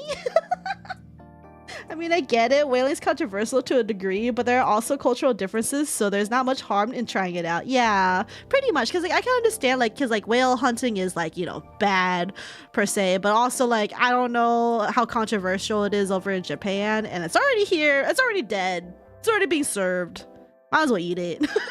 You know? So I was just like, you know, you can't stop what's already been hunted. So best to eat it before the meat goes to waste. And it was just, it was there. I think the only thing that weirded me out though was like seeing this like little like vein artery thing. That kind of weirded me out. Thankfully I couldn't taste anything once I shoved it in my mouth, so I don't know. But it wasn't anything to write home about. I probably wouldn't have it again. But if someone only offered me like only whale meat, I probably wouldn't be too against it. It just tasted like kind of like meat-ish, so. Oh, now that's exotic. I went whaling once but couldn't find anything. Dang. A lot of things are surprisingly edible. So true. Well, there are the whaling ethics. Yeah, I mean, I can understand the ethics, but like, it's already dead, so. I wasn't the one who hunted this whale, so like. And I only had one plate. I didn't want any more after this. Okay, I don't like eating endangered animals, so I wouldn't turn it down if it was there, but I wouldn't go crazy eating it. Yeah, like, I wouldn't go crazy eating it unless it tasted, like, really fucking good, but even then, I probably would be like, no, ethics-wise, I probably shouldn't do that. Because, like, I think I don't know if it was authentic shark fin soup. I know shark fin soup is, like, you know, it's really controversial because what they do to the sharks basically essentially kill the shark. But I was at a wedding, and it was a catering, and they supposedly offered shark fin soup. Can't really say no at a wedding. So like, I ate it. I don't know what I ate. If it was like authentically shark fin soup or not. It was really good though. So I kind of feel bad if it was, because it did kind of taste really good. So like, so I was like, fuck. If this is real, I can see why people eat this, but also, damn. Up. In the US it's okay, but allowed for some native tribes to help preserve traditions. Oh, I see. That's just blood, don't worry. It's just, it's such a small amount. It's not like gonna make a dent in the population for like 2 bites. White whale. Oh, look at all these pallid whale peoples. But also, while we're here at this revolving sushi, because I did not take pictures of this, but there's 2 other things there that I could have eaten, and one of them I did. So one of them that's related to the whale is, I forgot the name of it, like the Japanese name for it, but it's basically whale sperm. Whale sperm sushi. I forgot the name for it. But that supposedly that was a thing. And it's just literally what it is on the tin, which is supposedly like they just take a bit of the whale stuff and they just put it on top of rice and then you eat it. My friend, 2 of my friends went ahead and got a plate of it, and then one of them ate it and was like, and then he tried telling the other friend to eat it, but she was like unsure if she wanted to because it looked really weird. And he was like, do you want to know what it is? And she's like, okay. He was like, it's whale sperm. And she's like, what? And she took like the smallest, sliverest bite of it and was like, And then she watched the guy next to her fucking just grab a plate of it and just fucking eat it whole. And like apparently she had like the best reaction to it because she was like eyes wide and like tilted her head like, no way. And unfortunately, they just left it there. And I told her, you should have come over here. You should have come over to where me and my other friend were, because we had to split up because it was like one of those, like, you know, you could see individual people around like a revolving bar. And I was like, dude, you should have brought it over and gave it to me. I would have tried it. Full stop. Would have fucking just put it in my mouth and ate it. Just because, like, I would be curious to try it. I'm pretty sure I would not have fucking liked it. But like, man, I wish they fucking gave it to me because I would have eaten and I would have come back to you guys and told you all about it. It's called milt. Oh, there you go, milt. Okay, but it's whale sperm. Come on. Just because you changed the name doesn't mean it's not whale sperm. Mama didn't raise no bitch. I'm a big boy. Finish what I start, especially when I just honestly wish they would have gave it to me because, like, if it was only one piece, yeah, 2 pieces, no. But alas, I didn't unfortunately try the milt. So, but I did try uni at this place. Uni is sea urchin. If you don't know what that is, okay, first of all, we had 2 other people in our group who already had uni before in other places. They will agree that the uni we had at this particular revolving sushi bar was not good. If for some reason it tasted really weird. But I think in general, I'm just not an uni person. I ate it. And like the initial few bites of it was okay. And then it's like the weird creamy richness of it. And then the fucking bitter aftertaste. It was weird. I was like, It starts off okay, and then it gets not okay. And I don't know what happened. And I don't know if it's just because the uni here in particular was bad, because both my friends were like, yeah, no, it's bad here. But I was just like, I don't think I like it because of the texture, which is also probably why I wouldn't like the milt, because it's probably a similar texture of like that weird creaminess. But for some reason, I feel like the aftertaste wouldn't be that bad. I mean, I wouldn't know. I was never given the opportunity to try, so. Yeah, so changing the name surely does change what it was, truly. You'll love uni. Dang, hot chick really do be trying everything that everybody tried in Japan. But yeah, supposedly the uni we had here was not good. Supposedly at the fish market it was better. I didn't bother to try anymore with the uni though. I was like, I'm good. There's something about the uni that I'm just like, you know what? It's fine. It's good for other people. I think I'm good though. So that was my experience at this revolving sushi bar. Cleansed my palate with some boba later. So I went here, got some boba. I just got a brown sugar milk tea because honestly it's the most basic ass flavor and I know it's gonna be good. So it was good. It was good. It was a good palate cleanser away from the uni, so that was good. Anyway, what we have here is also, did I turn the sound back on? Oh, thank fuck I did. Okay.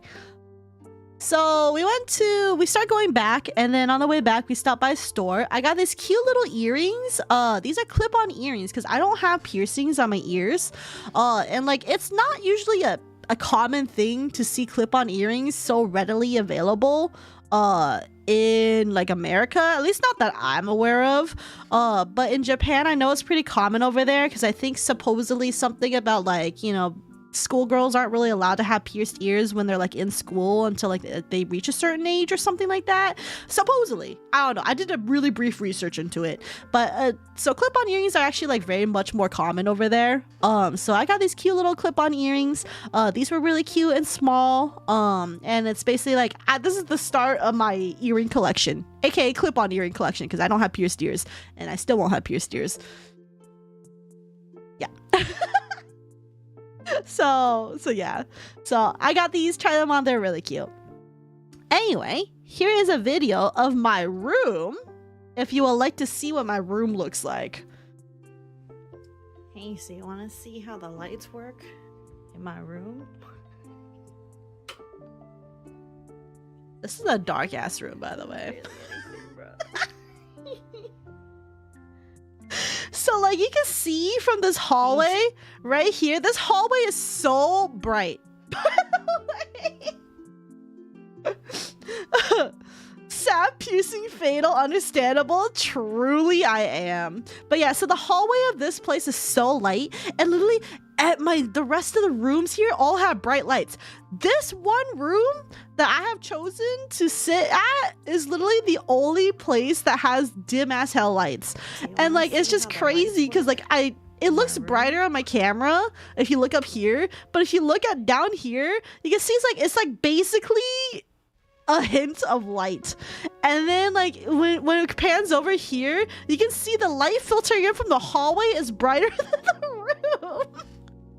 And it's like, what the fuck is wrong with the light here? There are so many things about that hotel in particular that are low-key kind of jank, by the way. First of all, it was run by a Chinese lady who basically was renting this out in Japan. So that's already kind of weird, but it is what it is. I felt really bad because she like looked at me and immediately she was like, she spoke in Chinese and Mandarin. She was like, can you speak Chinese? And I like looked at her because I was not expecting to hear Mandarin today. And I was like, and then I had to register like really briefly like what she said, like translated in my head. And I was like, oh no. Because I technically did understand that she was asking me, do I speak Chinese? But I can't like say that back. Like I can't hold a conversation in Chinese.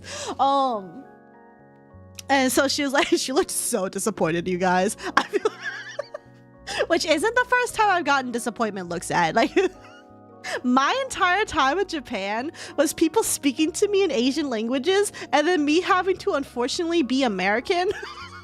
And then seeing the disappointment on everyone's faces makes me so I got used to it. But I'm just like, man, people here think I'm Chinese, people think I'm Japanese. I'm fucking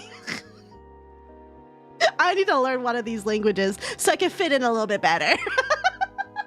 If it was so bad, like literally they would only ever speak English to me if I ever spoke English to them very first. Otherwise they always default to Japanese, and I'm just like, I don't know what you just said. You could have said, do you want a bag today? And I wouldn't know.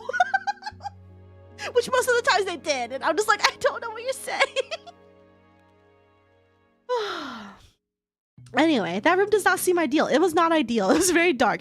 The only good part about it though, queen size bed. It was very nice. It was very spacious. I rolled out all over the place. Apparently if you give me a queen size bed, I'll fucking roll and like spread myself out like a starfish. So I used to get people shit for that. Be like, LOL, you gonna be a starfish? No, when I have a queen size bed, I apparently just sprawl out and just take over the whole fucking bed. So I can't give people shit anymore. I do it all the time. Past Saph sounds different. Perhaps she's a paid actor. Yeah, no way. Past Saph before she got sick.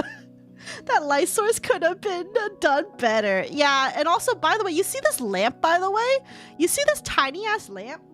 There is no outlet for this lamp. The only outlet was literally right by the door.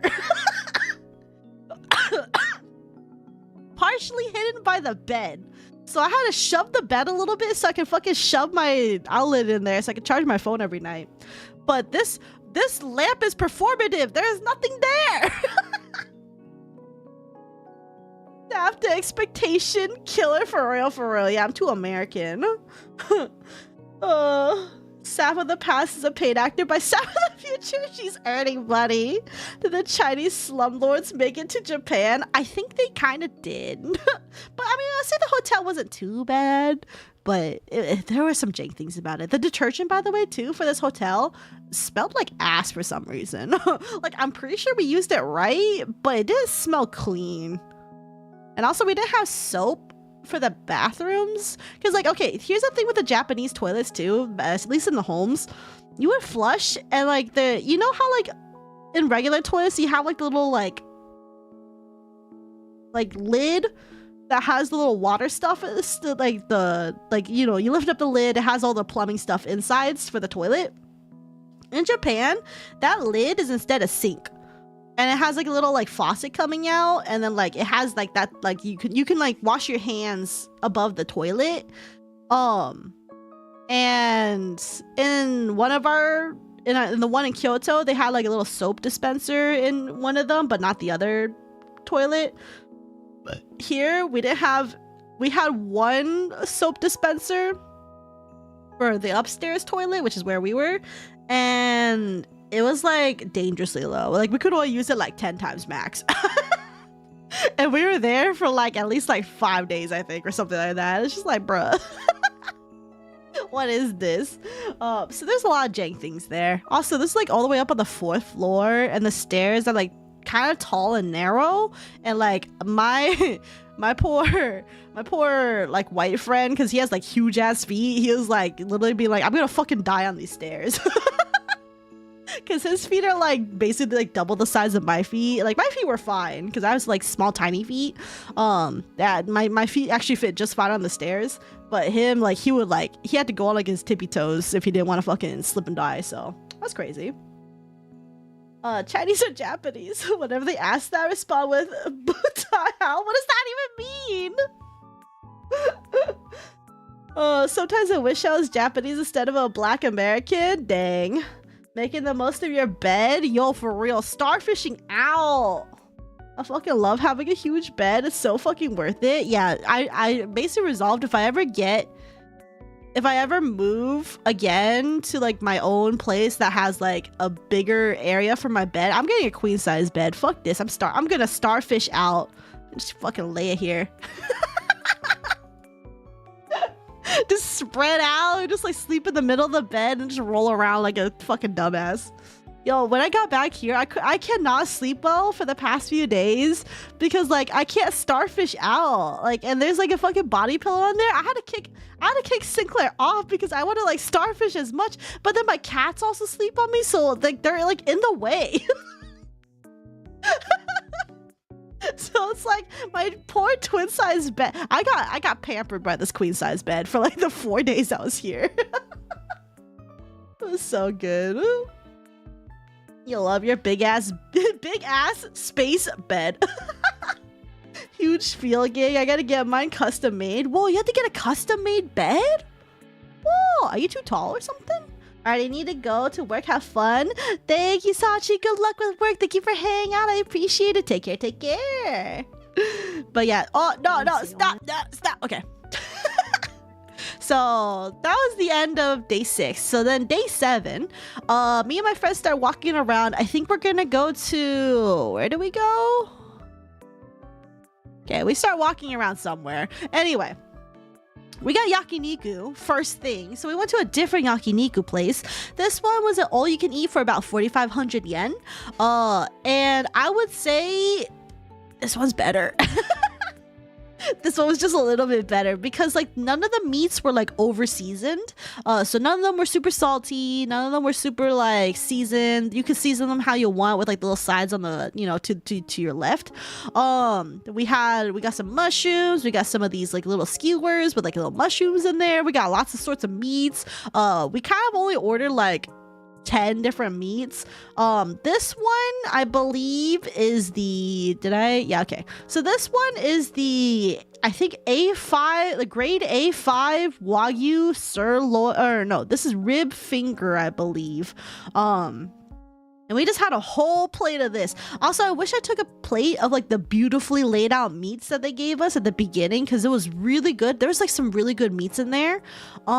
We unfortunately didn't know what meats were what, but it'd be like that. So anyway, I got one of these because like this was the tail end of the thing, and I just got one of these because like I fucking love this Wagyu rib finger that I had. It was super good. So I went ahead, got this one, cooked it. I ate all this myself. I ate all these Wagyu things to myself. It was really delicious though. Hella good. This was a really good little place that we went to. Very delicious. Yeah. They definitely did not speak much English here, but they're nice and respectful to us, which is good. We try to be really nice and respectful wherever we went to. So yeah, it was good though. And then we stopped by a snack place to get lots of like snacks and sweets and all that. I got this like My Hero Academia like little chocolate egg thing. It says right here, chocolate egg. Supposedly there's like a little figurine inside of them, so kind of like a Kinder Egg surprise or whatever they're called. So I wanted to see what it was like, because I'm just like, you know, I still know most of My Hero Academia. Let's fucking do this. So I took like sequential pictures of what happened when I opened this egg. So here's the box, here is the egg packaging, here is the chocolate egg, obviously hollow. Making me hungry, hell yeah. I'm at shoes custom made. Oh, okay. I'm size 14, but specifically quadruple wide. Oh, super wide feet.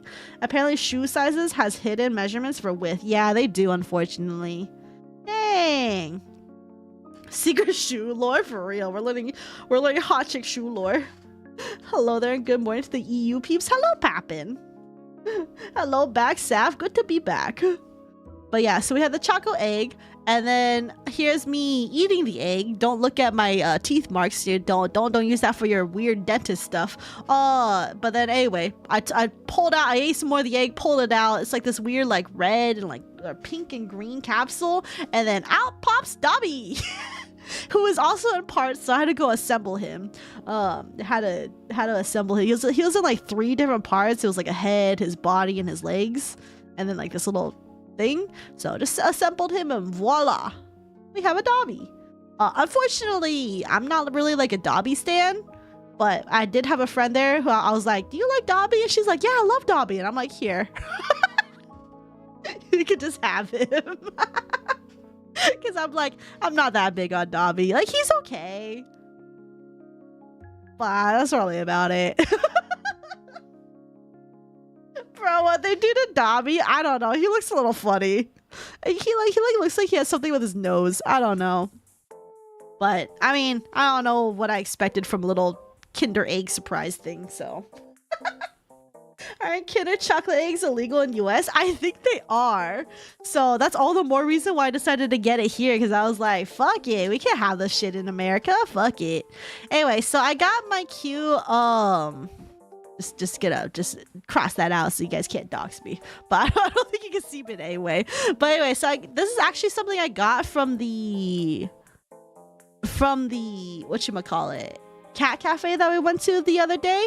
I just wanted to show, like, take a picture of it, because like there's like cute little cat thing right here, and then a little lounging cat. And like I originally got a coin purse because I was like, I kind of thought I wasn't gonna use it, because like technically the purse I used already has like a coin pouch slot to it, but it's just like really wide.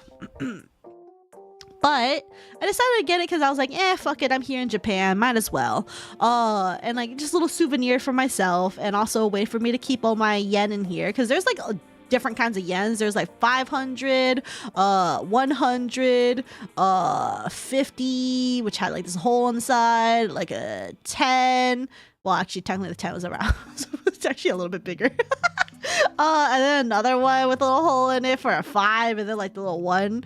So I was just like, okay, you know what? I'm gonna put everything except my 5s and 10 or 5s and 1s in here, because the 5s and 1s don't fit in the vending machines. Like, they don't take it.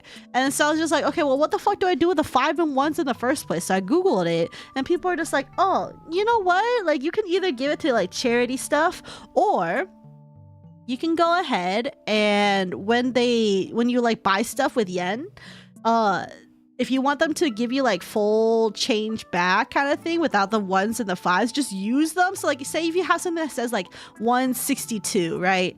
And you want to pay with a 200 yen, instead of 200, you just do 202. So then they'll give you 40.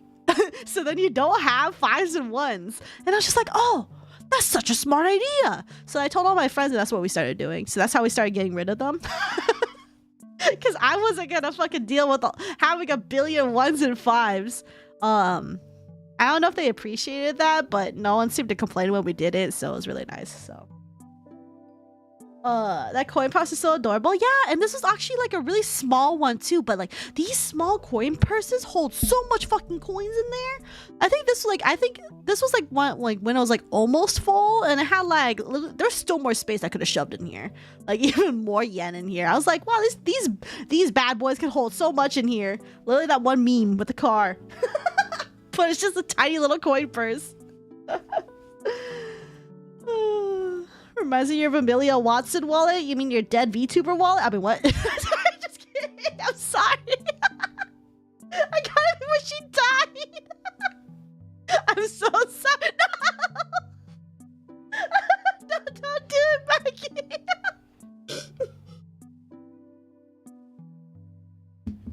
Nah, can't have kids gambling. Better give. Aw, shitty Johnny's by Saph. She's chilling like Kim Ji-hoon now. Yeah, you better enjoy my Kim Ji-hoon impression for real. Also, I really didn't know there's like a little pen tool here, so this is actually kind of neat. Gives 1 yen. Go something nice with that. I think if anything can be paid with 1 now. You can't even get vending machine shit with 1. Good morning, Dr. Dateson. That's a cute kitty. Yeah, how dare you do this to him? I'm sorry. I would say that everyone who Mackie supports dies, but then I'm like concerned if I say that because I'm like, Mackie supports me, so what if I die? So I'm not gonna joke about that. It's fucking true. Don't jinx it. I don't want to perish my VTuber standards. That's my biggest fear, Saph. Don't worry, Mackie. I'm gonna try my best to stay indie. But yeah, so we went over to this it was called a Proplica area. It said Proplica, but it was like Tamashi something.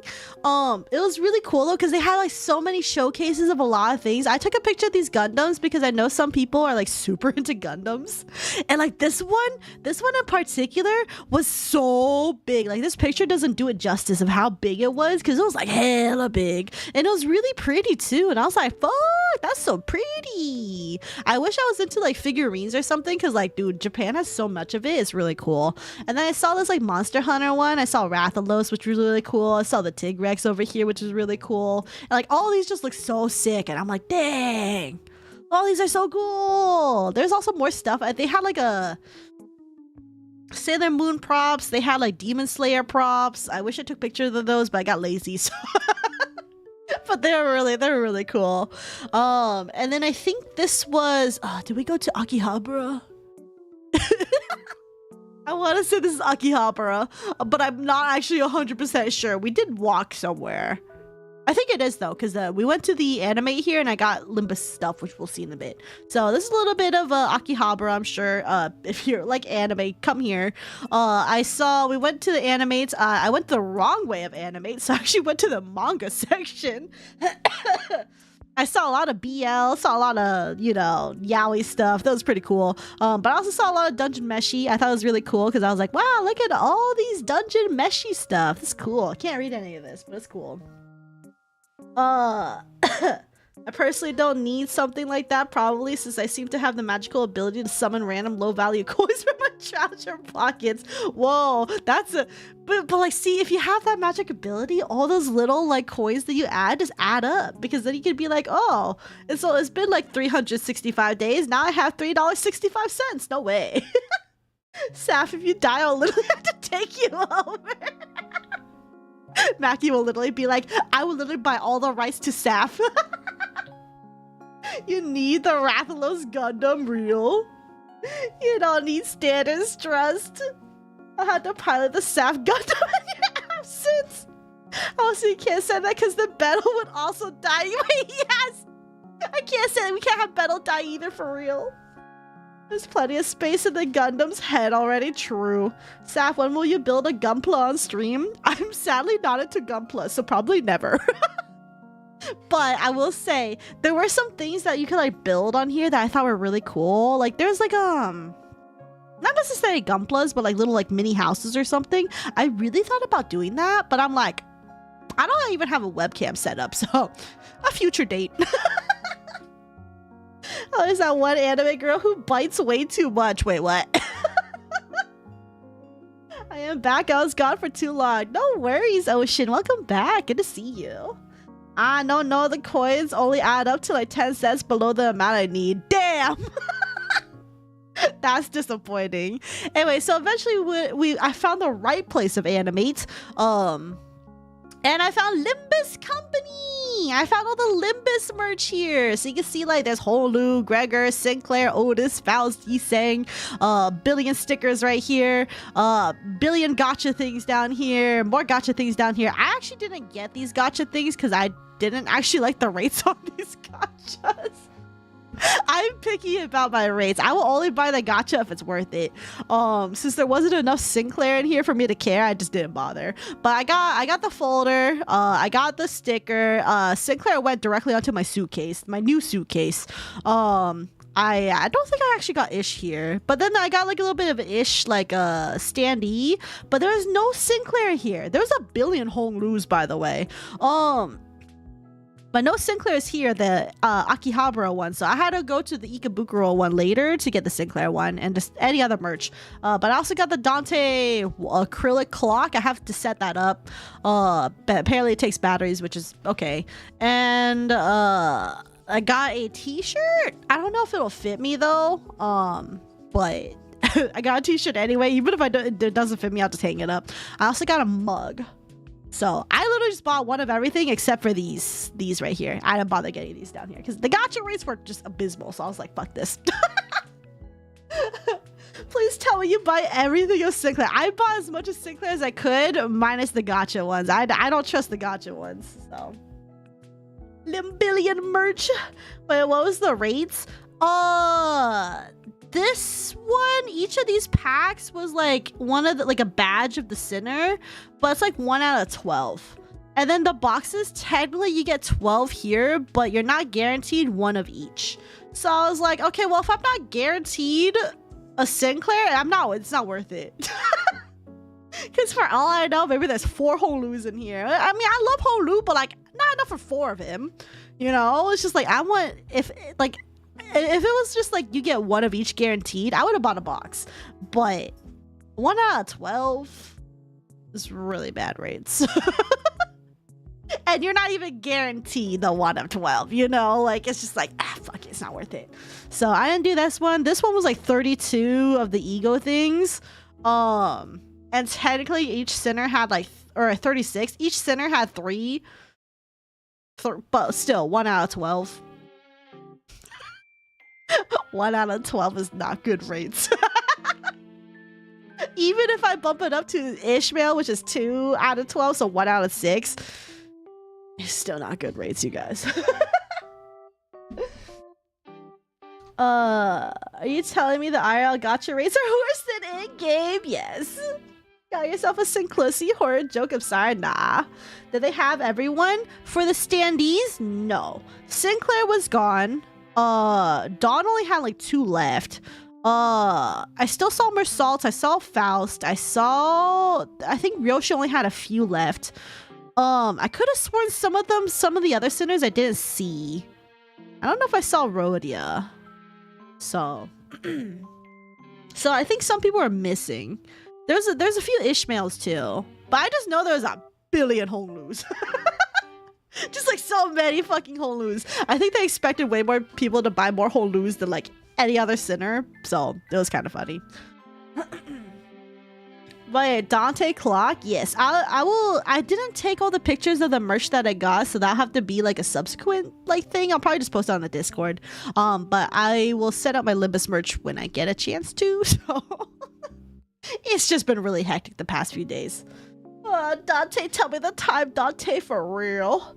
Nah, as long as it's not too small of a shirt, anything is wearable. Well, that's what I'm worried about. I was like, I'm not sure if I'll fit into the shirt, but we'll see. Because it was like Japanese size, I think. So I'm like, if it's Japanese size, I don't think I'll fit into it. I'm sadly American size.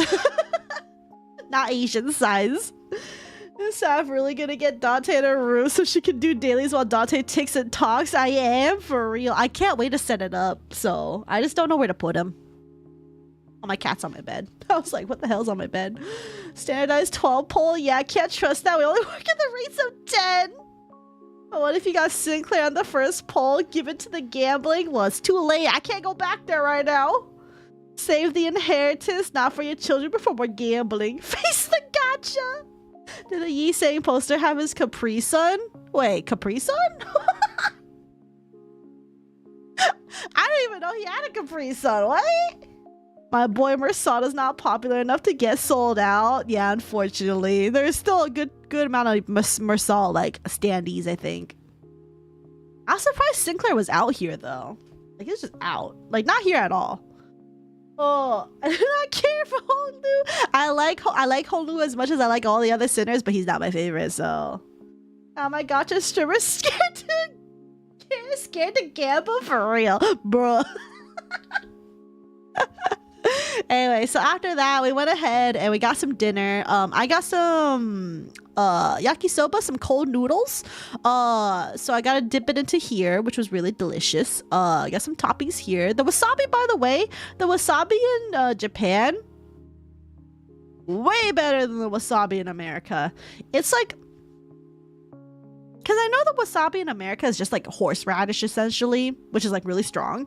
The wasabi here is like milder. It's still strong. It still has a pungentness to it, but it's not like in your face about it. It's not here to like fucking kick you in the fucking mouth every time you eat it. I still can't eat a whole bite of it without wanting to be like, but like a little bit every now and then was really good. I can't say that about the American one though. So just a heads up, by the way, the wasabi is actually really good here.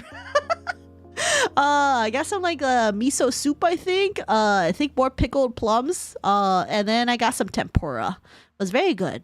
Unfortunately, we kind of, when we ordered this, we wanted something light, but this was like way more food than we wanted, so I couldn't finish all the rice, but I ate as much as I could because I don't want to waste food. It was still really delicious though. I ate as much as I could compared to my friends, so. And then I got some Hokkaido milk ice cream is apparently what this was called. This stuff, by the way, ice cream melts really easily in summer. But it was really delicious. I like this one. So, it was cute. Issei's initial poster had a Capri Sun in the shards, but it was removed. Can't have shit in the city. Wait, like unironically Capri Sun? That's so funny. Real wasabi is much more mild. Yeah, it was like way more mild. Like it still like has a pungent to it, but like not fucking kicks you in the face. So it was hella good over here. My mouth is watering. This is torture. I am so sorry, Faye.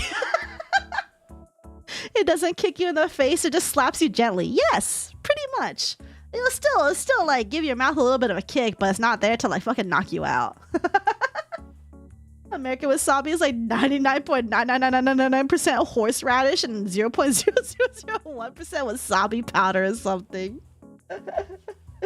Green marker, yes. I just made dinner, so I'm full. Dang. Anyway, this is my gacha haul for this day. Minus some gacha that I got for other people. So I got another Sprigatito in a little bit of a little like Sunday cup thing. The other one I wanted to get if I could was the Galarian Ponyta, because it's just really cute. Galarian Ponyta is so pretty.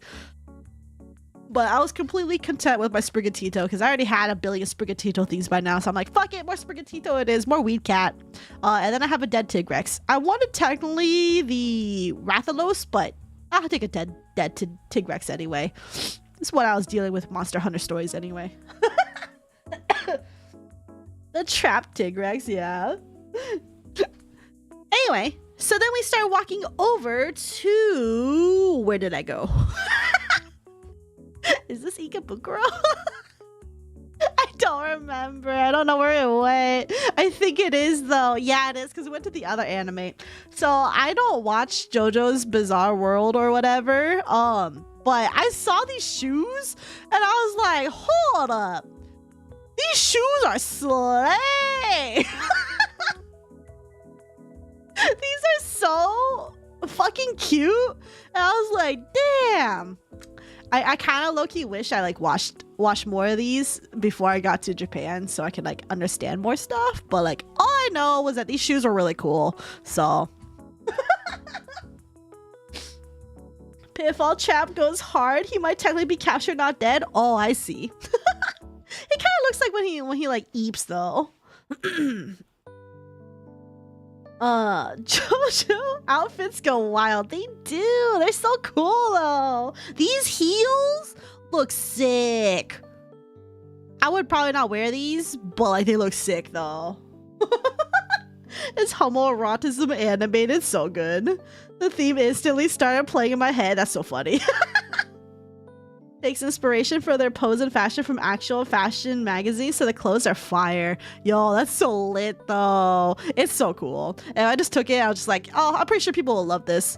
Anyway, the interesting thing is, so I found Wuthering Waves merch. I actually didn't know they had Wuthering Waves merch here, because I thought these were like Chinese stuff, weren't they? Or am I crazy? But anyway, so we found Wuthering Wave stuff. And you know what's really funny about this Wuthering Wave stuff? You can see right here, this is the Genshin Impact logo right here. Genshin Impact is on the other fucking side of this fucking thing. So like, I saw Genshin Impact, like you can see right here. This is Genshin Impact right here. This little area right here is Genshin Impact. Literally right behind it. You go, like you walk around, this is Wuthering Waves now. And I'm just like, whoa, no way. They're like right next to each other. That's crazy to see the competition right there. I wish they had more hot men. That's really about it. Very cool stuff. Very cool. Oh, you should be asleep right now? Nah. But nah, you should sleep if you need to. The creator of JoJo straight up got his poses from old marble statues of naked dudes. They look great though. Wuthering. When I used to work in an office, I cosplayed as Yoshikage Kita and was awarded best dress out of my coworkers. Thank you, JoJo's. No, wait, yeah, pigs, show us. Anyway, so we walked around more of the anime. I think I got Sinclair here. Also, I just want to say, they have so many merch of like, you know, okay, so you know like how Twisted Wonderland is like a husbando only gacha game? There's so many other husbando only gacha games that are like not localized yet, that I'm so sad that I would never be able to understand why they're so popular in Japan. I'm just like, damn, look at all these hot men I could be having and just taking with me to Japan if I fucking knew them. I did get some Twisted Wonderland merch though for myself, but even though I haven't played until recently. I mean, technically I played before and then I restarted recently, so anyway. But yeah, very cool. I also got some My Hero Academia merch too while I was here, because there's actually not that many animes that I watch right now. Oh fuck, it's 2 a.m. Oh, good night, Cardboard. Thank you for hanging out. I appreciate it. Now I'm homeschooled. Oh. Yeah, you don't need to go to school then. Yeah, go do your stinky job for real. Well, Saph title her Japanese for real? For real? Yo, for real though. My name is Yoshikage Kira. I'm 33 years old. My house is in the northeast section of Muriel, where all the villas are, and I am not married. Ayo. I'm gonna have to watch JoJo one of these days.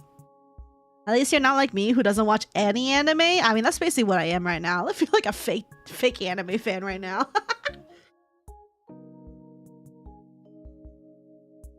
Cat on my lap and her head on my hand. Oh, so cute. JoJo watch along. Oh, we could probably do that at some point. Anyway, so we went back and then we stopped by like a station, I believe. And they had like a little, oh no, it was like the first floor, and it was actually homemade, handcrafted jewelry. So I went to 3 different people, because like there's like multiple crafts people, like their wares were up in like different sections. So there's 3 different people here that I got handcrafted stuff from. All these are clip-on earrings.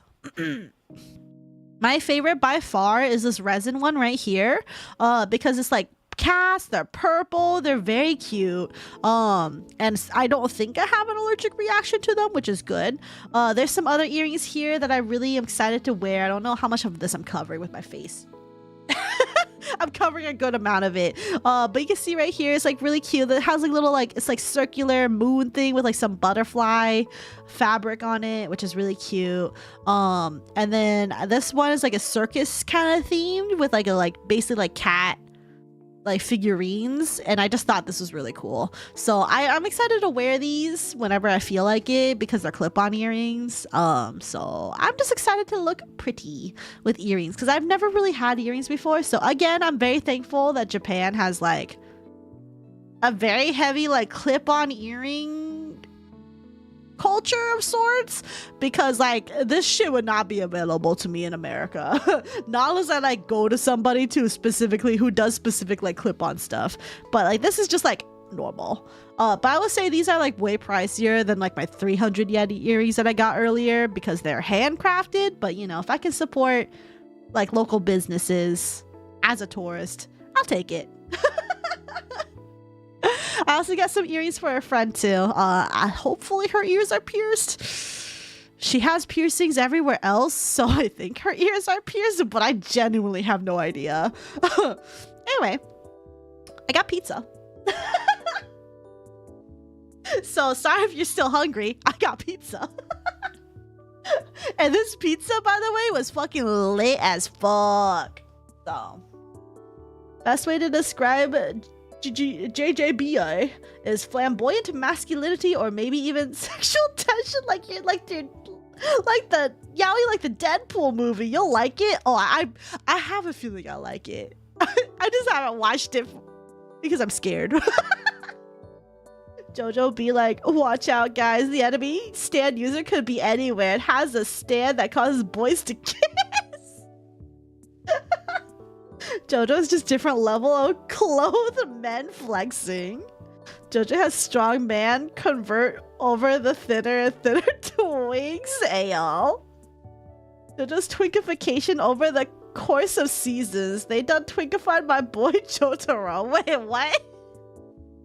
That pizza hurts me. It looks great, but I never find the best pizza to eat last, so I'll never eat. Yo, I feel you though. Cause like, so basically like this is in quarters. So each quarter is a different type of like toppings on them. And I was having the worst decision trying to figure out which of these I actually like the most. Because all these were really good in their own ways. Like this one was like a teriyaki kind of thing with like steak. There's some steak on here and like some teriyaki like sauce or something. This one had corn, some sort of ham, and I think this one had mayo. Like this one here had mayo. Or was it this one that had mayo? Or was it two of them that had mayo? I don't remember. This one had another sort of ham thing. I forgot. It's like a different kind of ham. This one was, I think, a pork belly.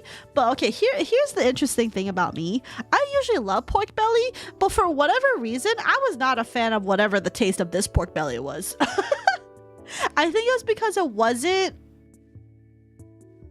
as like marinated or whatever as I usually am when it comes to like pork belly things.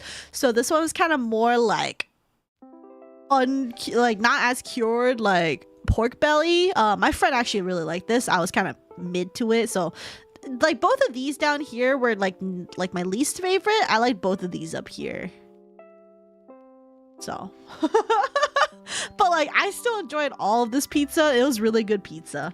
The thing I found really funny though was attached to every one of our pizzas was this thing called spicy herb and red pepper. And like the red pepper is just crushed red pepper, you know how it all tastes.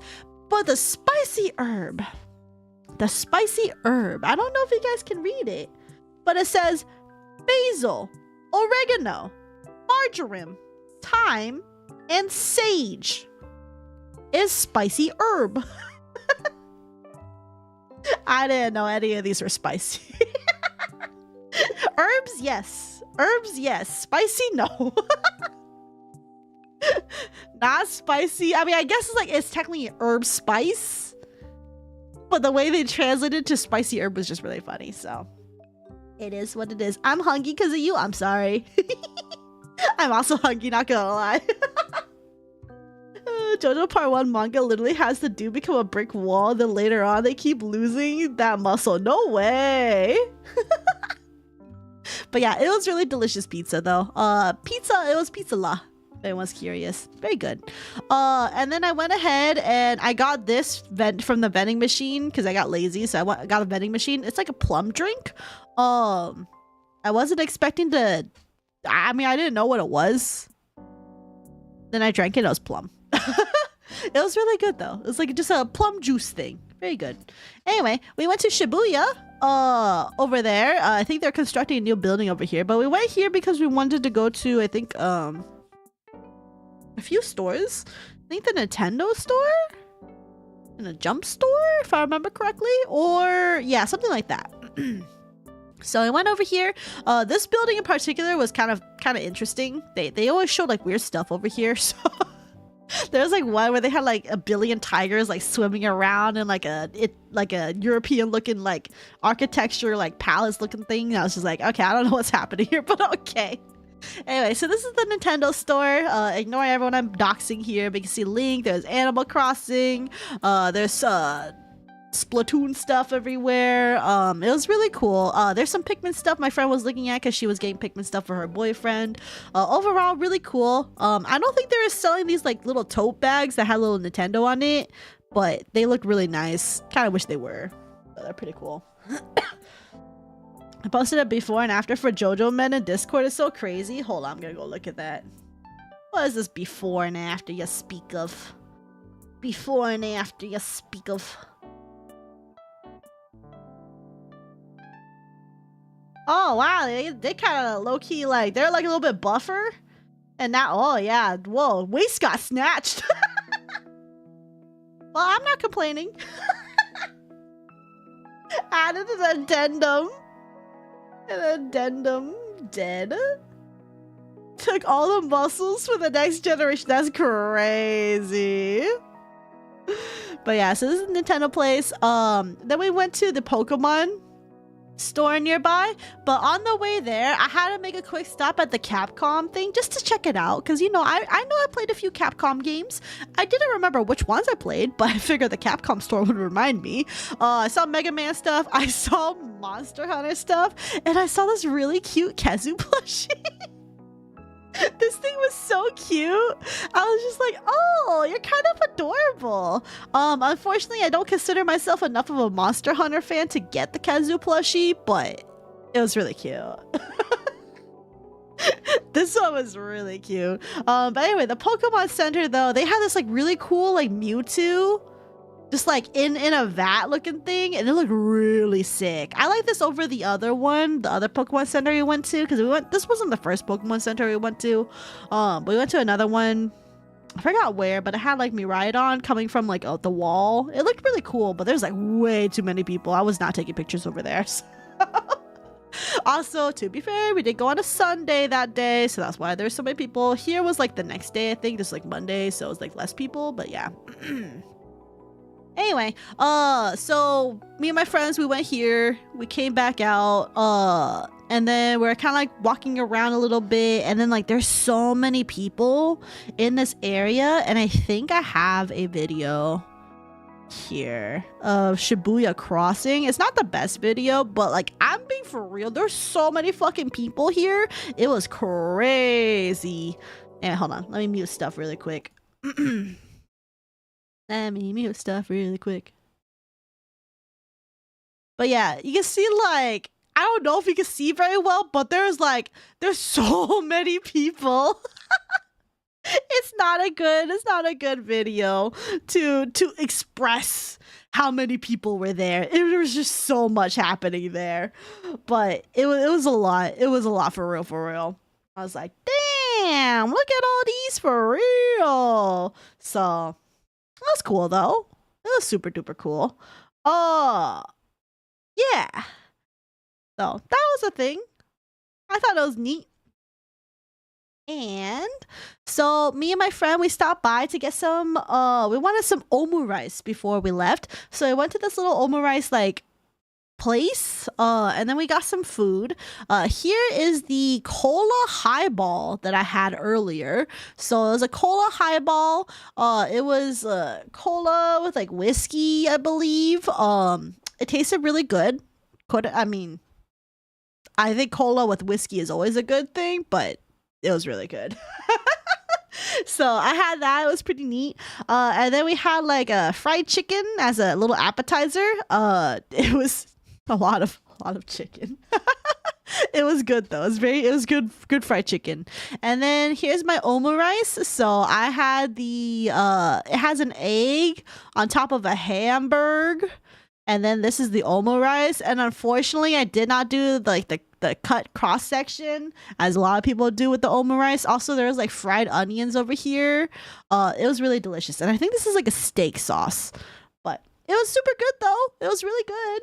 So I didn't take the cross section photo, but I ate it. A good time with it. So cute whiskey, cola, and tequila song here. But I don't want the tequila. But yeah, it was good. So we went to omusako rice. It was very good. And then we had a dessert at the end, which was it looks like piss snow, but it's not. It's like the shaved condensed milk or something like that. It's like kind of like a milk, like sweet milk shave, and then like they had like mango syrup sauce on top. It was really good. Reminds me of is it called bingsu? I don't remember, but it was really good. So we got that. We shared it. Thankfully, we shared it. It was good though. So very delicious. And then that evening, we decided to go to Tokyo Station because we wanted to go see a few things there at the Tokyo Station. And we went after, like, you know, we kind of waited out a few more hours because we don't want to be like in the direct sun. And then this is the Tokyo Station. I don't have like a good video of like the entire thing. I did technically take a video, but it wasn't that good if I'm gonna be real. So I just had this picture instead of like the front of like the Tokyo Station kind of looking thing. Or at least an architecture of it. It looks really cool. It kind of reminds me of like the stuff they have in like Europe and things, but it's really cool. Very pretty at night. Anyway, we went to the jump store. And you know, you get to see Shonen Jump stuff. This because like I had some friends that were like super into One Piece, super into Demon Slayer. I was like okay with My Hero Academia. I don't really watch anything else, so. So, you know, we could all find like a little bit of something in here. These stores are actually kind of like on the smaller side compared to what I thought was going to be for these, but it still like had a lot of stuff in there. So I think bingsu is the Korean name, but yeah, basically snow/powdered ice sundae. Yeah, that thing. Posted about yeast staying stolen Capri Sun in the Discord if you want to see. Okay, I'll go look into the Discord. Capri Sun. Can't have crap in the city. Holy shit. Wait, that does look like it. No way, that actually does look like a Capri Sun. That's crazy. Yeah, unfortunately my picture doesn't have that, so I didn't know. Damn, that would have been silly. I'm imagining Saph as the waiting for my favorite locomotive guy now. Wait, what does that mean? They're moved at the same time when the book quotes get taken. Oh. Huh. Interesting. Anyway, that evening, my friends were basically kind of fed up with having like a bunch of Japanese food for day 9 of the trip. Personally, I was okay with it, but I think it's because like they don't really eat out every day, and I kind of do, so I'm like already used to like the eating out every day, and they're like more used to like home style cooking. One of them lives on a farm, so anyway, they were just like, man, I could never go wrong with Vietnamese food, so they wanted to see how a Vietnamese like food thing does in Japan. So they went and got pho. I wanted banh mi because I was like, I don't really feel like soup right now, so I'm just gonna get a banh mi instead. This is really good. Very crunchy bread, but they said, you know, it's not a banh mi if it's not crunchy. It was very good, very delicious. I also got a taro milk tea with boba. This had regular tapioca balls and also crystal balls. But I ate all of them. That was good. And then for a secondary dessert, because I felt like it, I got an avocado smoothie. Very good too. I kind of prefer the taro milk tea, but that's just because I have a sweet tooth. So. But I mean, both of them were good. Both of them were good. And they were very, very happy with the pho that they received. So it was good. Anyway, we also went to Donkey later because I wanted to go pick up a suitcase to put my extra shit in, essentially. I technically didn't need to because I technically could fit everything in the one suitcase I brought, but that suitcase isn't my suitcase, it's my friend's suitcase. And I was like, okay, well, since I'm here in Japan, I'll just get a smaller suitcase because like the one suitcase I have is like kind of on the bigger end. So I was like, okay, I'll just get a smaller suitcase and a hard case too. So I went back to Donkey, I got a suitcase there, and I also found this Miku automaton. And I thought she was so cute. I just had to have her, so I just took her. So I just went ahead and got Miku automaton. Haven't used it yet, but I look forward to that. So Miku, Kirby, yeah, there's a Kirby automaton right there. Right over here was a Kirby one. It was really cute though. It's not the deluxe version, so it's just like the basic versions, but that's cute enough. I'll send him memes as soon as my PC started up. Fed up with Japanese food in Japan on day 9. Yeah, I don't know. It was them. I was okay with it. I mean, they just wanted like a break for like one day. So I'm just like, okay, you know, I don't think I could get sick of it, but that's just me. That's so silly. Getting banh mi in Japan is like my cousin studying abroad in Korea and eating Outback Steakhouse for his last meal there. No. Why would they do it for the last meal? That's so sad. Play it. I haven't set her up yet, but I do want to play it in the future. Miku goes around the world again, this time as an instrument for real. I like every Kirby. Kirby's cute. Anyway, so that was it for day 9. I got my suitcase. No pics of that though. No doxing for you. Oh, so day 10, we went to the, I forgot what was it called. It starts with an SH, but it was like a fish market. And like they had so many stuff over there, and like we spent so much money just on food here. So me and a friend, we got this like little sushi thing. It's like a bluefin sushi. So this is like the leanest one, medium fat, and this is the fattiest sushi. And this is the salmon that they have here. Also just realized no music. Sorry, putting that back on for you. So this is like it's like this plus a bonus one, and this one had a salmon, I believe. My friend got one that was like something that resembled a sushi, but it had red stuff on it. I'm not sure what it was. She didn't know either, but we ate it. It was all good. This is very delicious. And then we went to a different place. My friends really wanted oysters. Like they just wanted to slurp on some raw oysters, and I'm like, okay, well, I don't think I'm the biggest fan of oysters, so I'm not gonna eat the oyster, because like, you know, I've had cooked oysters and they're okay. I can eat them when they're cooked, but I don't know if I want them when they're raw.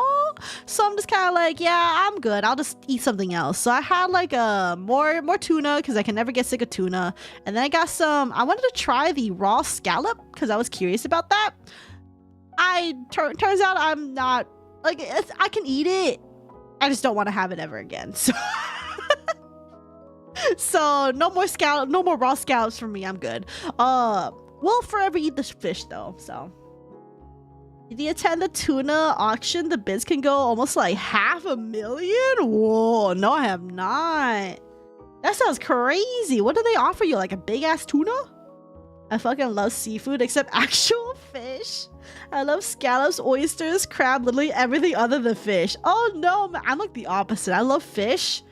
And I think like, okay, the only thing I like other than shrimp on an equivalent level is like shrimp and probably maybe a little bit of crabs and lobsters. Everything else is like below fish for me. Delicious shrimps and crabs and calamari. Oh, calamari. How could I forget the calamari? I love calamari. Anyway, some other things that I got personally, because they just ate a fuck ton of oysters. They ate a fuck ton of oysters. I got supposedly, they said it was a Japanese red melon. This just looks like a cantaloupe to me. And it kind of just tasted a little bit like a cantaloupe, kind of. Not really. It just tasted like a melon.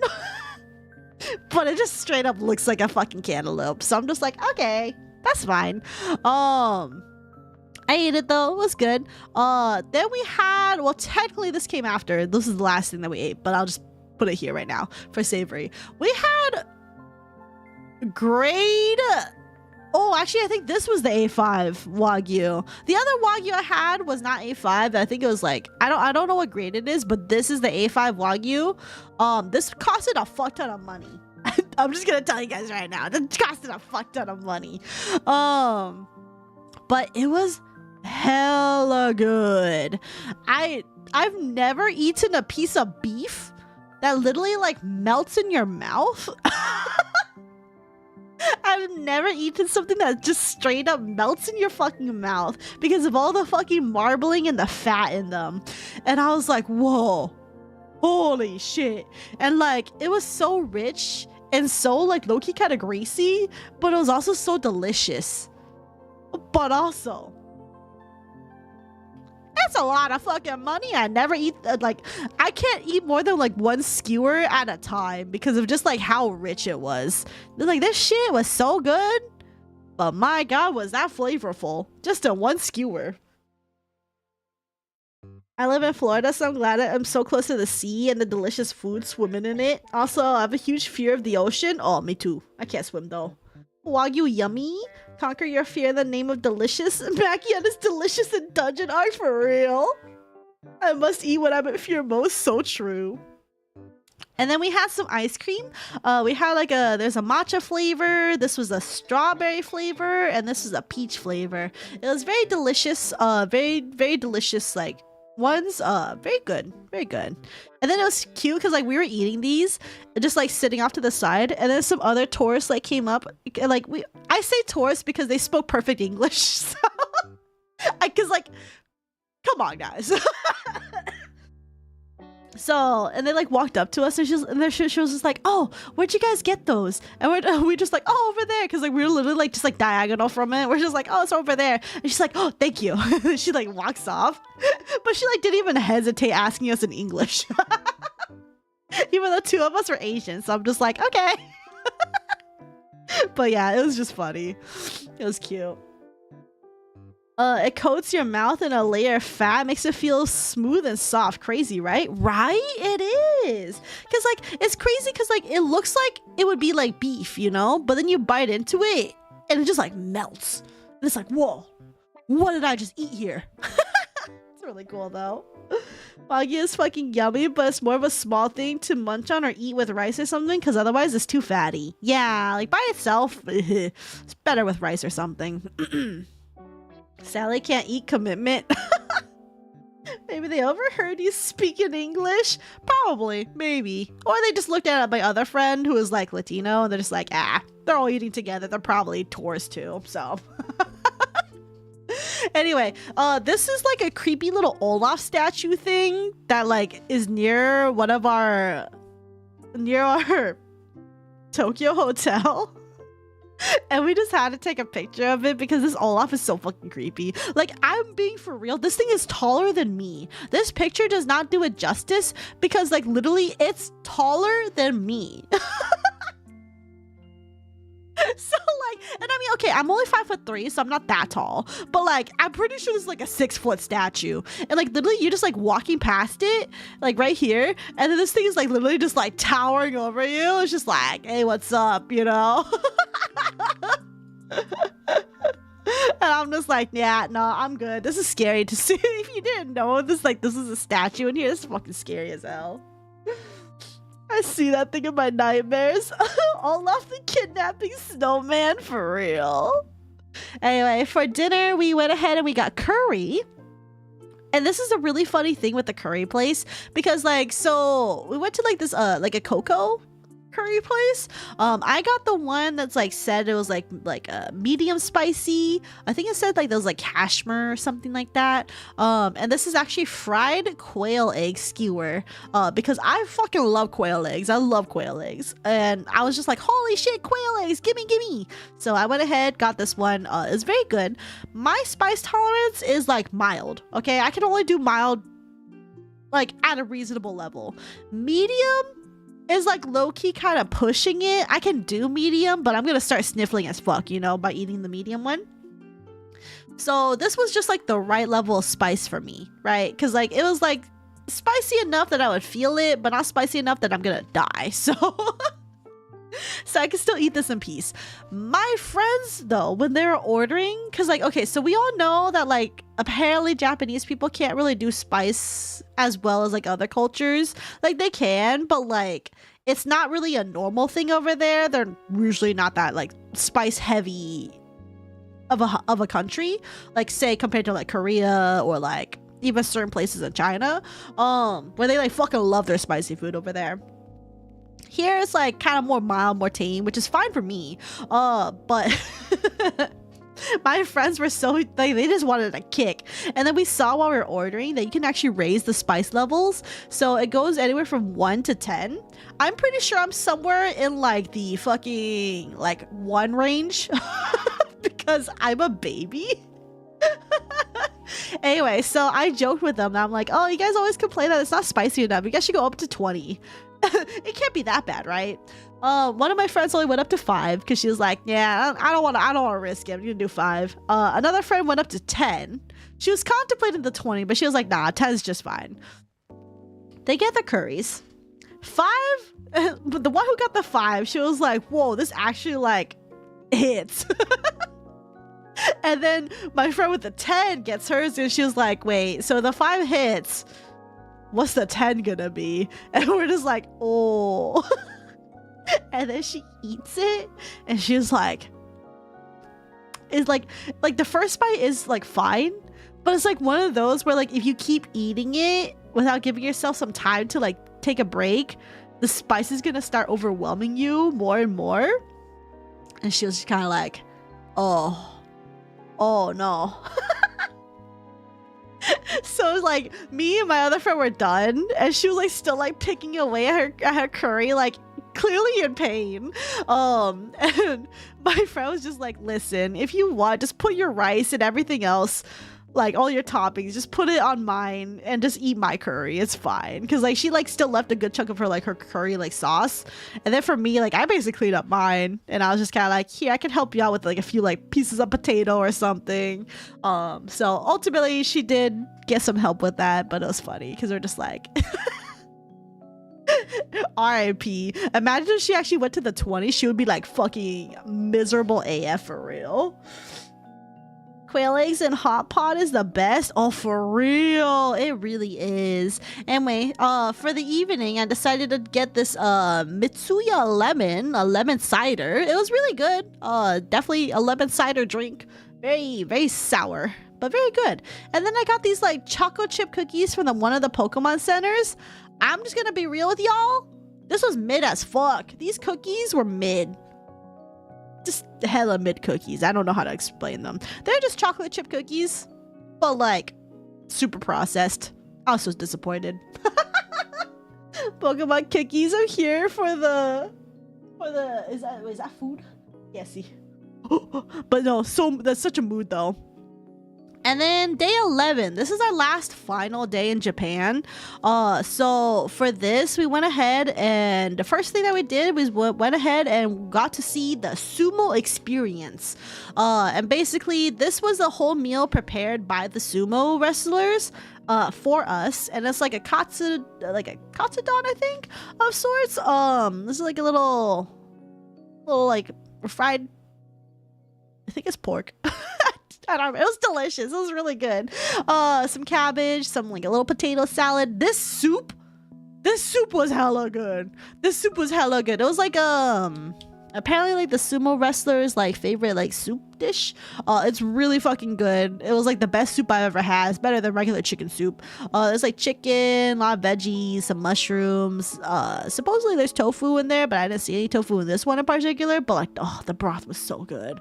And then like some rice, and like overall this was like a hella delicious meal. And while we like ate, they kind of went ahead and like showed a video about like a little bit like a history about sumo wrestling, like a little bit more glimpse into sumo wrestling.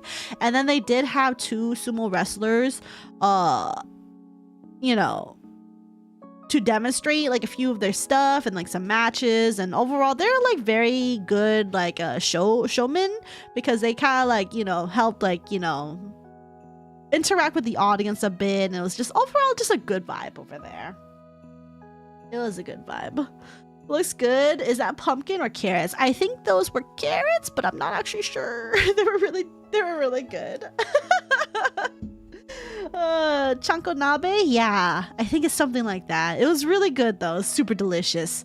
So we have some videos here. I'm just gonna go ahead and pull them from my other one because I think that's better. So I'm gonna close these really quick. And so we have some videos here. We have 2 videos here. So we're gonna have the day 11 for the sumo experience match 1. Oh, is there no sound playing right now? Oh, hold on. Let's do the... At the real tournament.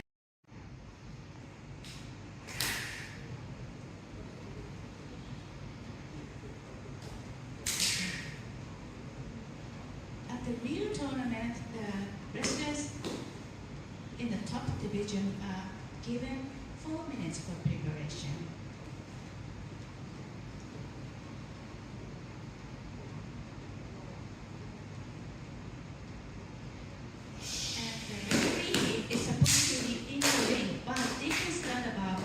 Mutual consent. And now they are grabbing some salt and throw it over the ring to purify the ring. In Japan, salt is believed to have cleansing power. Okay, they need to concentrate on the match.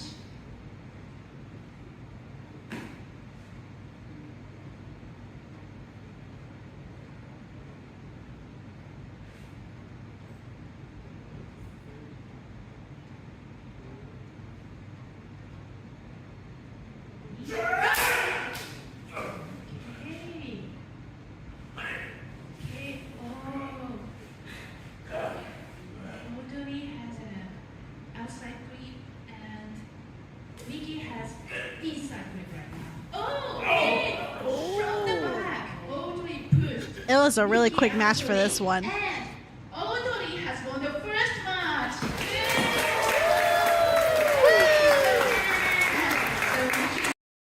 So there's like total of 3 matches that they did for us. The first one, that was the first one. It was like, it was over pretty dang quick. But it was still really cool to see overall, because I was just like, well, we get to see sumo wrestling for real, for real. That's cool.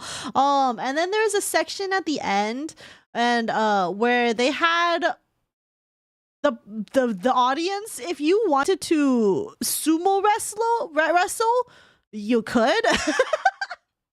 But like obviously it wasn't like serious sumo wrestling, at least not that I'm aware of, because they had basically had everyone dress up in like a sumo onesie. Like a sumo onesie thing, and like it was crazy. Okay, so like there's like one group in like the top, like you like above my head right now, there's a group right there that was so into this. Like they were so ready. They literally, like, as soon as they got to the participation stage, they're like, fuck yeah. Everyone from that table fucking lined up. Everyone from that table lined up to do it. And then I took this video of like basically, yo, some of these kids were braver than me, and it was crazy. Yo, I'm 100% getting my ass kicked. Yeah, for real. Do you have videos of that? I would too. Yes. I've got the figure for it. Hey, y'all.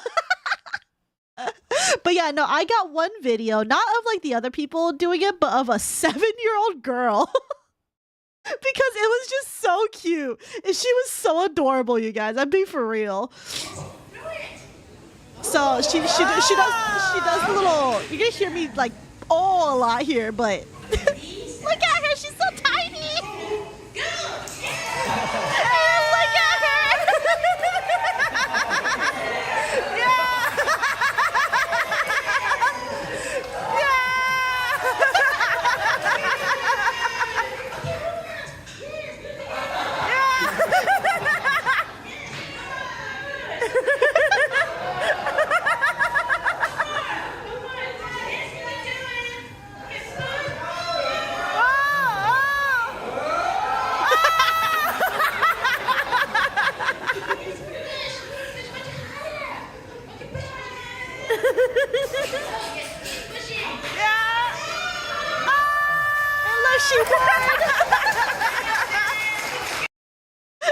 So like it's just like they were really like good sports about it, and like honestly it's such a good vibe for real. So I highly recommend this place. I think it's called sumoexperience.com. But they're really cool, and like you get like food when you go there, you get a watch, and then at the end you do participation. And then of course, like, you know, you have a table who's like there to like take pictures of you and stuff. So I highly recommend. It was good. Our table, we didn't do shit because we're just like we're just here to observe. But would say hella worth, hella cute. Future Yokozuna. I'm dead. Anyway, let me turn back on the music. So that was the sumo experience. And then no, skip. I already showed the videos. We don't need to do that. Okay. All right. Hold on. Okay. All right. So then after the sumo experience, we had to go over to the Tokyo Dome because we're gonna go watch a baseball game between the Tokyo Giants and the Yokohama DNA Bay Stars. You can tell by the confidence in my voice that I had absolutely 100% of idea what we were doing there. So it was just a baseball game. We wanted to go see it. I'm not particularly sure who brought it up, but we just went ahead and watched it. I had zero expectations, by the way, going into all that, but we can get into that when we get there. But for now, this is like the Tokyo Dome mall of something. I think they call it Tokyo Dome City, and it's literally like a mall next to the Tokyo Dome. And this mall had an amusement park in it. So there's literally a Ferris wheel. There's a this is the Ferris wheel right here. We have a merry-go-round here. There's a water slide, like a water ride over here, the fucking roller coaster, by the way. And this roller coaster went through a fucking building. Like there's this is like a building right here, and there's like a hole right here, and there's like the fucking rail, like the rails go through the fucking hole in this building. It was crazy. And my friends saw that and we're just like, oh, let's go through the fucking building. And I'm like, okay. And then we had an extra friend join us who was here like in Japan, and like basically the two guys were just like, yeah, no, you guys go do the fucking amusement park. I'm not doing that. We don't fuck with that. And so they just left. So me and the girls were just like, yeah, fuck yeah, let's go do this. And that place was called the Thunder Dolphin. And I don't have anything of it because obviously I'm not allowed to bring anything over there, but I will just say this. It was really cool. The building getting railed. Oh, why would you say that? But so true. But oh my god, I was not expecting it when I got onto this, because like they basically said it was an 80-meter fall, like as they're like their like, you know, great view, like most like biggest selling point. And that is the first fall that you do on this ride. And like I like basically you ride on this thing, and basically almost immediately you're starting up a slope. Like literally just as soon as it starts going, you're already going up a little bit of a slope, and then you start climbing up that slope, climbing up. And I remember getting to the top of that, like before we do the fall, and I just remember going, oh fuck, that's a really steep drop. It was a really steep drop, you guys. I'm like pretty sure if that drop lasted another half a second more, I think I would have passed out. And I don't know if I would have passed out because of like the force or the fact that I'm scared of heights or a mix of both. But I almost fucking passed out on that fucking first drop. I literally felt myself be like almost like straight up just like blackout. I didn't though. I was fine after we made it out of the drop, and then literally the rest of the ride was totally fine. But I was like, that first drop was so scary. I feel like that first drop is literally, I think it's this. Or this. I think it's this. It doesn't look that steep from this image, but I'm gonna tell you though, that shit was whack. And another fun thing about that ride was there is a part where it's gonna rain for a little bit between 4 to 5 p.m.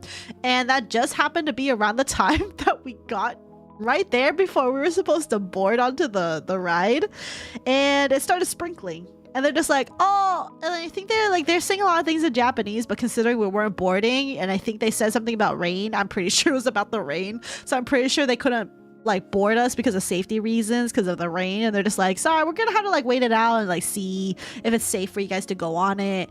And they're just like asking us like, is it okay that you guys wait a little bit longer? And we're like, yeah, it's fine. But then eventually we did board, and I'm just like, that ride was really fun.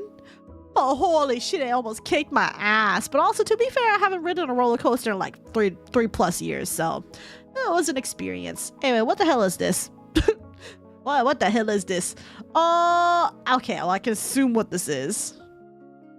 Let's see. It do be like that. Okay. Alright, I'm gonna skip all these videos. No.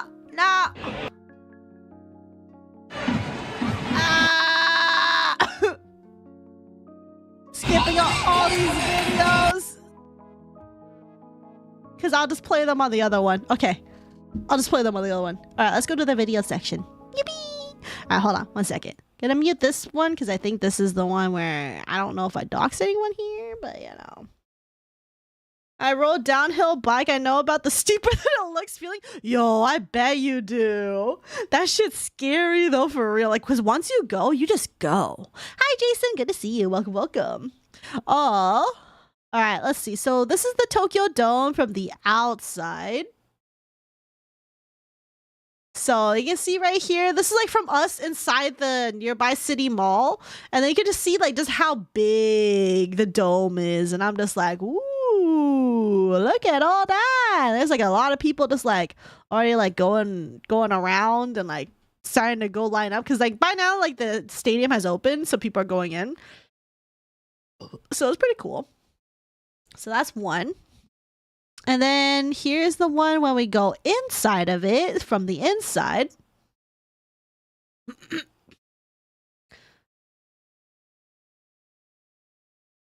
So you can kind of see, also you can see right here in the center over here, you see like the lady in like the bright like lime greenish shirt. Those are like the ladies that like go up and down the stairs with like drinks in their back and stuff, and like they're basically taking orders and things. Supposedly some people only come here just for those girls, which is kind of weird. And there was a guy, like an older guy in the row in front of me that literally like took a few pictures with one of like the Pepsi girl in particular in our area. Like he was like, he wanted a selfie with her and he wanted her to take a selfie on his camera for him. So kind of weird, but apparently that's a thing. So but yeah, this is baseball. Japan baseball for real. Pause, zoom in the hands to analyze the reflections /J. Idols and training, bruh. But yeah, so you can just kind of see like this is inside the Tokyo Dome. And it's just like, I'm gonna be real. I had zero expectations going into baseball in Japan because like I don't care about sports. I'm gonna be real. Like I'm not a sports person. And like I just know like in America it's just like, you know, people are just sitting in the stadiums like eating and like chatting with their friends and like drinking and like probably fighting each other. I don't know. But like the vibes for Japanese baseball was so lit that I literally was like, I'm not bored here because of like the amount of like we're gonna hear into some in a little bit, but like there is so much cheering, there's so much rallying. Like imagine you're in a marching band for like a football game, but like here in baseball and like you're not in the marching band, it's the fucking audience that's the marching band. And it's just kind of like it just like baffled me, like blew my mind. I was like, whoa, everything here is a vibe. Like you have here like in this section right here that we're looking at, this is like the Tokyo Giants. Like everywhere that's orange, Tokyo Giants. And there's gonna be a section right here. You see that blue section over there? That's the Yokohama section. And like each section had like a set of drummers, some people doing like whistles, and like everyone there is like dressed in their colors and they're ready to do the rallies and the chants for their team. And I could hear like them from like every side. It was crazy. I was like, holy shit, I didn't know how litty bitty baseball in Japan was. This is like the part that like I get so excited about because I was just like, this is like the most culture shock to me. Was fucking baseball in Japan. Japanese baseball's insane. They go so fucking hard. They do. And it was really cool. I liked it. It was good ass vibes. And like no one boos here. No one ever goes boo, you suck or anything. Like none of that. Everyone, if anything, they just cheer when the other team does a fuck up. So it's kind of like, but like they're, you know, no one here is like boo or anything. Like it's actually just like everyone's just good vibes. Good fucking vibes.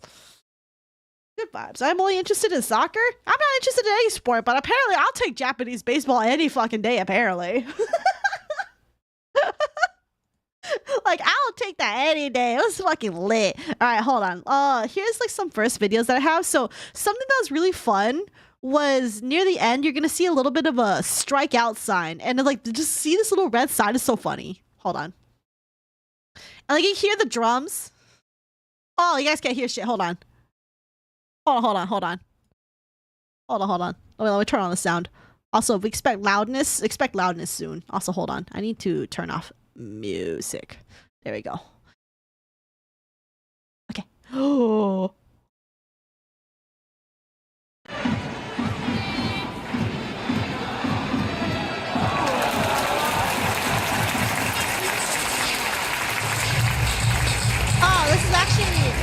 This is actually not the one I was looking for, but you can see like how it changes over here. It's really cool. Yeah, and I'm just like, it's definitely not the same. Like you hear the drums and the cheering.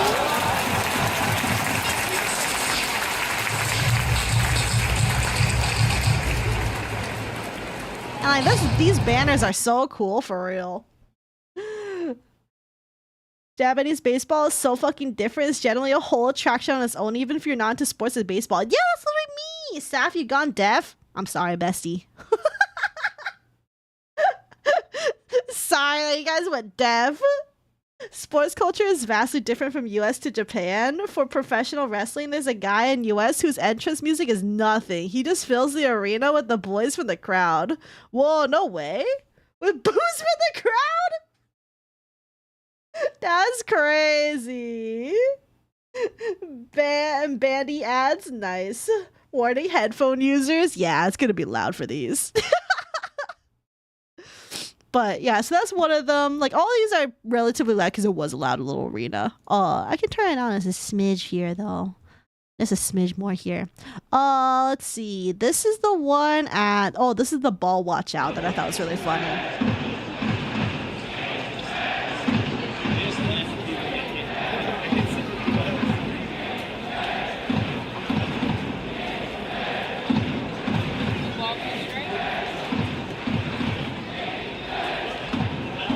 So the ball goes out right there.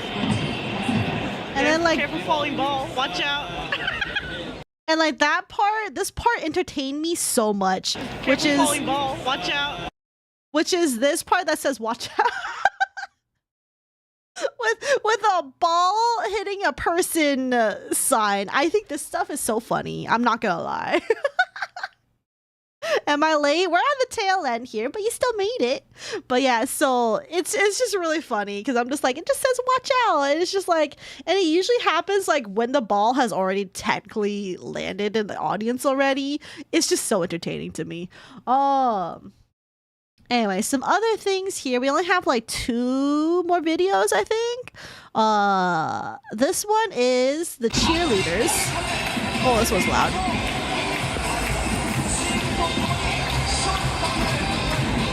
But they got cheerleaders. Man, apparently got no cheerleaders in baseball in America. But yeah, apparently no cheerleaders in America, but or at least not for baseball. For other sports, yes, but baseball, no. I kind of experienced similar, but it was soccer in Serbia, but fun and all until they do some stuff and Popo comes. Oh no, not the Popo! All in all, it's fun, even more cheerful. Dang. Yeah, America, all I know of that is like people fight each other or just get drunk. And then here's my last video of the rallies that they do here.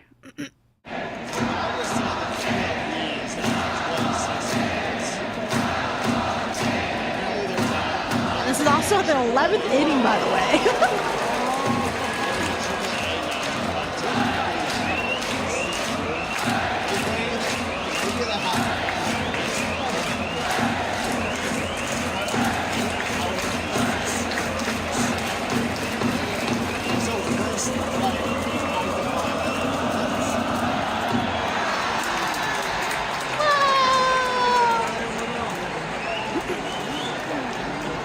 But I am being for real. They keep up this energy the entire fucking time.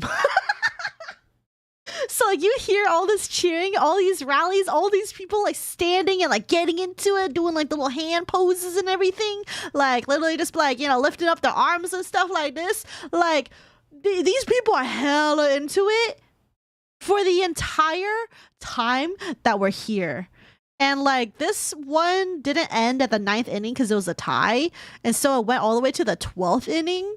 But apparently the other main difference between Japanese baseball and American baseball is that they don't keep going indefinitely until somebody gets a point.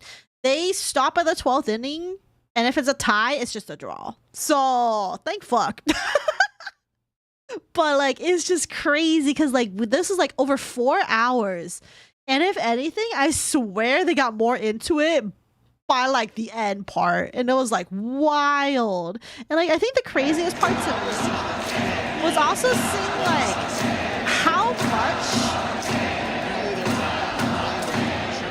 like also when we zoom in, my camera changes from blurry to like focused all of a sudden. It's crazy.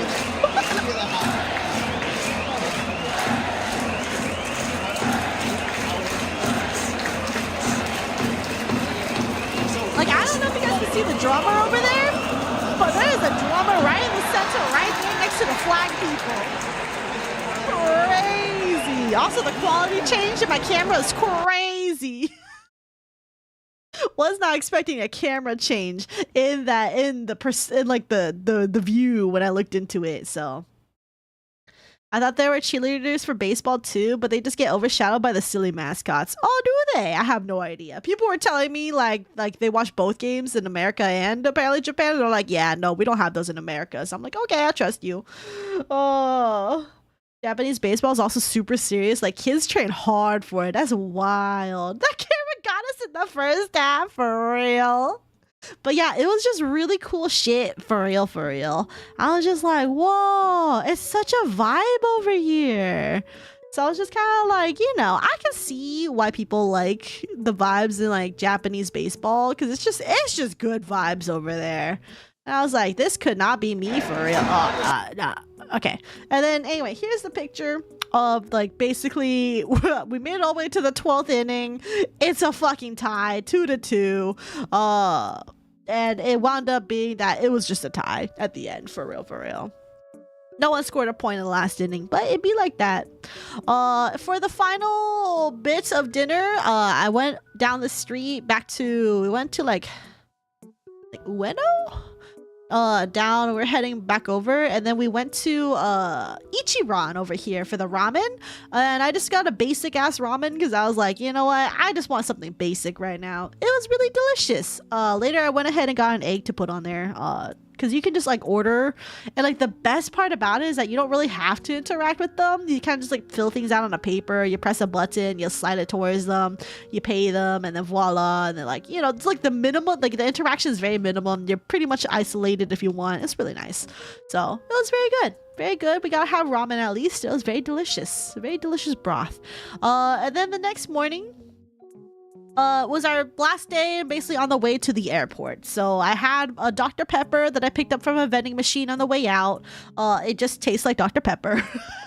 I was like trying to see if like Japan Dr. Pepper was different anyway, but it kind of wasn't, so it's fine. Ramen nar. I really like your videos. Keep up the good work. Thank you. I plan on getting to the videos back after I just stop being sick, I think. Anyway, so we got food here. I got some ginger ale. I used the last bits of my yen here at the airport to get this don birdie, I think. So it's just like a rice with some tuna, like different kinds of tuna on here. I don't know what was in this one. It was kind of bitter. In here, I think like the leafy parts are really bitter. I don't know what it was, but I ate it. And I also got myself some fried chicken, and they gave me a fresh lemon to put on it, which was really good. The fried chicken was hella delicious. Honestly, all the fried chicken in Japan was like super good. No matter where I got it, I have never been disappointed by their fried chicken. So if you really like fried chicken, you'll really like Japan's fried chicken. If you like nice juicy chicken, they know how to fry over there. But anyway, this was good, and this was like a little fish broth thing, so then we can like put it in here to like have our like remaining rice to eat with. It was really good. And then my airplane food on the way back was a spicy I could say hot chicken curry, but it was like apparently spicy chicken rice or something like that. It was a lot more food than I expected, honestly. But I also had a Coke Zero on the plane, and then I ate some more onigiri that I had as a that I bought on the way like back just to snack on.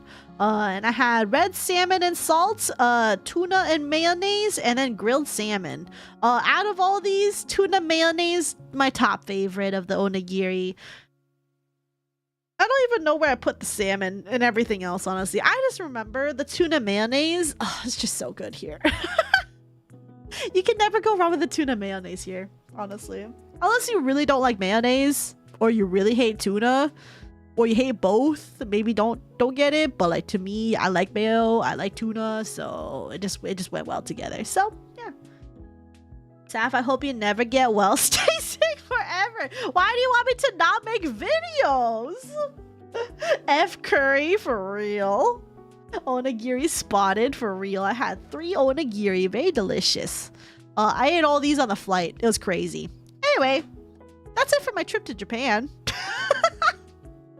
There's like way more stuff that I bought that I haven't posted pictures of, mostly because I haven't unpacked them from my suitcase yet, so yeah. But I have like some snacks here. I got some like interesting Pocky flavors, interesting Kit Kat flavors.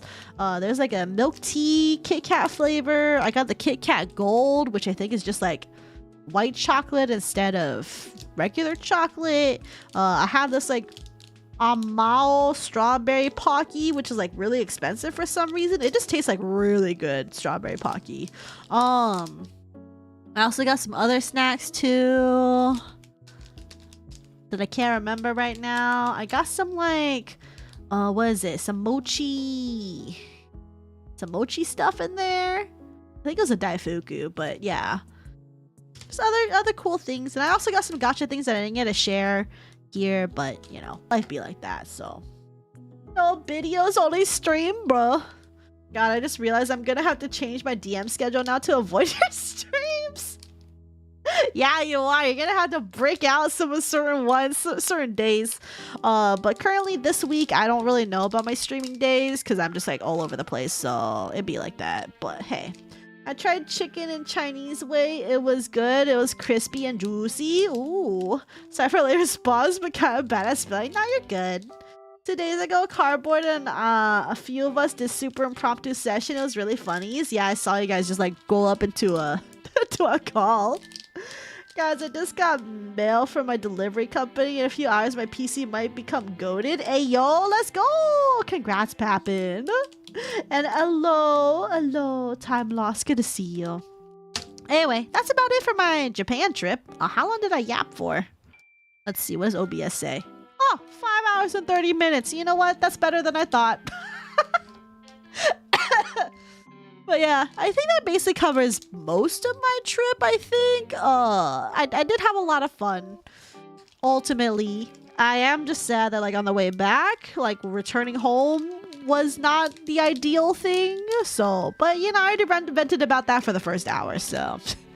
No more bad thoughts, only good thoughts. I like Japan, 11 out of 10, would visit again. Hopefully next time I visit, I'll have learned a bit more Japanese though, so if people start talking to me in Japanese, I won't disappoint them immediately with my Americanness. Oh, you have 6 hours to sleep?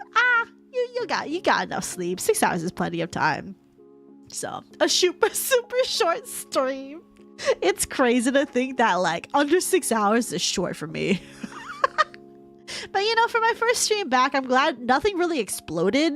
So I'm totally content with that. So that's fine. I'll take whatever snacks you don't like. Well, joke's on you. So far, I like every one of my snacks.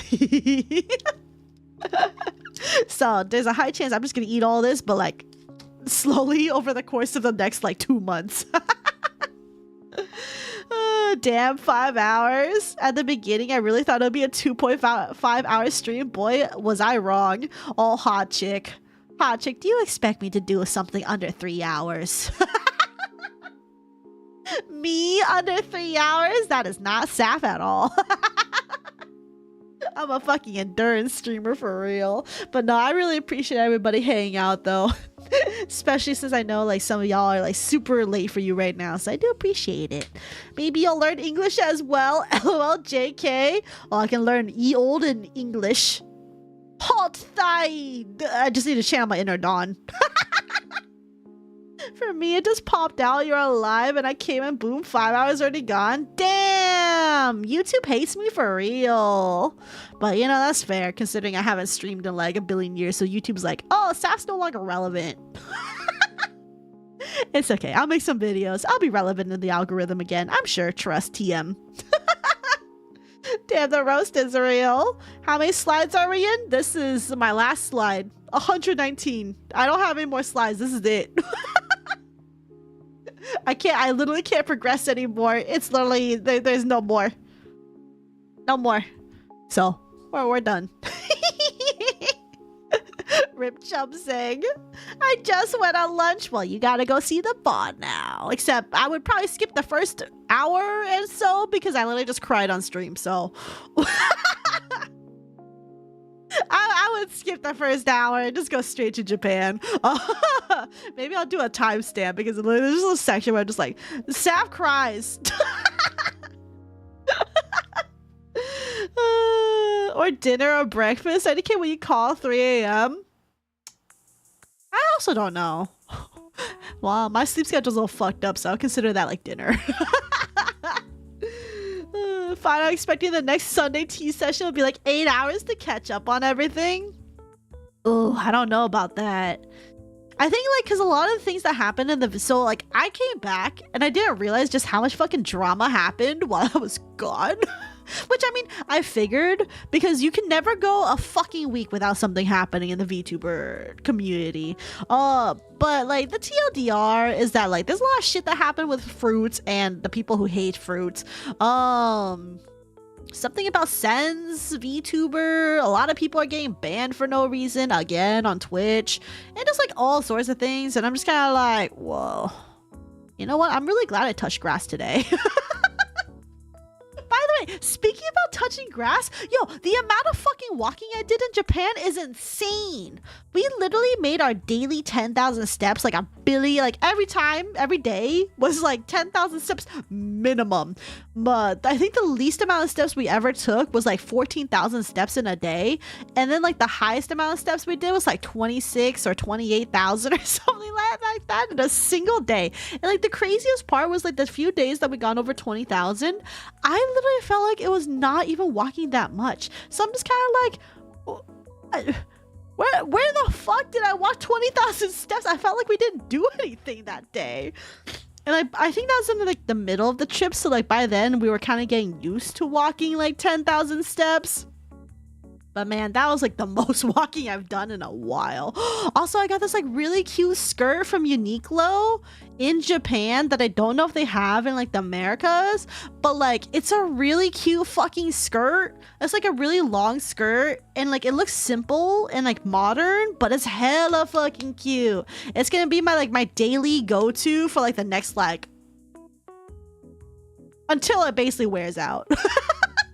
I'm gonna wear this skirt everywhere because it's so fucking cute. I don't have a picture of it because I didn't want to dox myself, but also I don't have it's like a Japanese Uniqlo and I don't know how to access that here, so but it was hella cute and I'm like, I'm so glad I could get a skirt here. So I'm on 20K for real, y'all wild. That's how you stay skinny. Honestly, that's how everyone in Japan stays skinny. They fucking walk everywhere. Which, I mean, their infrastructure does allow it, which it's kind of nice. A billion steps per day. It literally felt like it. Overnight moment. Walkable cities. Welcome to not USA. Right? You can't walk shit here in USA. You want to walk to the nearest fucking Target? Oh. Prepare to spend your next hour walking there. A 10-minute drive? Yeah, sure. But walking? Oh, 1 hour right there. Definitely not a promo. I am from Serbia. We got good food option. Rest is BS? Like the good views and stuff? Well, I think probably BS is probably not the best term. But we are good at food is good and only in authentic restaurants where they offer it. I mean, there are views, but rest is too expensive. Oh, I see. Yeah, well, I don't think I'm gonna travel internationally for a good while, but I did have fun in my experience here. It's usually like when I go travel internationally, especially if I'm not going to a English speaking country, I would like to go with friends. So then I can be like, tee, I can be a tourist with other people rather than just me. So, but I don't think I even have enough money to go on another international trip anytime soon anyway, so but it'd be like that. True, imagine being able to walk in your city. Could it be America for real? Yeah, I can barely walk in my city for real. I work in a warehouse, so rip chumpsig. Kind of have to run everywhere. Damn. Well, at least they're keeping you fit, I suppose. 1 hour walking ain't that bad. You want me to die? Ham, pang. Oh, I do want to go to South Korea. My friends were talking about, like, after we left Japan, we're like, we want to go to South Korea next. And I'm like, oh, if you guys ever go, you have to let me know. Because I have stuff I want to do there. So, yeah. Did you only buy one copy of that skirt? When I find a clothes I like, I buy like 10 copies to wear for the whole week. I'm legit a cartoon character when it comes to variety.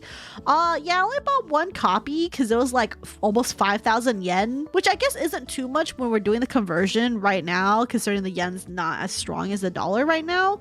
But like, I was like, I don't need more. I also wasn't sure that I was gonna like it like that much, but then it turns out, no, I fucking love that skirt. So I kind of wish I bought the green version too, because the green one was really cute too, but I was just like, well, it's fine. But at least like when it comes to like skirts and pants and things, you can technically reuse them without like wearing them like every single day, like without having to wash them between every day, or at least that's how I do things. So my sister went to Korea, made me so jealous. No, you should have gone with her. My 10 minutes of walking, 50 minutes of just standing still. God, I wish that was me for real. Europe next time, as long as it's not France. I did technically go to Europe like 10 plus years ago, where I went to France, Spain, and Italy. It was a good experience there. I really liked Italy. Italy was my favorite there, but also I just like the food. I mean, all of them were really good, but like Italy had good vibes. You walk 1 hour per day minimum. Sheesh, you're getting a workout. Bro, France is better option than Serbia. Pickpocket simulator at Papin. Real, I buy 2 copies of a clothing option because I know one day it's gonna break down, so I want it for longer. I always say 1 for wearing, 1 for loving. You guys are whack. I have never bought more than 1 pair of clothes, and I just like wear it out until I get sad that it's like worn out. Maybe it's a better option, but do you want to tell your friends you went to France? Hey! Some people think anything is good. Go to UK, amazing weather. Cloudy with a chance of cloud. I do like cloud. I would say the best day I had in Tokyo was when it was cloudy. Mostly because I fucking blocked the sun, so I didn't have to die anymore. So that was fine. Heading off. Bye guys. Have a good night / day. Take care, Faye. You too. Good night / good morning. I hope you have a wonderful day. Thank you for hanging out. I like having the backup for when it gets worn out that I can love it for longer. You know, that's valid. But then why don't you just do that for like 100, get 100 pairs, so then you have one for every year. Not to be rude, can you tell us how much it was the trip to Japan? Because from Serbia it's around 2,000 plane ticket. Oh damn. So my total was about 1,000 for the round trip plane. We went on a super budget airline. It was called Zip Air, if anyone's curious. It's a very budget airline, but it was reliable. And so we took that, and then it was another about 1,000 for the Airbnb.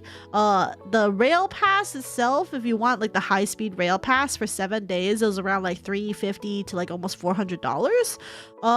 My own budget to spend on anything I wanted, including food, was about $1,000. And what else? Was that it? Yeah, I think that's about it actually. So I would say total I would budget around like $3,500 for my trip, give or take a few $100. So, but I came from the US, so, and we had a budget friendly airline. I don't know about other countries, so you know, mileage may vary based on location. Saph Vents' son, she's a gremlin and she takes damage. Yo, you know something I'm so proud about? I didn't get sunburned at all. I was so on top of putting sunscreen on myself because I usually don't put sunscreen on myself. But I put on so much sunscreen on myself. I did tan. I'm like definitely shades darker than when I left. I'm definitely like browner right now. Yo, I tan like so easily. Like I start looking more brown.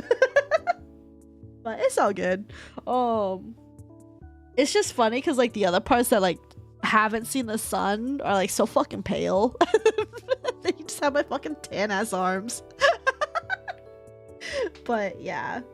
But I'm so proud of myself. I didn't burn at all, because usually when I'm like out in the sun and stuff, I burn so fucking easily because I don't put on sunscreen. I'm not very vigilant about it. But ever since I became an adult, I was like, yeah, no, I'm not peeling on my trips no more. So I put on the sunscreen like a good person.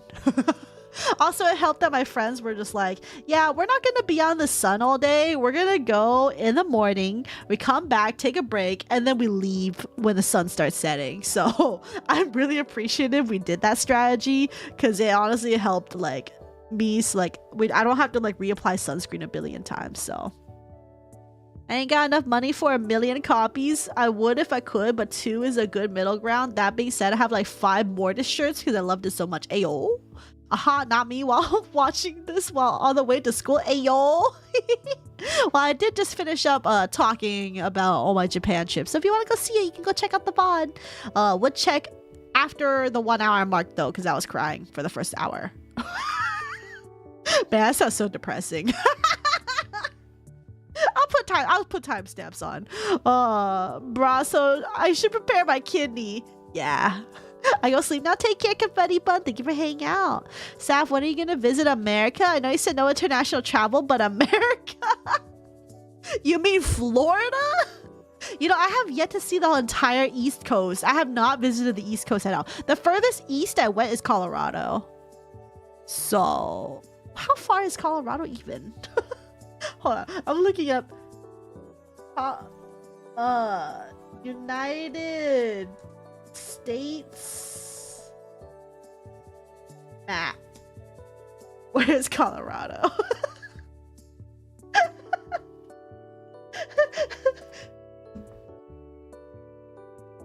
Oh yeah, that's not east at all. Yeah, that's the furthest east I've ever gone is fucking Colorado. Good dreams. I laugh every time you say that. No, America. Where is your cave located? I assume you live somewhere in the Himalayas. Yeah, I'm definitely in the mountains, for real, for real. Average geography knowledge of an American. Yeah, I know. It's really shit. It be like that. Don't even know our own fucking states. Hey, at least I know New Mexico is a state. I'm better than some people, okay? Some people will literally hear New Mexico and be like, oh, that's not a state. And it's like, yeah, it is. Shut the fuck up. So at least I'm not that far gone. You know, there's some things I'm slightly better than some Americans. The bar isn't high, but it's there. That reminds me though, I had a friend, like, my friends, like on the way back, like we were kind of like weighing out our suitcases and things, and one of my friends had so we had a 30 kilogram weight limit for the flights, and I know 30 kilos is around like 60 something pounds, probably a little bit more than that. And I remember my friend, like, he bought a whole new suitcase and like filled it up, and it was like so fucking heavy. I lifted it up and he was like, yeah, that's only like about 35 pounds. And I looked at it, I lifted it, I couldn't even fucking lift it off the ground because I'm fucking weak as hell. I don't work out. But like I lifted it and I'm just like, this is not 35 pounds. You're fucking kidding me. I can lift 35 pounds. I can't lift whatever the fuck this thing is. And he's like, what? I'd work out all the time. I can lift it up. And he like demonstrates. He's like, yeah, it's 35 pounds. And I'm like, you're fucking crazy. And wouldn't you know it, when he went ahead and put it on the scale, that sucker was 29 point something kilos. And I'm like, yeah, I fucking told you it wasn't 35 fucking pounds. I know what 35 pounds is. And I was saying like, cause like he was like, oh, it's 35 pounds, 35 pounds. And I'm like, and I basically compared it to like if I took 3 of my cats, because each of my cats is 11 pounds. So I said, I can lift 3 of my cats. I cannot lift your suitcase. So that's more than 35 pounds. And then like his friend who was living in Japan, he's like, Americans will do anything, but we'll use anything but an actual measure, like the metric system to measure. And I'm just like, yeah, because like I don't actually know what 10 pounds weighs like specifically because I don't lift weights, but I know each of my cats is 11 pounds. Like Grim right here. Look, Grimmy. You're 11 pounds. And then, so I was just like, and I know if you give me 3 of my 3 Grims, I can lift up 3 Grims at once. It won't be pleasant. I can do it. But that suitcase, I was like, I think this has to be over more than 50 because I can't fucking even lift this off the ground without feeling like I'm gonna die. And then it turns out, yeah, it is 29 fucking kilos, 29 point something kilos. And I'm like, yeah, that's more than, that's more than fucking 50 pounds. JK, but you gotta visit Florida sometime. We got a good tourism industry because we have a big rat theme park that everyone loves. What do you mean a big rat theme? Oh, what you mean a mouse? Technically, mice and rats are different. Mice and rats are different, you guys. 30 kilos. I got like 20 kilos for the most ever cheapest ticket from Belgrade to Bucharest to break over Rog. Oh, 10-hour shift. Take care, Chub Sing. You know, dumbbell curl bags of rice. Bold of you to assume I can even fucking do that. Even lift a 10-pound bag of rice properly. Have a fun stream. Thanks. 3 Grims, yeah. You can see Michael Mouse. My teacher said that once, so now I call it the rat park. That's so funny. I was literally just like, I was thinking that you had like literally like a theme park with rats in it, like the New York like sewer rats or whatever. And I was like, people actually want that? And then I had to be like, oh shit, wait, fucking Disneyland. Even though Mickey Mouse is different than a rat. You wouldn't? Well, I mean, like, if people are going, I guess I would, but like, I'd be scared about the sanitation if it was fucking the same as the New York fucking rats over there, but in Florida. Sam is a rat hater. Brush SMH my head. No, I'm not a rat hater. It's just there's something inherently different between wild mice, like the New York rats, versus domesticated pet mice, like the fancy rats. Or like, oh, I just said mice. Fuck. The fancy rats. We also don't get income tax. Oh, wow. Florida's another state that doesn't get income tax. Damn. Fuck. Because we ballin'. Apparently my New York rats are the size of cats. Yeah, did you know the fun fact about rats is that they actually don't have growth plates in them? So like their growth plates never like ossify or whatever. Like they never calcify. So technically rats can keep growing as long as they fucking live. So if a rat can live forever, it would just keep growing. And like that's why like rats can get to the size of a fucking cat. Because those are just some old ass rats. Saph nerd to Noma. Only when it comes to rodents. Dark Souls rats. Nerd emoji staff right now. So that's how big. How Mackie is big / J. Dark Souls rats. You know, while I'm here, and also because I don't feel like there's gonna be a lot of people that like make it all the way to through this VOD, because it's like, you know, not drama related at all. But same as sharks, the more you space and time you give them, the bigger they grow. Yeah.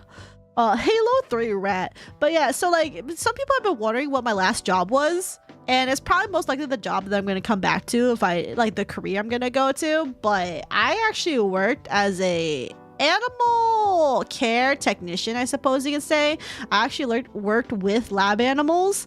I know some people have controversies with the whole lab animal things, but like trust me, there's a lot of fucking organizations there that like basically monitor the animal welfare, at least in America. I'm pretty sure around the world too. It's a pretty regulated thing. And I primarily work with rodents, aka mice. So that's why I really know the difference between mice and rats. And rats are bigger and smarter than a mouse. You're a rat. We know your last job, rat. I'm gonna hit you with the actually. Yeah, I will. When it comes to certain rodent facts. Mostly because that's what my work was, so. Specifically, my last work was giving super ovulation injections to mice. So I had to work with needles quite often. Stab mice into the gut appropriately to give them hormones to induce ovulation stuff, something like that. It's for in vitro fertilization things. But anyway, can you get me a job at the rat factory you worked at? I've got good rat experience. It's not a factory. They still get eaten by cats though. I mean, not in the fucking lab setting. We ain't got no cats there. Stabbing mice lovingly for a job. Damn. Yeah, no, that's literally what I did for like almost 5 years before they laid me off. So I'm just like, damn. Oh, it was a good time though. You're a rat for 12 years? No way. You literally said you made rats pregnant. That's a rat factory. No. I didn't. Well, it was a breeding facility. Technically, we did breed mice. But again, I work with mice, not rats. We actually got rid of rats from our facility a while ago. Like a few years ago. They like outsourced them. But it's fine for me. I didn't want to work with the rats. They're so big and rats are like way smarter. It's scary. Also, like the rats are just huge. We have a mouse castle here where a rich guy got allegedly eaten by rats in the Middle Ages. Does that count? Were they eaten by rats as like a torture method or like what? I know that's a thing. Rat factory, fuck, I have so much rat experience. I could have made a good rat employee. We don't want rat employees. That's biosecurity problems. I mean, all rodents do. Mouse, mice, whatever your rodent encyclopedia can pull. Mouse is the singular version of the plural form of mice.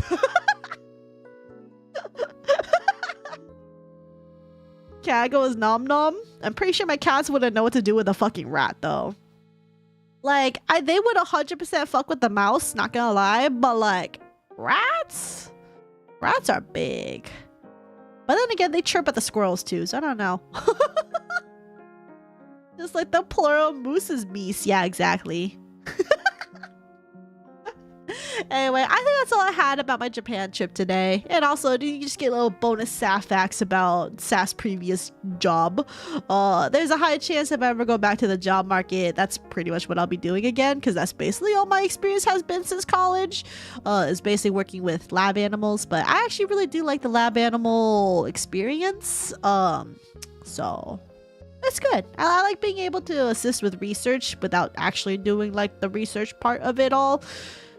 And also, it's just like rewarding in some ways to take care of the animals without like really getting all into it. So yeah. Oh no, as in they like hoarded all the food during a plague and then a big swarm of rats followed him. He tried to hide in a castle on the river, but the rats swam over and ate him whole. What? Just German bedtime stories. Yo, German bedtime story. You guys hit different with your bedtime story. Is that basically to say like don't be a fucking greedy bitch because you'll get eaten by rats? is that the moral of the story? God, I wish I was employed. Yeah. Honestly, some parts of me kind of miss like working a regular job. Mostly the stability. I think that's really about it. But life do be. Yeah, that's the moral of the story. Alright, good. You know what? A better moral story than a fucking the tortoise and the hare. Whoever came up with the fucking that moral of that story fucking sucks ass. At least the German bedtime stories, as scary as they are, they fucking make sense. So, and that rats can swim. Yeah. At least you know. Okay, hold on. Now that we said rats can swim, can cockroaches swim? I need to know. I mean, I figure that if a cockroach falls into a puddle of water, it would like float there because it's a bug, you know? And like bugs don't have like like they have the natural buoyancy. But can they swim? If rats can swim, does that mean pigs can fly? Gregor can probably swim. They can survive underwater. What? Okay, I don't want to know these fun facts anymore. I don't want to know these fun facts anymore. There are water roaches. They were in the drains and stuff at one of my old jobs. Gross. Anyway. You asked, so you'll receive. You know what? I did ask, and I did receive. And now I don't want to receive anymore. But thank you guys, I appreciate it. Thank you guys so much again for hanging out. It really means a lot to me. Thank you everyone who has stuck by through the start of the scuff of the stream and then listened to me yap for literally like 6 hours basically. It really means a lot. I hope you enjoyed my experience to Japan, and probably in the Discord, whenever I fully unpack everything, I'll go ahead and share like the rest of the merch that I got, especially when I get stuff set up. Because I want to get like that Dante clock set up. Probably put the mug away, hang up some Limbus merch and all these fun things. So I appreciate. But yeah, thank you guys so much. It was fun to hang out again after such a long time, and it's good to like talk to you guys. I'm glad I'm not like super rusty when it comes to the yapping, because I was really worried. I was just like, oh, what if I think like talking into a microphone is gonna sound like really fucking weird, you know? Also, hold on, I'm gonna check one thing on Discord before there's 18 messages here. What does this mean?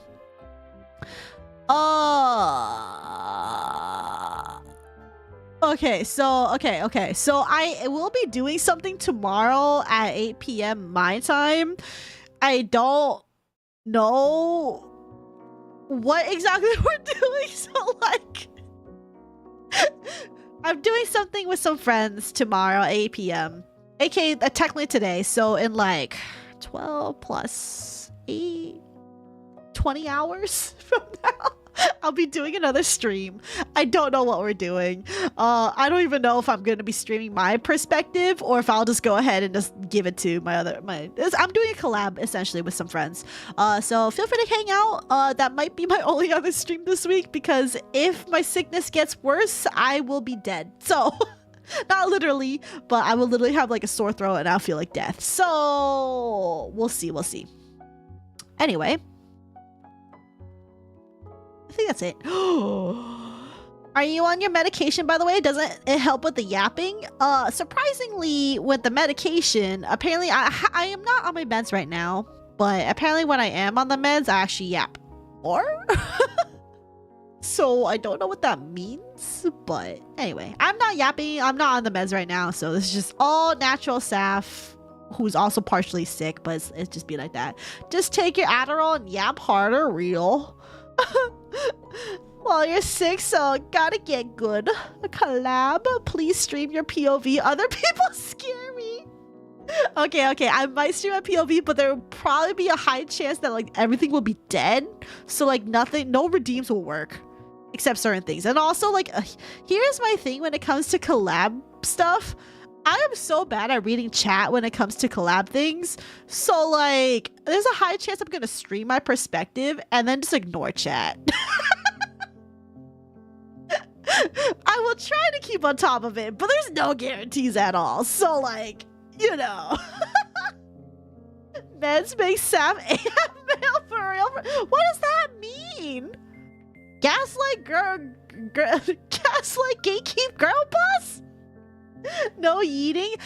I don't know if I can yeet. Mostly, we'll see. I'll see if I can put that up.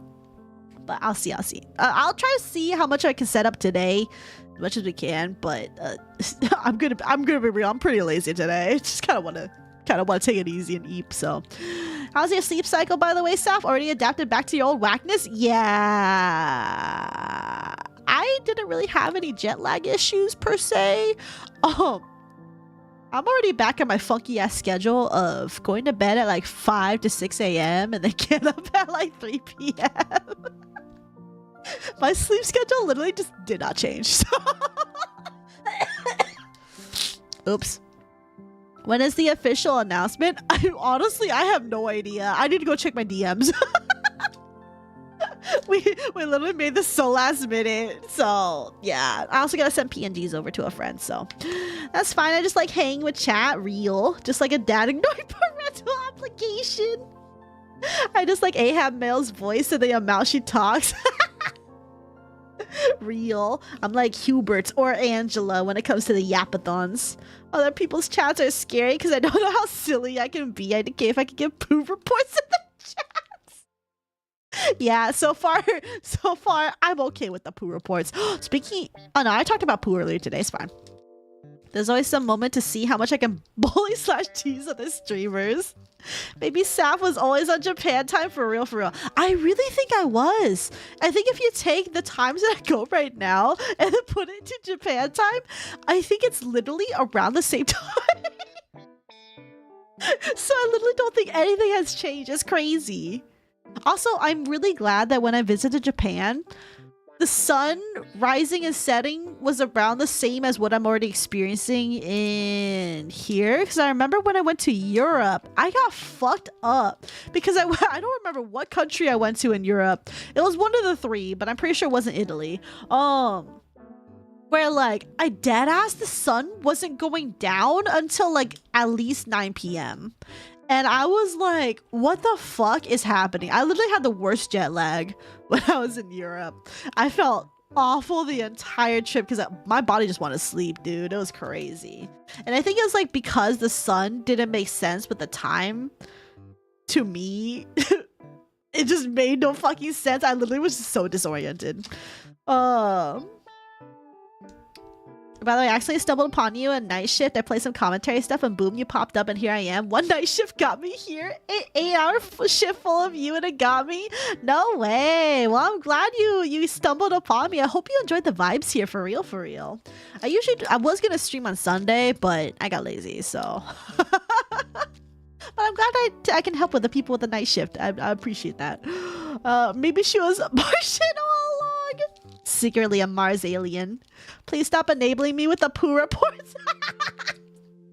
I wish I could talk sentences without stumbling over my words. My Angelo arc evades me yet. Yo, that's a mood. I stumble over my words all the time.